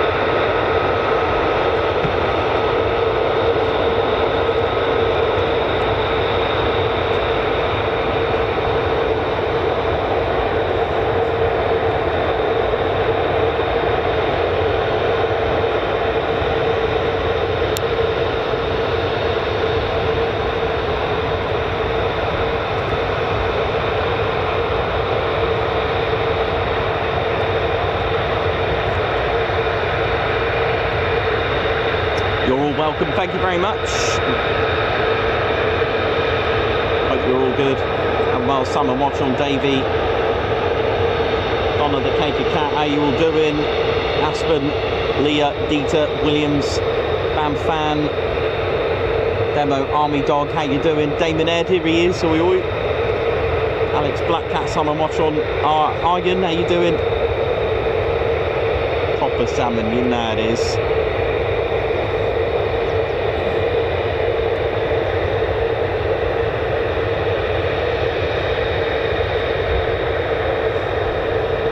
And if you just joined us, don't forget to hit the like button, and do join us. Do hit the subscribe button. We're very close to 119k. Like, literally very close. Just a couple of dozen now, I think. Let's have a look. Very cool. About 48. Not bad. 4 dozen.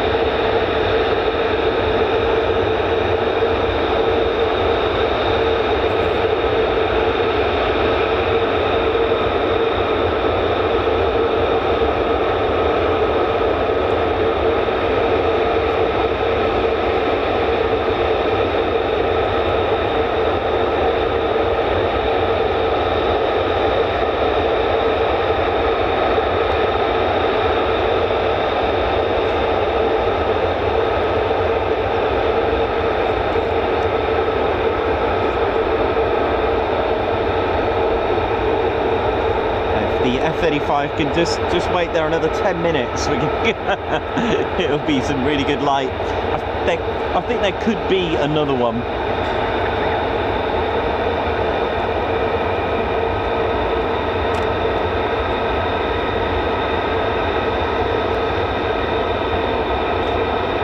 And for those that have wondered if we've ever had quick climbs in the sunset, yes we have on our channel.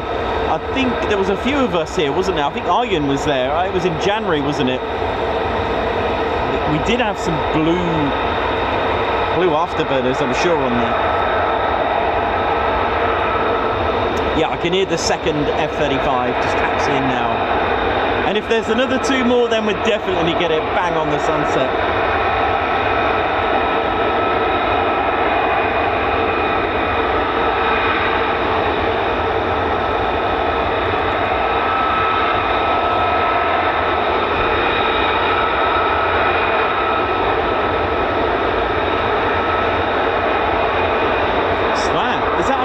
Oh, you're joking. Look at this. Yes. There's another one taxiing down the catwalk. You know how it is. Proper.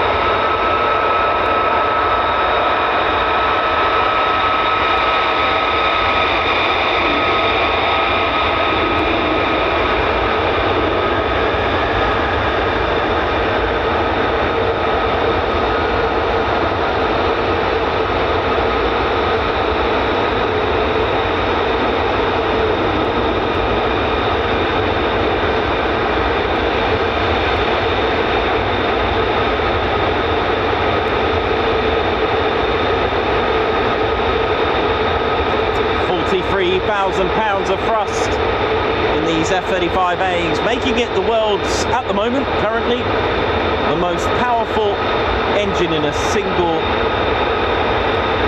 configuration for a jet fighter.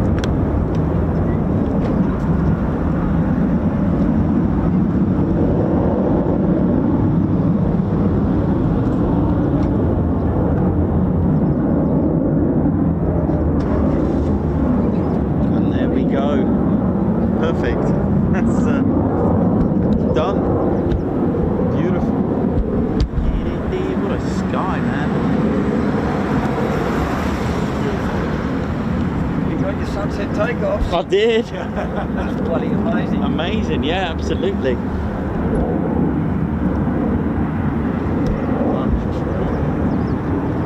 Was good. I hope you're all enjoying that, ladies, gents, and teddy bears. Hope you enjoyed it. It's you know, a cracking day, really has.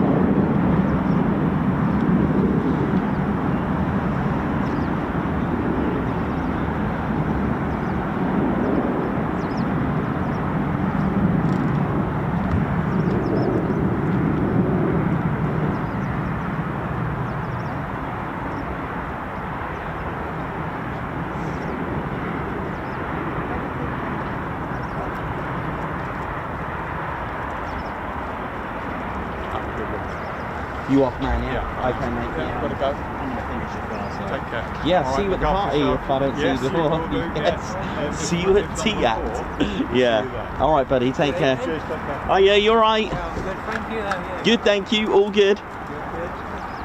So, ladies, gents, and teddy bears, just gonna wrap this up. Just finish up the last few parts. There are still quite a few aircraft. Thanks, Davey. Thanks for that, mate. Just got your message. So we're just going to wrap this up while we come to the end of the show. So hope you've enjoyed it. It's been an absolutely brilliant. We got the sunset takeoffs there, which was amazing. So all is good. Hope you're well. And we're just going to finish up with a few guards marches that we've got here from all of you lovely Ted fans. Thank you very much. Hope you've enjoyed it today. It's been a good one, isn't it, Ted? Ted, should we brighten you up a bit? Hang on. Let's brighten Ted up a bit. Right, not that button. Ted, you're right there, mate. You got the controls.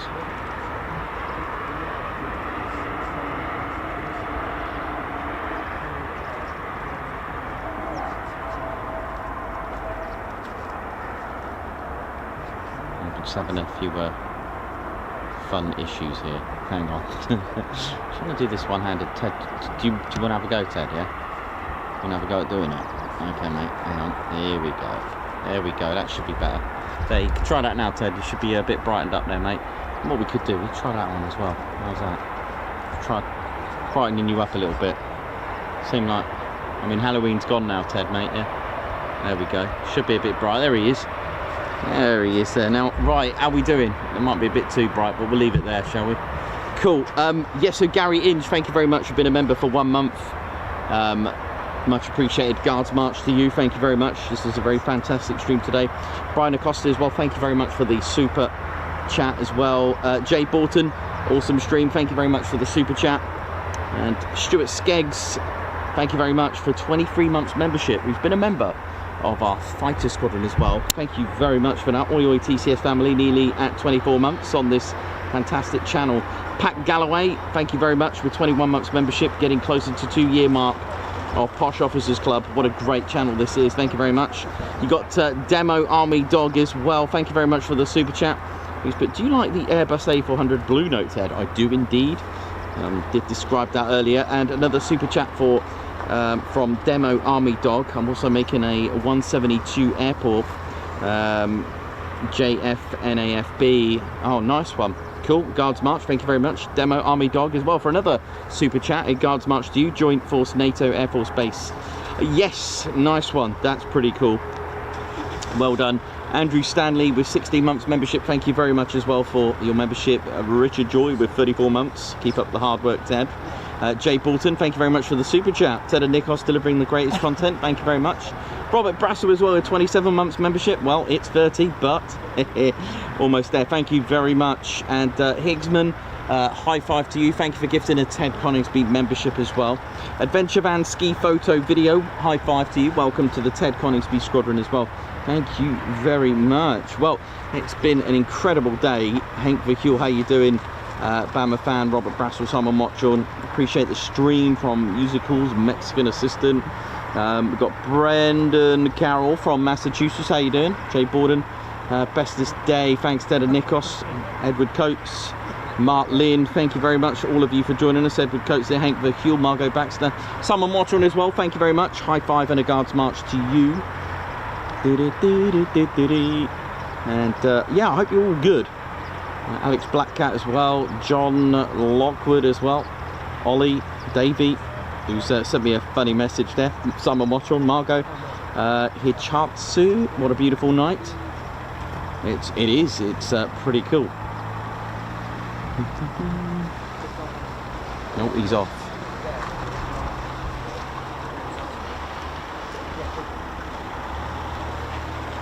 Well, what a day we've had. It's been brilliant. You guys all right, yeah? Yeah, we're good. Good. So yeah, what a day we've had, and what a sky to end it on. We are just about to finish. It's what's been a fantastic day. Plenty still out there if you are about and about.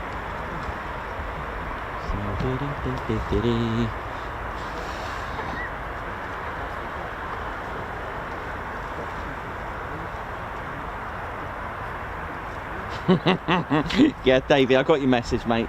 That's hilarious. That's funny. Only 25 to go, actually, for 119k, which is actually quite good. I'll take that. It's been a cracking day, and yeah, it's a shame about tomorrow. And there we go. And before we go, I'll leave you for one last little TED fact, shall we? Should we do one more TED fact? One more. I've got it here, actually. I've got a good example. Just press this button here. We're doing. And do you know what? I'll try and remember to get you this photo. I've been finding lots of photos of historical content that I found in books, and I came across the Union flag that was used as a roundel before the roundel, if that makes sense. The markings were literally a Union flag, but I've mentioned many times that it's not easy when an aircraft is flying in the skies, especially when you've probably never seen an aeroplane before. You've got to remember the evolution of tactics and aerial bombardment is something quite new. I mean, when the Wright brothers 1903, they didn't think about the facts of using aircraft for bombardment. I mean, you could look at it in a different way. Aerial attacks from kites were used a couple of hundred years ago, I think. Explosives were used, but the idea of doing that. But I think 1911, I think it was an Italian pilot during the, I think it's the, it was like a Hungarian-Italian or Italian-Hungarian-Turkish war. I can't remember, sorry about that. But there was some sort of combat where an Italian, did use a biplane. I can't remember his name. It's gone. But anyway, my point is the evolution of markings, and in the end it was literally noughts versus crosses. You got to understand the roundel and the crosses, and it was actually the French that derived where the Royal Air Force roundel has derived from. They actually reversed the colours round on the roundel, made it a lot easier. Looking at a flag, you're up there, down there on the ground looking at biplanes wasn't easy. But then of course you got evolution of colours. You go into different theatres of operations. You come across aircraft. Aircraft are getting quicker and quicker and faster, and you don't have much time to look at markings. So there are lots of different things that were put in place. So if you were in the Pacific, you'd have to admit red, which is why there was the meatball in the early stages of 1940, and they omitted that, especially when if you have a look at the Southeast Asia Command 31 Squadron, I'd like to say, on the C-47 Dakota BBMF, it's got a dark blue and a light blue. The red is gone.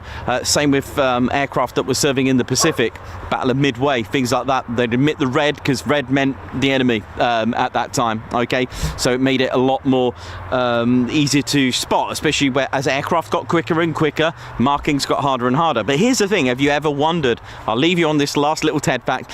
For those that know, but have you ever wondered why there's only one roundel on US Army, Air Force and US aircraft? Well, let's have a look, whereas the Royal Air Force have two. So if I show you those, and then you're going to kind of get the idea. So first of all, here's our lovely Spitfire with two good old roundels.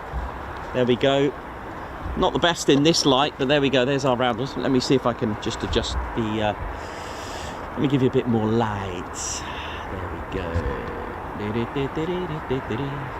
try that. So if you have a look at the roundel on our Spitfire there, your eyes and the mind kind of, if you're an attacking aircraft, your eyes are going straight in the middle.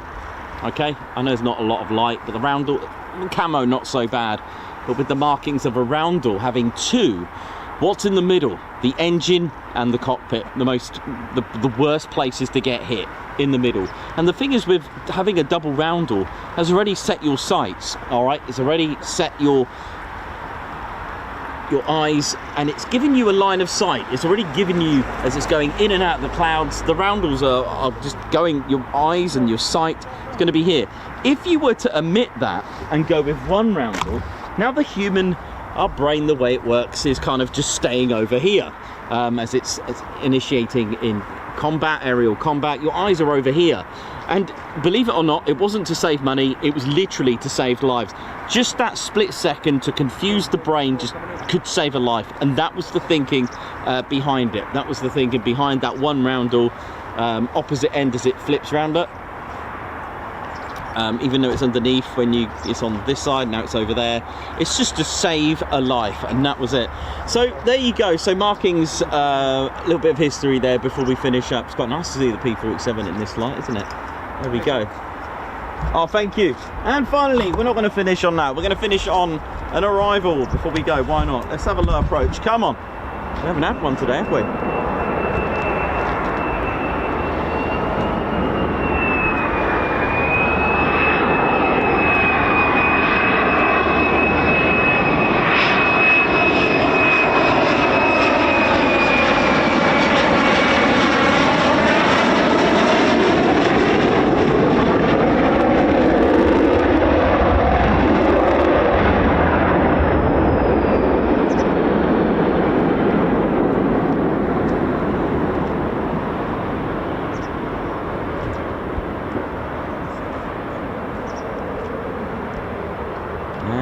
This will be our last one. Here we go. Thank you very much, ladies, gents, teddy bears.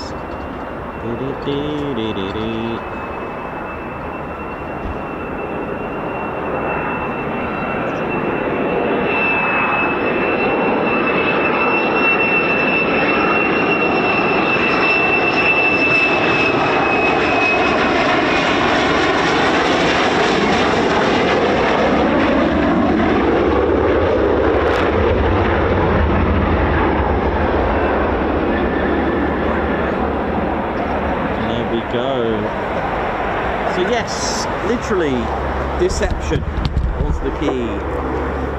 And another question that I get asked as well, why is there yellow? Just made it easier to spot when you're engaging from your own friendly fire. So you've got, sometimes I'll have the yellow leading edge there in yellow, just to make it easier to spot. And that's why. There you go. So ladies, gents, and teddy bears, thank you very much. We are... Let's have a look. Any more behind me? No, that's it.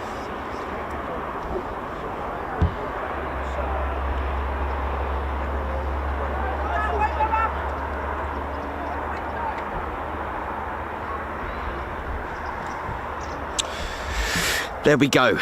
Davey, I'll find out. But yes, I have heard of that. I'll find out. Davey's just sent me a little message about the... I've heard of that before, but I'll have to find that out for you. I'll have to find out. There is, yes, there is. There was all sorts of different tricks and traits and lots of, you know, I mean, let's face it, they were making fake airfields, all right? So, you know, at the end of the day, doing some sort of paintwork is not unrealistic, right? They were making fake towns and cities and villages. Do we stay for these? Some startups, quite a lot of startups.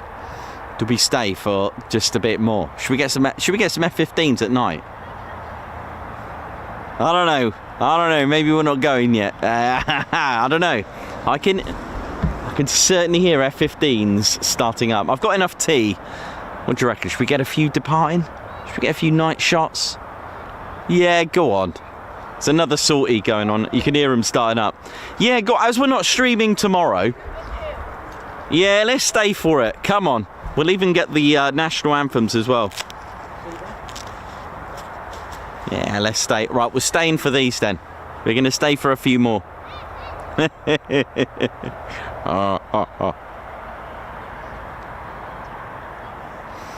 You know you want... Yeah, of course it is. I'll tell you what I'm going to do. Let me go and grab a quick cup of tea. and order a pizza or something. They're on like speed dial here, man. Let's put the beautiful sky over there. Yeah, as we're not streaming tomorrow, let's do it. There, it sounds like there's a lot of startups, so we're staying. I'll grab a cup of tea. Yes. Cup of tea. I brought extra just in case. Good job you did, isn't it? Yeah, good job. Love the paintwork on your Oh, bag. thank you. Thanks very much. Beautiful. Oh, thank you. I knew they would start. As soon as I'm about to finish, it all starts. That's fine. That's all good. We'll get a few nice shots to be alright. I'm surprised in how compact your camera is. Yeah, It's not a monster, is it? good job. I mean, those are great. You know, all SLR are really good now, aren't they? Yeah. You know, any camera can do the job now. Really good. You see some people, they've got these bloody big monsters. And you've got this tiny little thing smaller than this. Disgusting. Yeah. Right, let's see how long it will take. I mean, there's loads out there. There's loads still to come back. So. I know there's 4 F-35s from this lot still gone out. Yeah, but all those two were the same that have just gone out. Away from the previous one.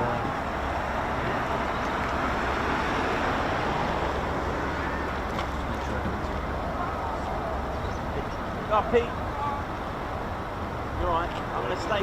Huh? Oh no, there's more going out. Yeah, 15s, loads of them started up. So, huh? This bit. Well, they've only just started up. So I like to take the road. It's going to be dark. There's no point in it. Remember they go to 27? Yeah. 27, 28, I suppose it goes. Yeah, it's all fire out there. It's going to be a nice one. Very nice line. It's got Halifax up there. It's got. Yeah. I'm just gonna. Right, catch you later, sir. catch you later. Take care. Yeah, no circuits today. One approach. Hello. Yeah, you can. Yes, sure.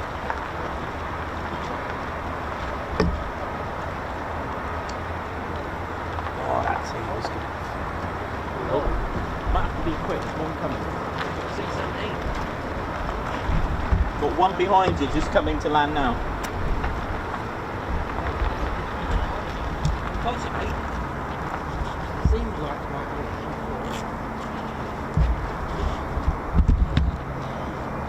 Got F-35s in.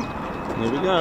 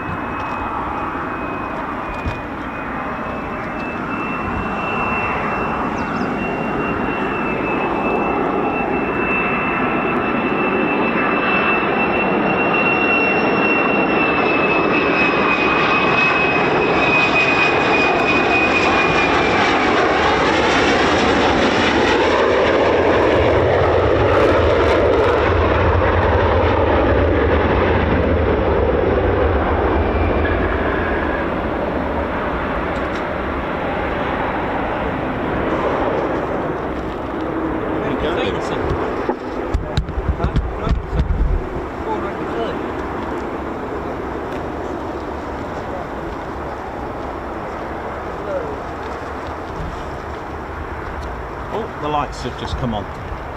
Very nice.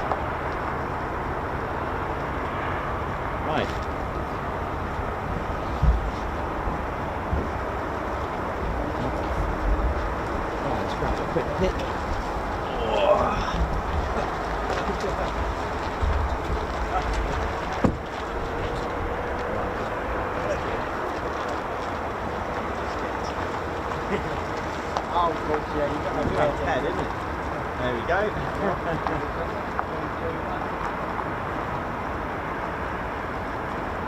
Alright. No worries. Enjoy. Right, enjoy your day or evening or whatever it is now. It's evening now, I guess, isn't it? Pretty much. Oh, right. Okay, well, safe journey. Yeah, thank you. Yeah, enjoy and have a great weekend. Thanks. Me, I'm only in about just over an hour in Peterborough. Yeah, It's about an hour. Yeah. I mean, if I leave now, I'll be stuck in traffic, so I might be staying for these. Another selling point. It's that cold in there. Oh dear, the traffic. Yeah. Yeah, you too. Take care. Take care. Oh, there we go. So we'll stay and catch these and see how we get on. You all right there? Yeah. Yeah. What I'll do, I'll just swap my battery now, just to make it last. So be right back.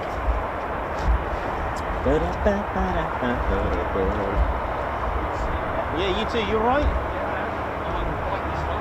Yeah, I was wondering, what are you doing? Yeah, cool. You were good though, yeah? Yeah. Good. I was with my grandma last time, I just got bike back from service, thought I'd come here quickly, see if there's any planes, and yeah, we got that.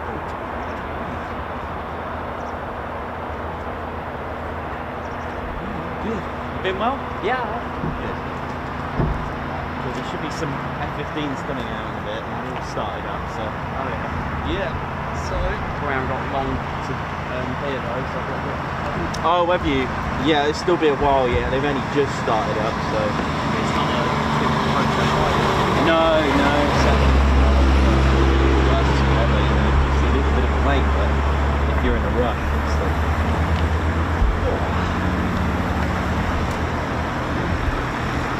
I've got some photos at least. Yeah, well, yeah, at least you got some, that's good. Well, nothing's gone over. I saw sunrise, thought, you know what, I'll quick popping quickly, see if there's anything. And then I go over. Yeah. I guess there's nothing inbound then for a bit. There's a few F-35s out, but I don't know where they are or what time.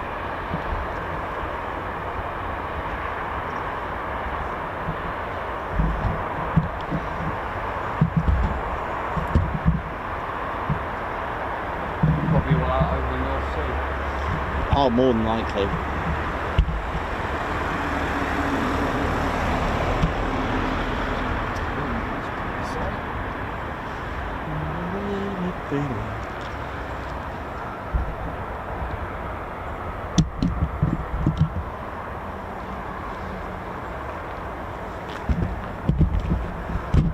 Have you got the little Teddy with you? Ted's here, yes. Yeah, I'll get him.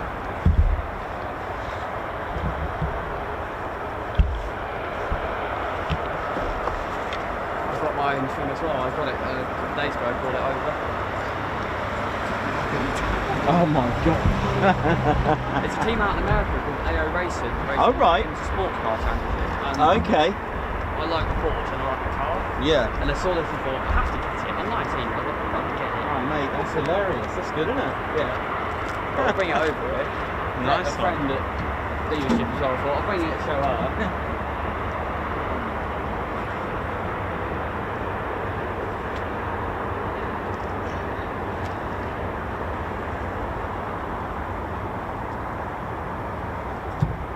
Sounds like something's moving.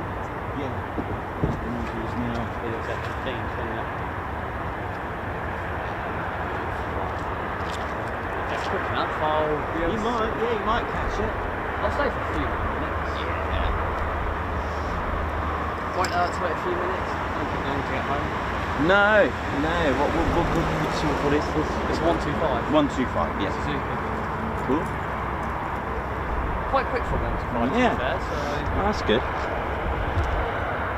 everyone says they're slow, but I've had That's alright. before.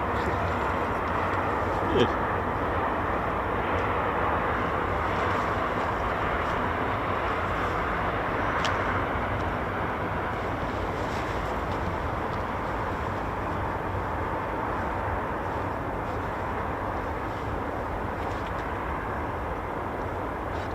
Just hope not too long.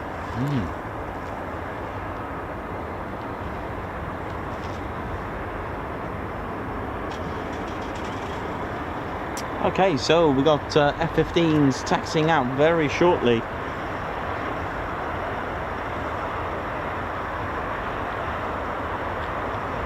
Oh, Aspen, thank you very much. Towards Pizza, thanks for sticking around. Thank you very much. Oh, bless you. Thank you. Mark Moody as well. Thanks for staying, Nikos. Oh, bless you. Thank you all so much. That's very kind of you. Thank you so much.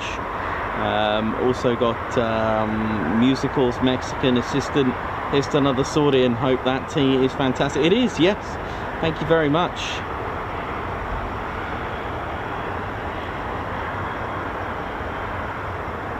See if I can, because sometimes you can reply with a little message. Oh yeah, you can.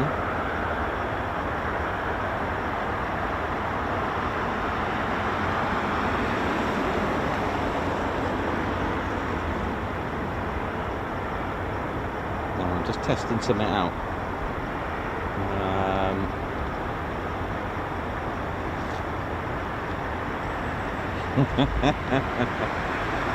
Is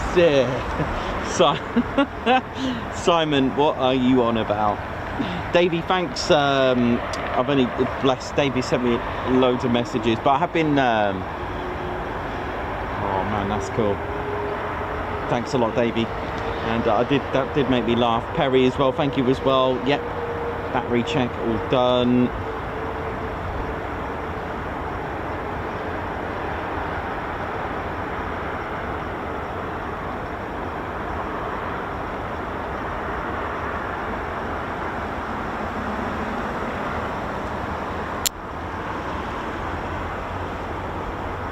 Simon Mochorn, thank you very much. Oh my word, there could be something funny happening in a bit.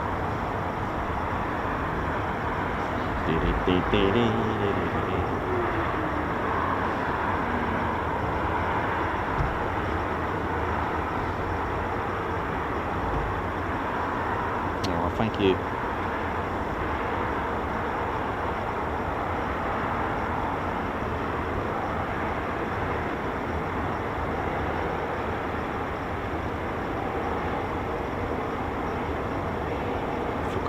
Replied to Phantom Max Cooper, thank you very much. Yeah, I've done Max Cooper. What's this one?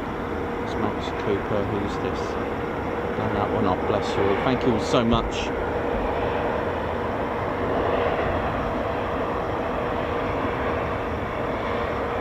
I'm glad you've all enjoyed it. Things can get a bit hot.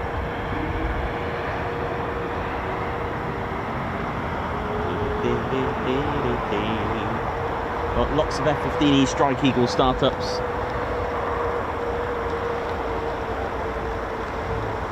Oh, Ginger Bailey, I'm still here as you can see. Yep, still here, man. Thank you very much. Don't go anywhere, because things are about to get hot. We've got lots of F-15E Strike Eagle startups at the moment. Of course, each howl that you can hear is just one engine. You need two per aircraft.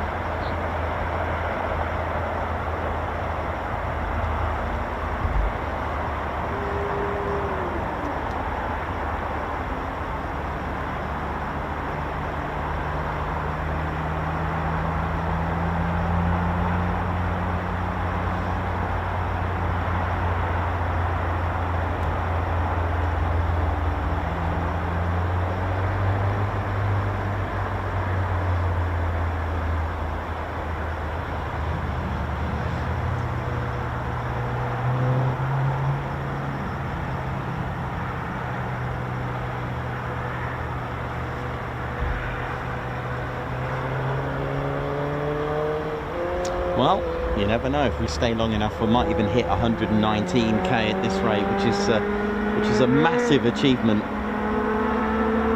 If you haven't done so already, don't forget to join us. Come and subscribe to your one and only Ted Coningsby channel.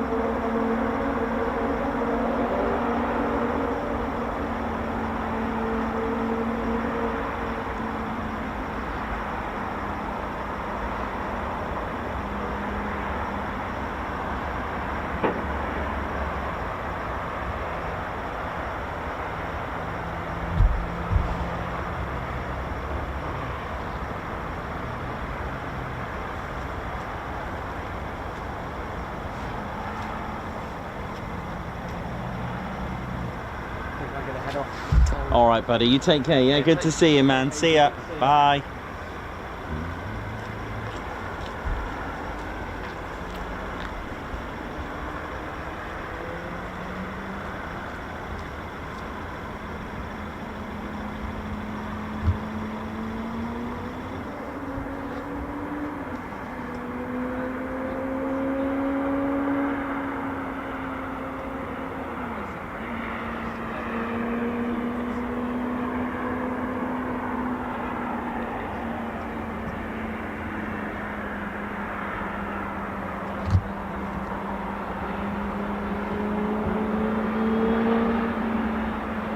So let's tone the game down a little bit and just get a bit. Let's set the scene. Let's do a few lighting adjustments. Come on.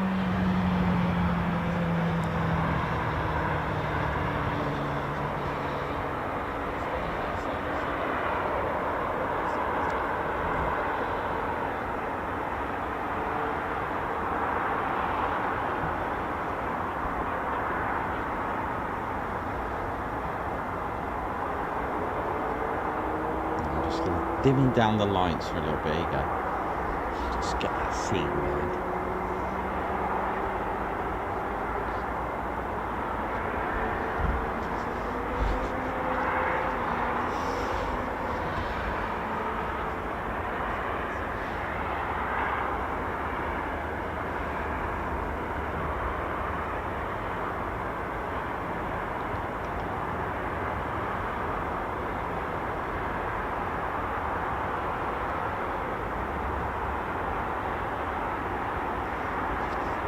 I'll just get some of the aeroplane models off the van.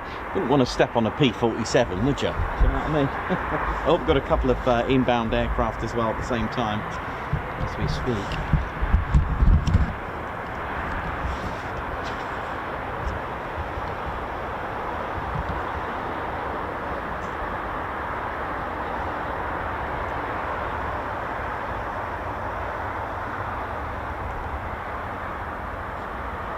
Okay, so the F-15s are taxiing now.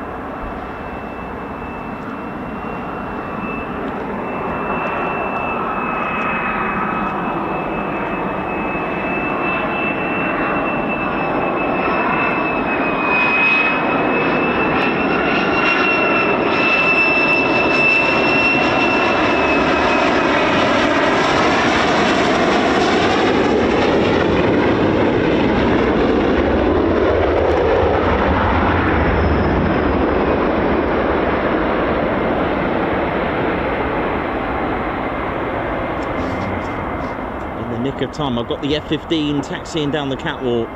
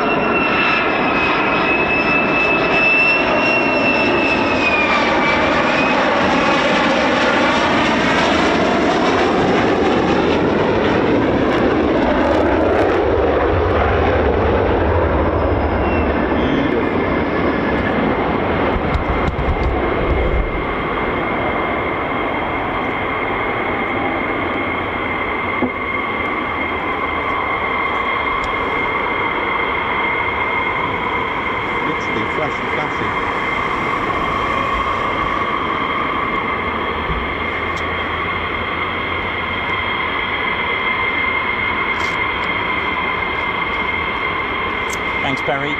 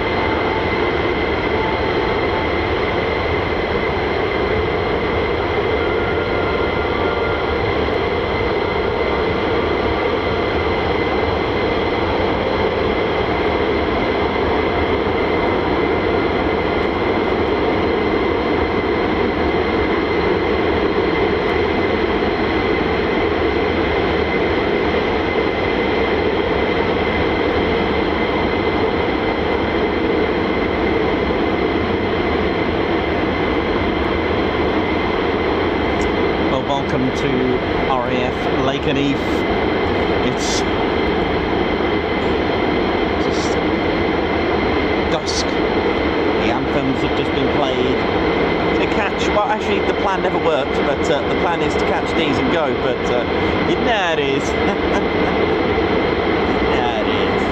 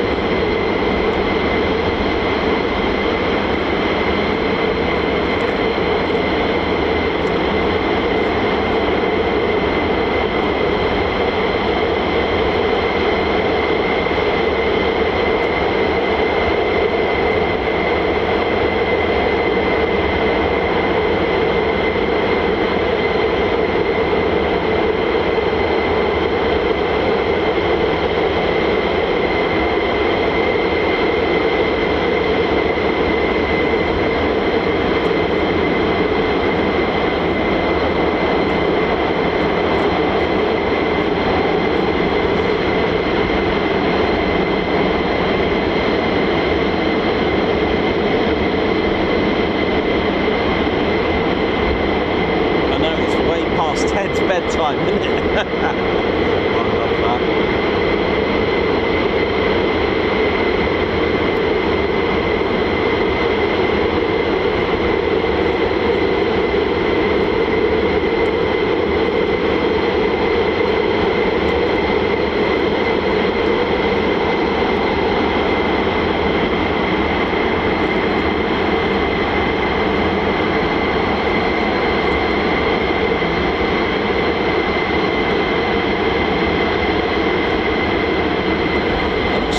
Just a reminder, actually, there's no sign for this, but I've seen a request a while back, and it's something we may not think about. But if you are coming now, as it, you know, we're going to get shorter days and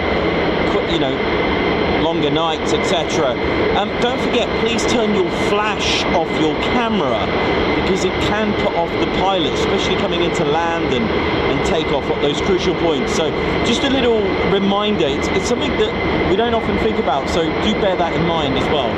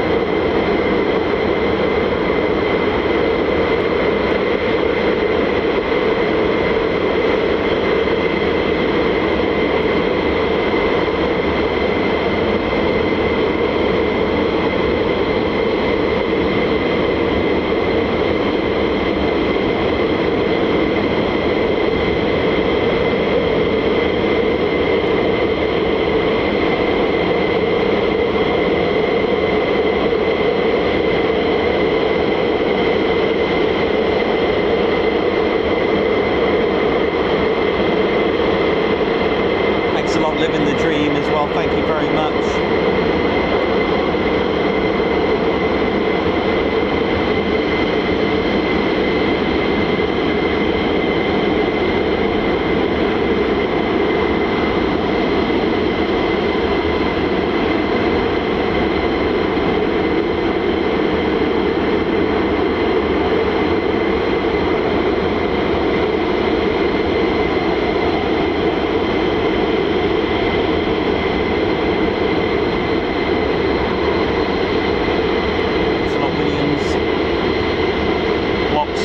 Words, Alan Q, living the dream.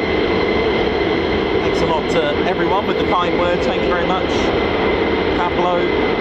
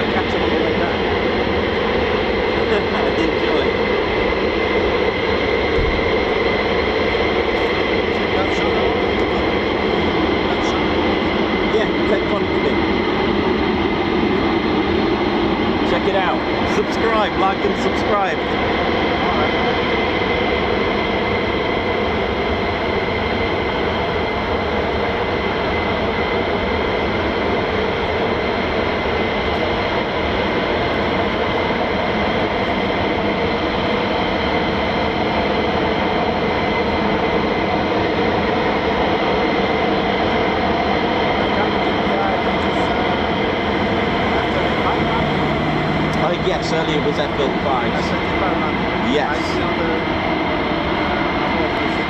Yeah, it was good. Yeah, they do.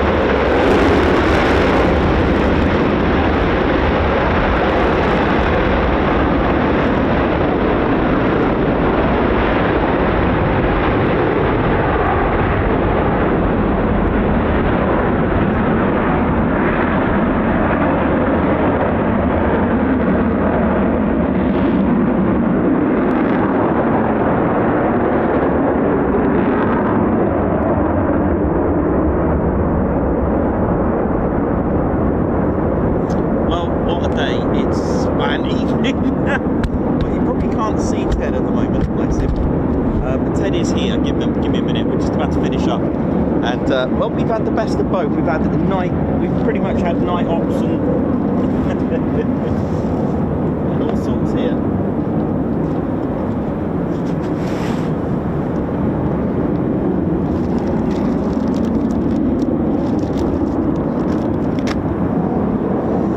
And I hope you're all good as we just come to the end of our show.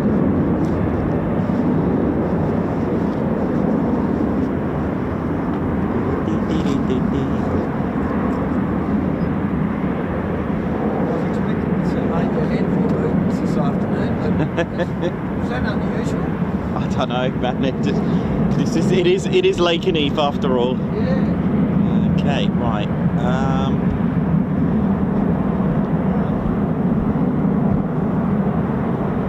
It's a good day. I thought I'm not staying home. Good for you. Right. Have a good night. Yeah, you too, buddy. You too, mate. Right. This is going to be fun to do the guards marches. Right, there is a bear on the screen. Bear with me.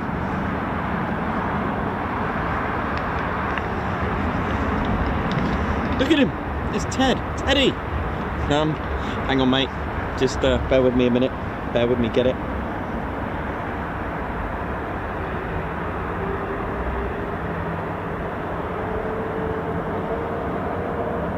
Right, guards marches in the dark.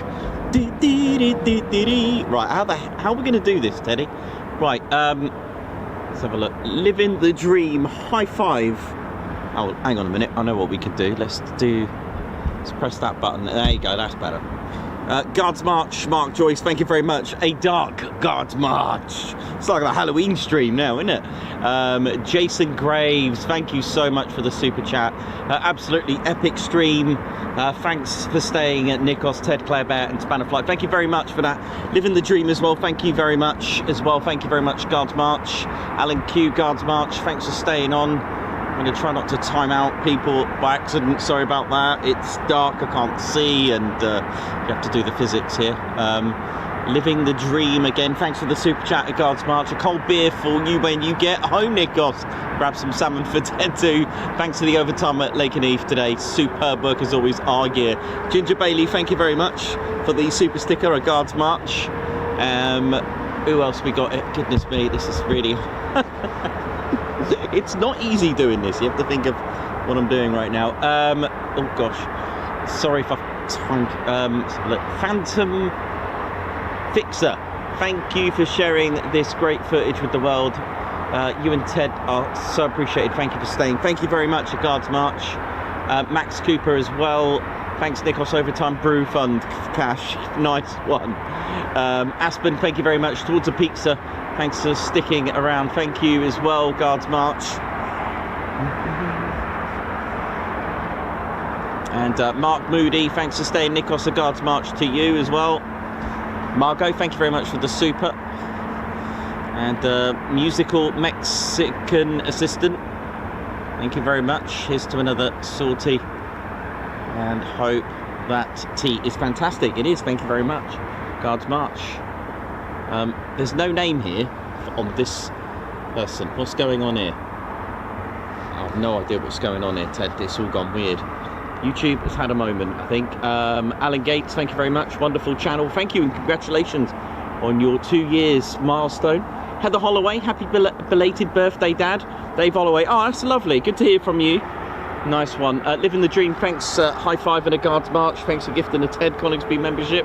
I mean, I think I've gone all cross-eyed, man. Is that it? I've got someone here with no name. Thanks for gifting a Ted Coningsby membership. Jay Bolton, overtime for Ted. Thank you very much. Max Cooper, thank you very much. High five, welcome to the Ted Coningsby Squadron Guards March. And John Parrott, oi oi, oh my gosh, OMG, 13 months, gone so quick.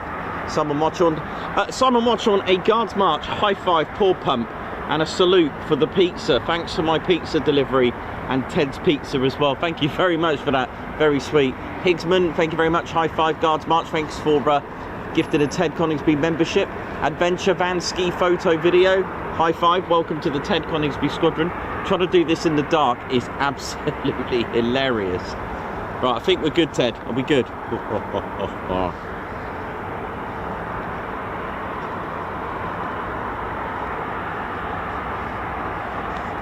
I think we're done now, mate.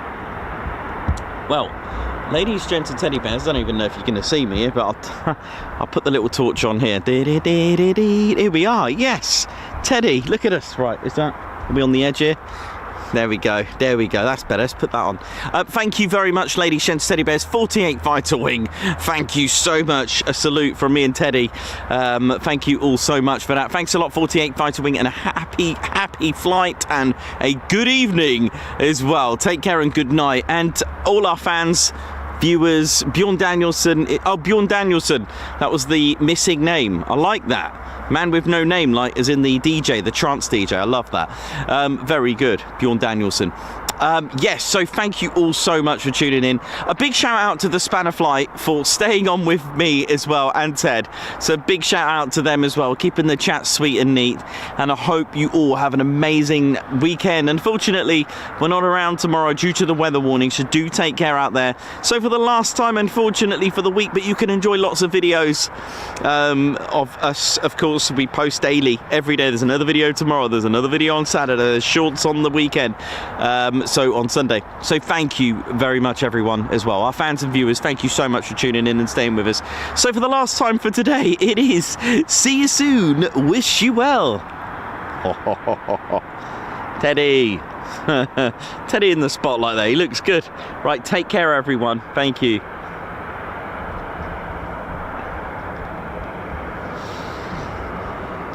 Ted, we've got to pack up in the dark, mate.